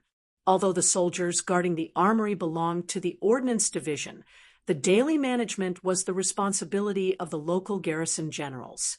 Yang Fan could be considered half their superior, so the soldiers guarding the armory all recognized Yang Fan. Seeing that the commander had arrived, the platoon leader guarding the armory immediately went up to welcome him. Yang Fan beamed with joy and said, "Have the weapons and armors arrived?" The platoon leader said, "Yes, this subordinate has just finished putting them into the armory. They have been sorted out." Yang Fan said happily, "Good, quickly open the armory. This general wants to inspect it." The platoon leader registered and had Yang Fan sign it. Then Yang Fan and Su Liang led a few bodyguards into the armory. The armory was very large. There were layers of wooden shelves inside, and there were some moisture-proof charcoal and other materials on the ground. Compared to the humid weather in the south, Luoyang's climate was closer to that of the north. It was easier to store weapons, so there were not many maintenance measures. The moment Yang Fan entered the armory, he saw the racks of weapons, armor, bows, arrows, flags, gongs, drums, and tents all neatly arranged. In his delight, he said to the platoon leader guarding the armory, "You are all very diligent. Although this general does not directly command you, I have the right to evaluate you. I will record these matters into the evaluation." "Many thanks, Lieutenant General." The platoon leader cupped his fists to thank him, but there was a strange expression on his face. Yang Fan was speaking to him, but his eyes were fixed on the weapons and equipment, so he did not notice. Su Liang happily walked closer, and suddenly noticed that the armors weren't of the same standard. Besides the general and soldier armors, there were also light armors, fine scale armors, black hammer armors, leather armors, chainmail armors, and so on. He couldn't help but frown. As the Imperial Army, they were stationed in the capital. Usually, their main task was to guard the palace. In order to maintain law and order in the palace, armor was mostly a symbol. Even if there was a rare riot in 100 years, it was mainly urban warfare. There was no need for armor that was too heavy, or it would affect the soldiers' combat strength. Therefore, heavy armor, such as light armor and fine-scale armor, did not need to be prepared at all. Light armor, such as leather armor and soap silk armor, were what they needed the most. The 1,000 cavalry formed an army of only 1,000 people. It was impossible for the ordnance division to not be able to gather armor for 1,000 people, and needed to use other types of armor to make up the numbers, right? Su Liang walked over, puzzled. He picked up a chainmail and shook it open. Along with the clanging sound of steel colliding, a cloud of dust suddenly rose. He didn't know how long this armor had been there, but there were even a few discordant clanging sounds. The light in the warehouse was not bright enough, so Yang Fan asked someone to make way for the door. He then took a lantern from the hands of the warehouse guard and walked over to carefully illuminate the place. There were clearly a few armor pieces on the ground. Yang Fan squatted down and picked up the armor pieces in surprise. He then looked at the armor in Su Liang's hands. He saw that a few metal threads that connected the armor pieces to the metal pieces had broken and were sticking up. Yang Fan reached out his hand to touch it. It was hard to tell how many years the metal threads had been used. They had not been replaced, nor had they been oiled and maintained. They were already rusted to the point of being brittle. Yang Fan's heart was filled with anger. He suddenly stood up and ordered with a livid face, "Check immediately to see if there are any problems with these armors and weapons." Chapter 849. The officer in charge of guarding the armory gave his men a stealthy look with a strange expression on his face. Actually, as soon as this batch of goods arrived, they realized that there was a problem. These tattered goods were probably the base of the armory of the Ordnance Department. Some of the weapons looked rusty and were probably weapons from the era of Gaozuwuda. How could they be used like this? It was clear that someone was trying to make life difficult for this commander of 1,000 cavalry. However, they were only soldiers guarding the armory. It was fine as long as they did their part. The matters between the important figures above had nothing to do with them. At this moment, it was better for them to feign ignorance. Commander of the 1,000 cavalry, this leather armor is rotten. This knife is rusty. If this subordinate shakes his wrist, I'm afraid it will break. What kind of military tent is this? It's tattered and can't block the wind or the rain. What's the use of it? This bow. Fuck. Runway raised a bow and tested the bowstring. In the end, he only pulled it once. Twang. The bowstring broke. Fortunately, he reacted quickly and tilted his head in time. Otherwise, the broken bowstring would have bounced into his eye, and he would have become a one-eyed man. This short spear, there's no need to try anymore. Yang Fan shouted. His voice was like muffled thunder in the armory, causing everyone's eardrums to ring. Everyone immediately fell silent. Everyone knew that this commander of 1,000 cavalry was truly angry. The armory immediately quieted down. Only Yang Fan's heavy breathing could be heard.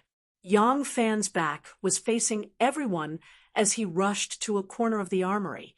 One could only see his shoulders rise and fall with his breathing, as if there was a ferocious beast waiting to pounce at any moment and swallow someone whole.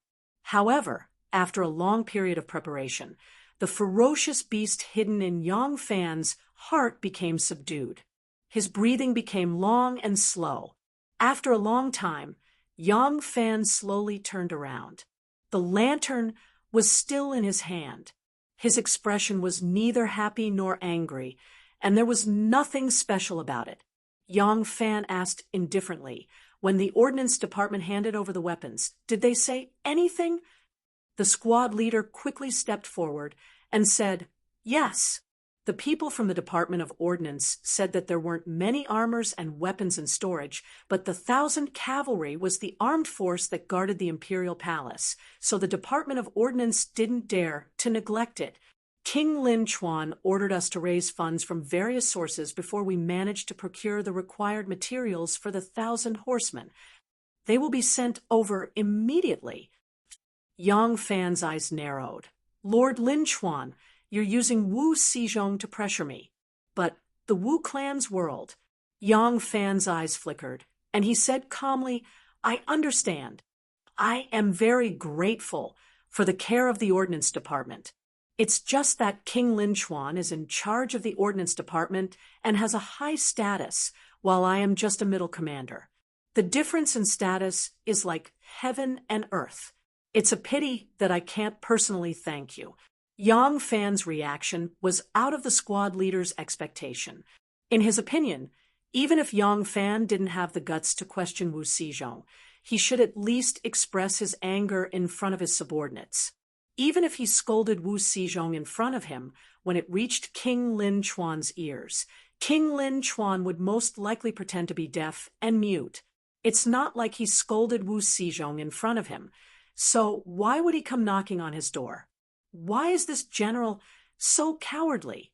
The squad leader was startled and awkwardly said, "Yes, yes." For a moment, he didn't know how to reply. Yang Fan smiled again and said, "Close the storage room and take good care of the weapons. The soldiers are sufficient, and General is going to train the soldiers soon." Finishing, he walked out. The squad leader hurriedly agreed and followed behind Yang Fan and timidly said, "The weapons and armors have not been engraved with the user's name. General, when will you send people in batches to register and engrave the weapons?" Yang Fan casually laughed it off and walked out, completely ignoring him. The squad leader stood at the entrance of the armory, watching Yang Fan's back as he walked away, and for a long time, he didn't understand what he meant. On a high slope, Yang Fan stood there with his hands clasped behind his back, overlooking the military camp in the distance. On the archery field, the soldiers were still leaping and leaping as they chased after the little red ball. They were using the war horses brought by the 100 cavalrymen, borrowing them one by one to satisfy their craving for riding. At this moment, the Imperial Servant Temple had yet to send the horses over. Earlier in the armory, Yang Fan forcibly suppressed his anger, not because he had thought of a solution, but because anger can't solve any problem and will instead make others look down on him. Probably, the soldiers guarding the armory received a mission to report how exasperated they were at that time. Therefore, he forcibly suppressed his anger and left the armory. Only now, standing on the high slope, with a cool breeze caressing his face and a high view of the world, did his emotions slowly calm down. A few personal guards were standing at a distance, and Su Liang slowly walked to his side. Yang Fan sighed. "If you want to plan for great things, every step is difficult." Su Liang smiled. "As long as there are great things, there will never be smooth sailing. This Su may be a martial artist, but his position is confidential. These years, I have been influenced by what I have seen and heard, and I have seen many things. To be able to make the Wu clan use such obscure methods to deal with someone, it is already enough to show his ability." The knee-deep weeds were blown by the wind, and from time to time, they would rub against the sleeves of their robes.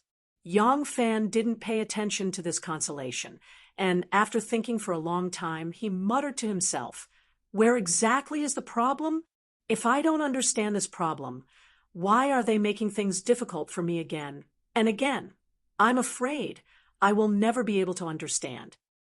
Su Liang said, "Can the general tell this general about the matter, so that I can study it together?" Ever since Fang Province, they had fought side by side, and Yang Fan had already regarded him as a confidant.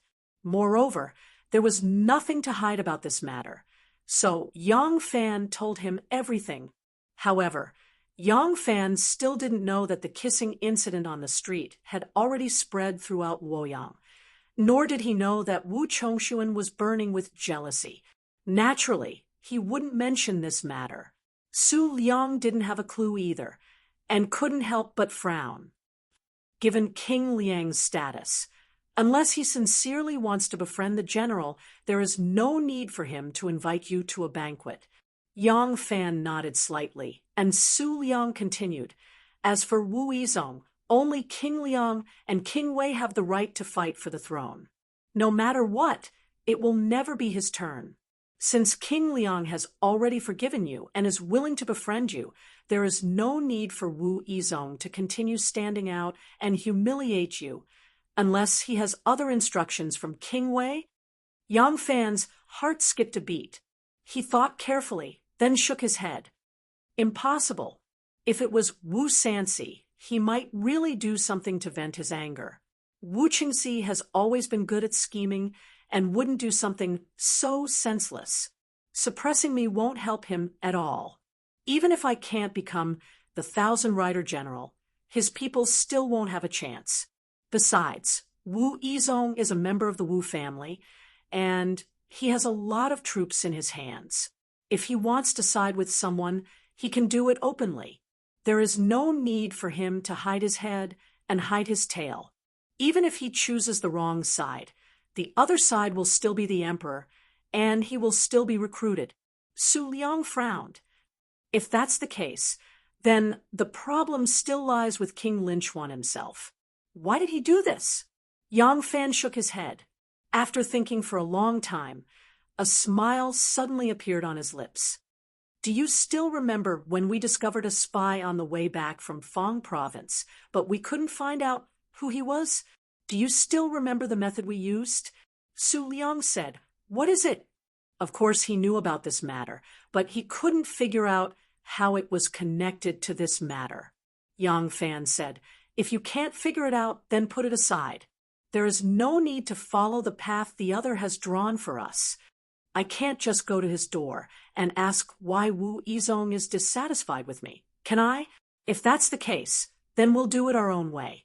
Won't it be fine as long as we solve this problem? Su Liang's expression changed. General has an idea? Yang Fan said, I have some ideas, but I still need the help of a noble. As Yang Fan said this, his mind was already racing. Just who could have such great influence in front of the emperor and be able to help him? At present, Wu Yizong's intentions were unclear. The Prince of Liang and Wu Sanxi couldn't be used for now. The Prince of Luling couldn't be used now, but that would be useful in the future. Needless to say, would naturally do her best to help him. However, she was in the inner palace and had always been in charge of administrative matters. If she suddenly interfered with military matters, it didn't seem appropriate. Wu Zetian wasn't that muddle-headed, no matter how he thought about it. Only Princess Taiping was the most suitable person to step forward. Moreover, the emperor already knew about their affair. He knew that she was standing up for him and wouldn't have any other thoughts. At present, Yang Fan didn't have the power to contend against the Wu clan. He needed to borrow power, and the only one who could suppress the Wu clan's difficulties was Wu Zetian. He wanted to borrow Wu Zetian's power, but this required a middleman to help him build a bridge. After thinking about it, Yang Fan chose Princess Taiping as the middleman. Speaking of which, ever since he returned to the capital, he became the focus of many people's attention. Soon after, he established the 1,000 cavalry. In order to avoid arousing suspicion, all the big shots didn't come into contact with him. He hadn't seen Taiping for a long time, so it was time to meet her again. Just as Yang Fan thought of this, someone suddenly rode a horse over. Yang Fan's personal guard came forward to stop him. Both sides exchanged a few words before Renwei walked over and said to Yang Fan, General, the army has reported that someone from the Imperial Servant Temple has arrived. Oh. Yang Fan raised his eyebrows. The Imperial Servant Temple had also sent someone as promised. He could only hope that the horses sent by the Imperial Servant Temple didn't make any mistakes. Yang Fan immediately said, Come, let's go take a look. Yang Fan, Su Liang, and the others mounted their war horses and followed the soldier who came to report. They rushed straight to the 1,000 cavalry camp's horse gallery. When the 1,000 cavalry camp was defending the palace, they were infantry. However, every soldier of the 1,000 cavalry camp had to know how to ride a horse and own a horse. They had to be proficient in both horse fighting and infantry fighting. Therefore, the 1,000 cavalry camp had already expanded a horse gallery that could accommodate 1,000 war horses. Because there was a large amount of hay piled up around the horse gallery, it was also set up in a place away from the main camp to prevent fire. If 1,000 horses were to gather in the horse gallery, it would be a spectacular sight. However, when Yang Fan rode his horse over, he saw that the horse gallery was still empty. There were still some war horses that belonged to the original 100 cavalries tied up there, and he was already suspicious in his heart. After passing through a few rows of horse galleries, he saw dozens of horses in front of him, and some people wearing the Imperial Servant Temple's official robes. When Yang Fan's group got closer, they dismounted from their horses. Yang Fan first took a look at those horses. Even if he didn't know how to identify horses, he could still see that those horses were old and young. Not only were they not majestic, but they were also old and young horses that couldn't withstand a horse battle. Yang Fan's heart instantly sank. How far does the Wu clan extend their hands? Could the Imperial Servant Temple be in their grasp? Chapter 850. While Yang Fan was looking at the horses, a few people from the Imperial Treasury Temple had already come forward to greet him. Presumably, the bodyguards next to them had already given them some instructions. The people from the Imperial Treasury Temple directly came forward to greet Yang Fan. One of them, a tall and thin man with unibrow, cupped his hands and said, "General Yang, Imperial Treasury Temples," by yeeting. The person next to him immediately stepped forward. "Niu Mao." The two of them said in unison, "Greetings to General Yang." Their attitudes were extremely respectful, but Yang Fan was already immune to this kind of superficial respect. Hearing the three words "by yeeting," Yang Fan's heart was moved, and he asked, "By yeeting? Who is the Bai officer to you?" The Imperial Treasury Temple officer's name was Bai Isho, which was only one word different from this "by yeeting," so Yang Fan asked this question. Bai Yeeting respectfully replied, "Yes, my brother." Yang Fan said, "May I know your position in the Imperial Treasury Temple?" Bai Yeeting said, "I am a doctor of veterinary medicine in the Imperial Treasury Temple." He then pointed to Niu Mao and said, "This is a doctor of veterinary medicine." Niu Mao quickly nodded to Yang Fan humbly. The Tang dynasty had always placed great importance on horse management, so the Imperial Treasury Temple in charge of horse management. In addition to the administrative officials, there were also 4 doctors of veterinary medicine and 600 veterinarians. These veterinarians should not be underestimated because horse management was related to the military strength of the Tang dynasty. These veterinarians who were good at raising and treating horses had a very high status in the Imperial Treasury Temple. High-ranking veterinarians had a title in the Imperial Treasury Temple to raise their status and salary. When Yang Fan heard that these 2 people were veterinarians, he felt that there was something fishy. Even if the Imperial Treasury Temple wanted to make things difficult for him, they should have sent an administrative official, such as a junior minister, a clerk, a secretary, etc. What was the reason for sending 2 veterinarians? Without waiting for Yang Fan to ask, Bai Yeeting took the initiative to explain. "General Yang, my brother promised to transfer all the war horses needed for the 1,000 cavalry within 3 days, but the horse farm on the outskirts of the capital doesn't have enough horses, so we need to transfer them from other horse farms nearby." Unexpectedly, the Anfeng horse farm, which is closest to Luoyang, suddenly had a horse epidemic. In order to prevent the epidemic from spreading, we didn't dare to move a single horse outside before the epidemic disappeared. Yang Fan's heart sank. If what he said is true, delaying the delivery of the horses is reasonable.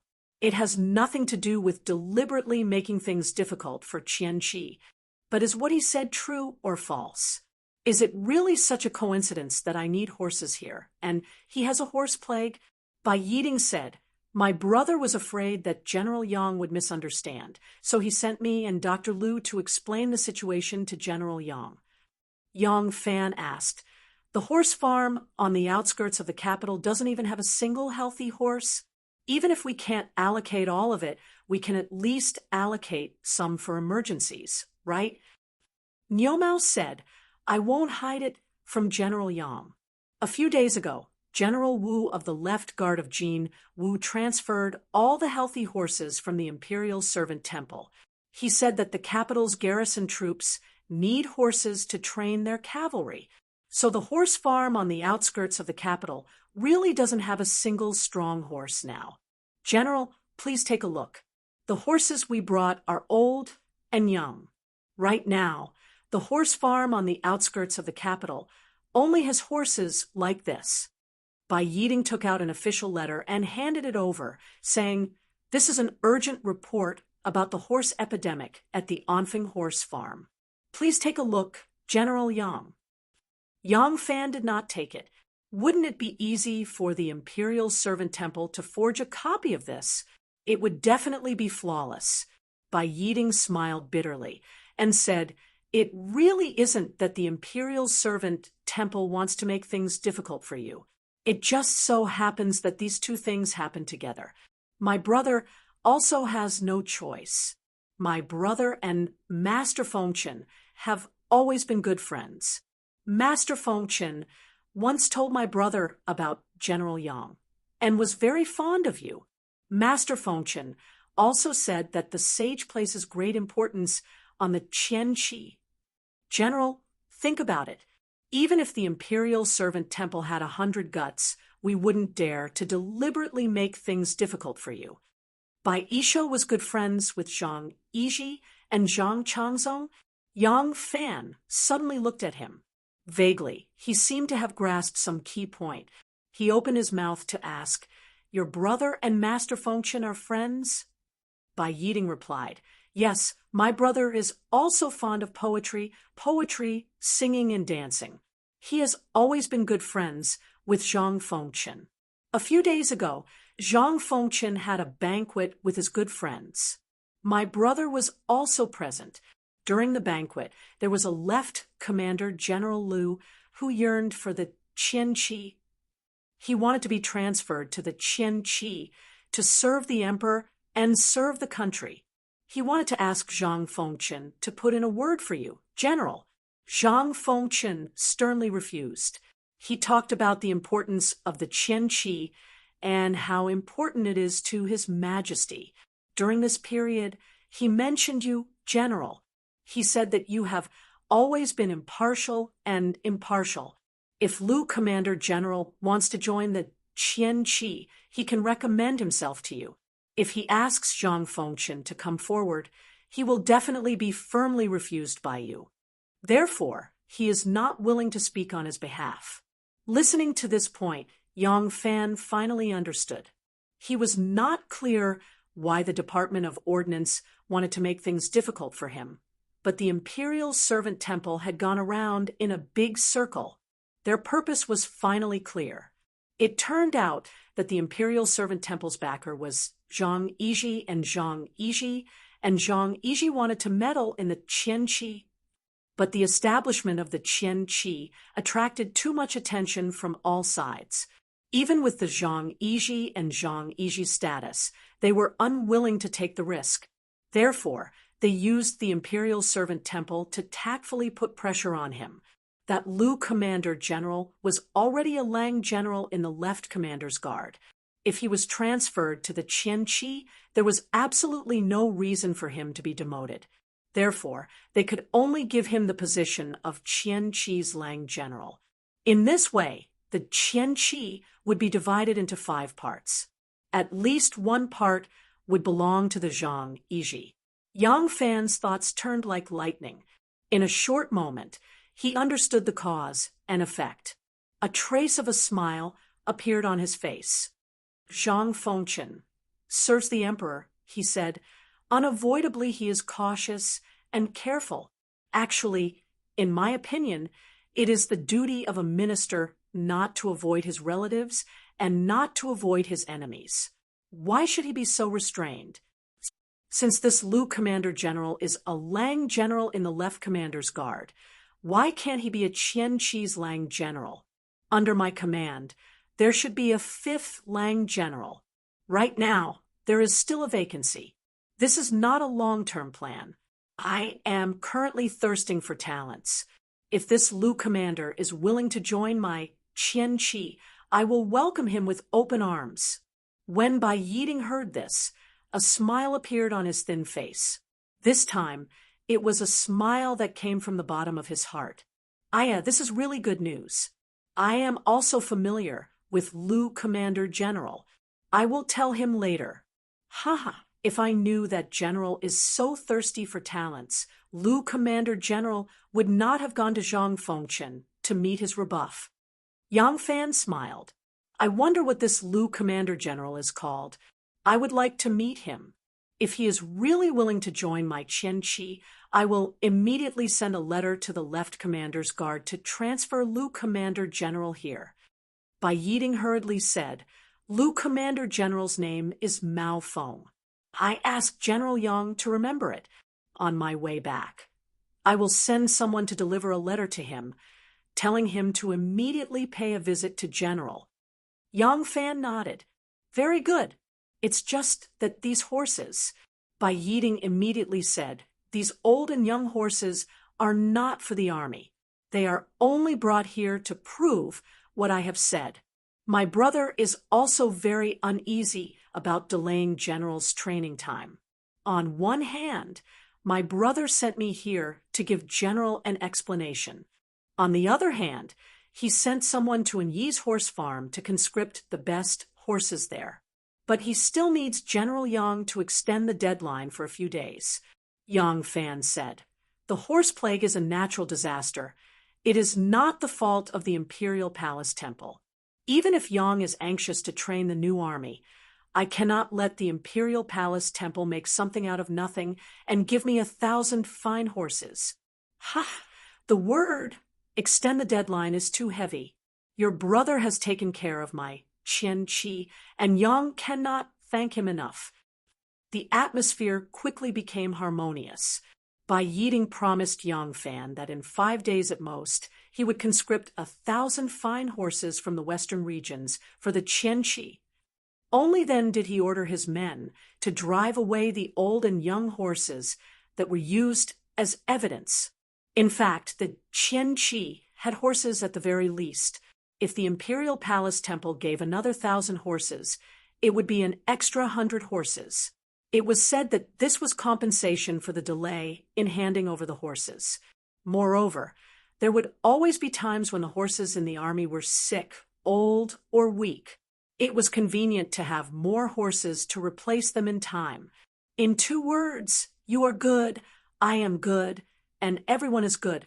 It was perfect and harmonious. Yang Fan sent Bai Yiding and Niu Mao away in a friendly manner. Su Liang snorted coldly and said, they are obviously using the horses to threaten General for a position. If General does not agree, I am afraid that the 1,000 fine horses in Yi's horse farm will be infected with the horse plague, as expected. Yang Fan smiled and said, I know, but I suddenly understand a principle.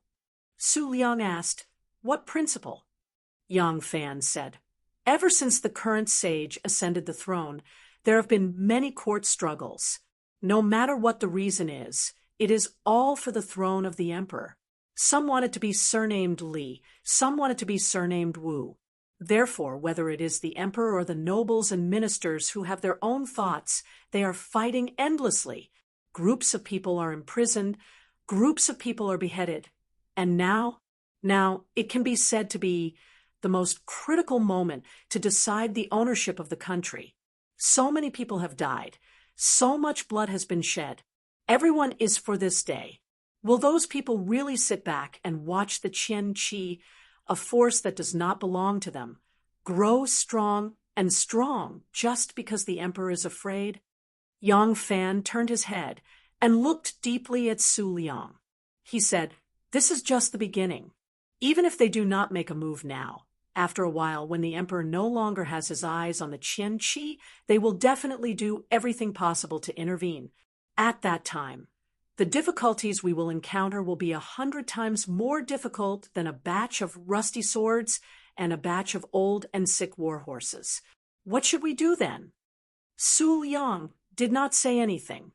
Yang Fan sighed and said slowly, I did not have to accept Zhang Yiji's request, because if the method I thought of can be successfully implemented, then whether it is the armor, weapons, or this batch of war horses, I can solve them all.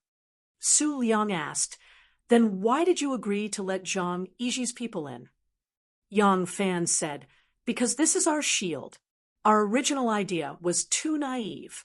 We thought that without any interference, we would close the door and build a force that belongs to us. Ha! It is easier said than done. Now that Zhang Yiji intends to intervene, it is a great opportunity for us. The Zhang brothers' intervention is the easiest for the emperor to accept. At the same time, we accept Zhang Yiji's people, so we can use Zhang Yiji as our strongest shield to resist the encroachment of any other party. Yang Fan patted Su Liang's shoulder and said earnestly, watching one surnamed Lu is better than all the other forces interfering. A small Qian Qi is like a forest of mountains, right? Chapter 8:51. Su Liang was suddenly enlightened. Yang Fan said, I originally planned to find someone to help me with what I want to do. I didn't expect the Zhang brothers to jump out on their own. It is more appropriate for the two of them to handle this matter than that person. I don't need to trouble anyone else, and can look for them directly. Su Liang was about to ask Yang Fan what method he planned to use to force the Department of Ordnance to submit, when Run Wei led a person over from afar, and called out, General Yang, this Mr. Li wants to see you. Yang Fan frowned, feeling a little displeased in his heart. It's time to set up rules in this military camp. How can anyone be casually brought in? Even if someone wants to see me, they should ask for my permission first. Now, they act first and report later. What's the point of reporting to me? But when he took a closer look, the trace of displeasure in his heart disappeared. This person was indeed not someone the Yuan gate guards would dare to stop. The middle-aged man beside Run Wei was dressed in a moon-white Confucian robe. He had no beard and a fair face. He was the head steward of Princess Taiping's residence. Li Yi. Yang Fan quickly went up to greet him. Opposite him, Li Yi had already cupped his hands and smiled. General Yang. Yang Fan also returned the greeting and smiled. Steward Li, long time no see. Why didn't you send someone to inform me, so that I could welcome you at the Yuan gate? Li Yi bowed and said, I am only a servant of my master. I don't deserve General Yang's personal welcome. General is now in the army and is at a critical moment of training the new army. I shouldn't disturb you. However, my master is preparing a banquet, and General is the main guest. Therefore, he sent me to deliver an invitation. General must attend. As Li Yi spoke, he took out an invitation and presented it to Yang Fan with both hands. Yang Fan was somewhat puzzled. Taiping invited him to a banquet? That didn't make sense. Taiping had always looked for him in the middle of the night when there was no one around. Ping, ping, pang, pang. It was a fierce battle between a dragon and a tiger. Even if they had something to talk about, it would be after the victor was decided, and then they would hug each other while drenched in sweat. Why was he so high profile today? When Yang Fan opened the invitation and read it, he immediately understood. Turned out Princess Taiping's invitation this time was to express her gratitude, to thank him for escorting her brother safely to the capital. Now that Yang Fan had completed his mission, the emperor had already rewarded him. However, as the person concerned, the Prince of Luling had yet to express anything, nor could he express anything. This soon-to-be crowned prince actually still had no authority. Moreover, at the crucial moment when he was about to be chosen as crown prince, he did not dare to express anything. This Prince of Luling always felt somewhat at a loss when it came to his mother, and he had no idea what he should or should not do. Thus, the best method was to learn from his little brother and hide in the East Palace, doing nothing. Under such circumstances, it was more appropriate for his younger sister to step in. First of all, Taiping was a woman. On the surface, she had nothing to do with the court or officialdom. Her representing her brother in holding a banquet to express her gratitude was purely a private matter of the Li family and would not cause too much of a stir or speculation. At the very least, if others wanted to make things difficult for her, they would not have sufficient reasons. In addition, she was Wu Zetian's most favored daughter. If her actions were not in line with Wu Zetian's wishes, she could go back to the emperor and throw a tantrum, apologize, and say that she thought she was clever. That would be enough, and she would not implicate her doormat brother. Although the court had announced to the world that a deputy counselor would go to Fangzhou to bring back the Prince of Luling's family, in reality, everyone in the officialdom knew that the Prince of Luling had returned to the capital first and had experienced many twists and turns along the way. They also knew that Yang Fan had played a crucial role in all of this. Otherwise, the Prince of Luling would have already been buried according to the Crown Prince's regulations, with grass growing on his grave. Thus, it was only right and proper for the Prince of Luling to express his gratitude to Yang Fan. Now that he had arrived a few days later than Prince of Liang's Wu Sanxi's banquet, it could already be said to be very unreasonable. However, considering the difficult situation of this future crown prince, it was reluctantly acceptable. But if he did not express anything at all, it would cause people to despise him. After thinking for a moment, Yang Fan nodded and said, "Thank you for your trouble, Steward Li. This general will definitely attend on time." It was not that Yang Fan did not consider Wu Zetian's reaction, but he did not bother to analyze what kind of reaction Wu Zetian would have if he attended the banquet of peace. In terms of understanding Wu Zetian's mentality and accurate views of the political situation in the court, Princess Taiping was much smarter than him. He was able to become the 1,000 Horsemen general, which was crucial to the future of the Li family. If he agreed to attend the banquet, it would have a detrimental effect on him. Princess Taiping would not hold this banquet of thanks at all. Even if she wanted to put on an act, she would certainly give him some hints in advance, telling him not to go. After receiving Yang Fan's reply, Li Yi happily left. Looking at his back, Yang Fan let out a bitter laugh, thinking, "I originally thought that I wouldn't have to trouble her with this matter, but who would have thought that she would come herself? It's fine. The Zhang brothers owe me a favor, so there's no need to rush them to return it. There will be a time when they will be needed." That Lu Maofeng, Commander Lu, seemed to have been waiting outside for a long time. Not long after Bai Yiding left, someone came to report that the left army commander, Lu Maofeng, had come to visit. Yang Fan received this Commander Lu. This person had a square face, sword-shaped eyebrows, a tall and sturdy figure, and a dignified appearance. After talking for a while, Yang Fan discovered that this person was both civil and military, and had both. No wonder he was valued by Heir Zhang, and was recruited by him. If this person's political background was not taken into account, he was really a rare talent for a general. Yang Fan had already made up his mind to use Heir Zhang as a meat shield to resist the 1,000 horsemen that might suffer from the encroachment of various forces in the future. So he immediately agreed to invite him to join the 1,000 horsemen as the right commander. Lu Maofeng was overjoyed and returned to the left army commander to make preparations. Yang Fan also immediately sent out a document to send him off to the left army commander. As soon as Lu Maofeng left, Yang Fan said to Su Liang, "There's still an opening for the position of commander. You and I have to seize the time to find a suitable talent. If we delay for too long, we can't guarantee that we won't be targeted by others.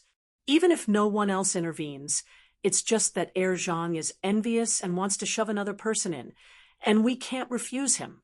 For now, it's better to have someone inferior than lacking." Su Liang nodded his head in agreement.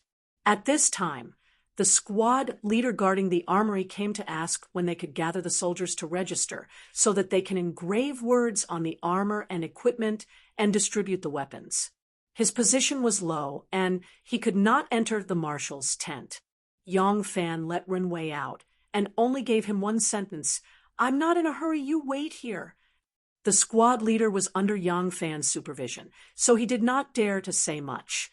Moreover, his future was in the hands of the ordnance supervisor, so he did not dare to disobey. The ordnance supervisor was pressing him hard, so he had no choice but to come and ask again and again. On the other hand, Yang Fan's side was always playing it down and did not care about the armor and weapons in the armory at all.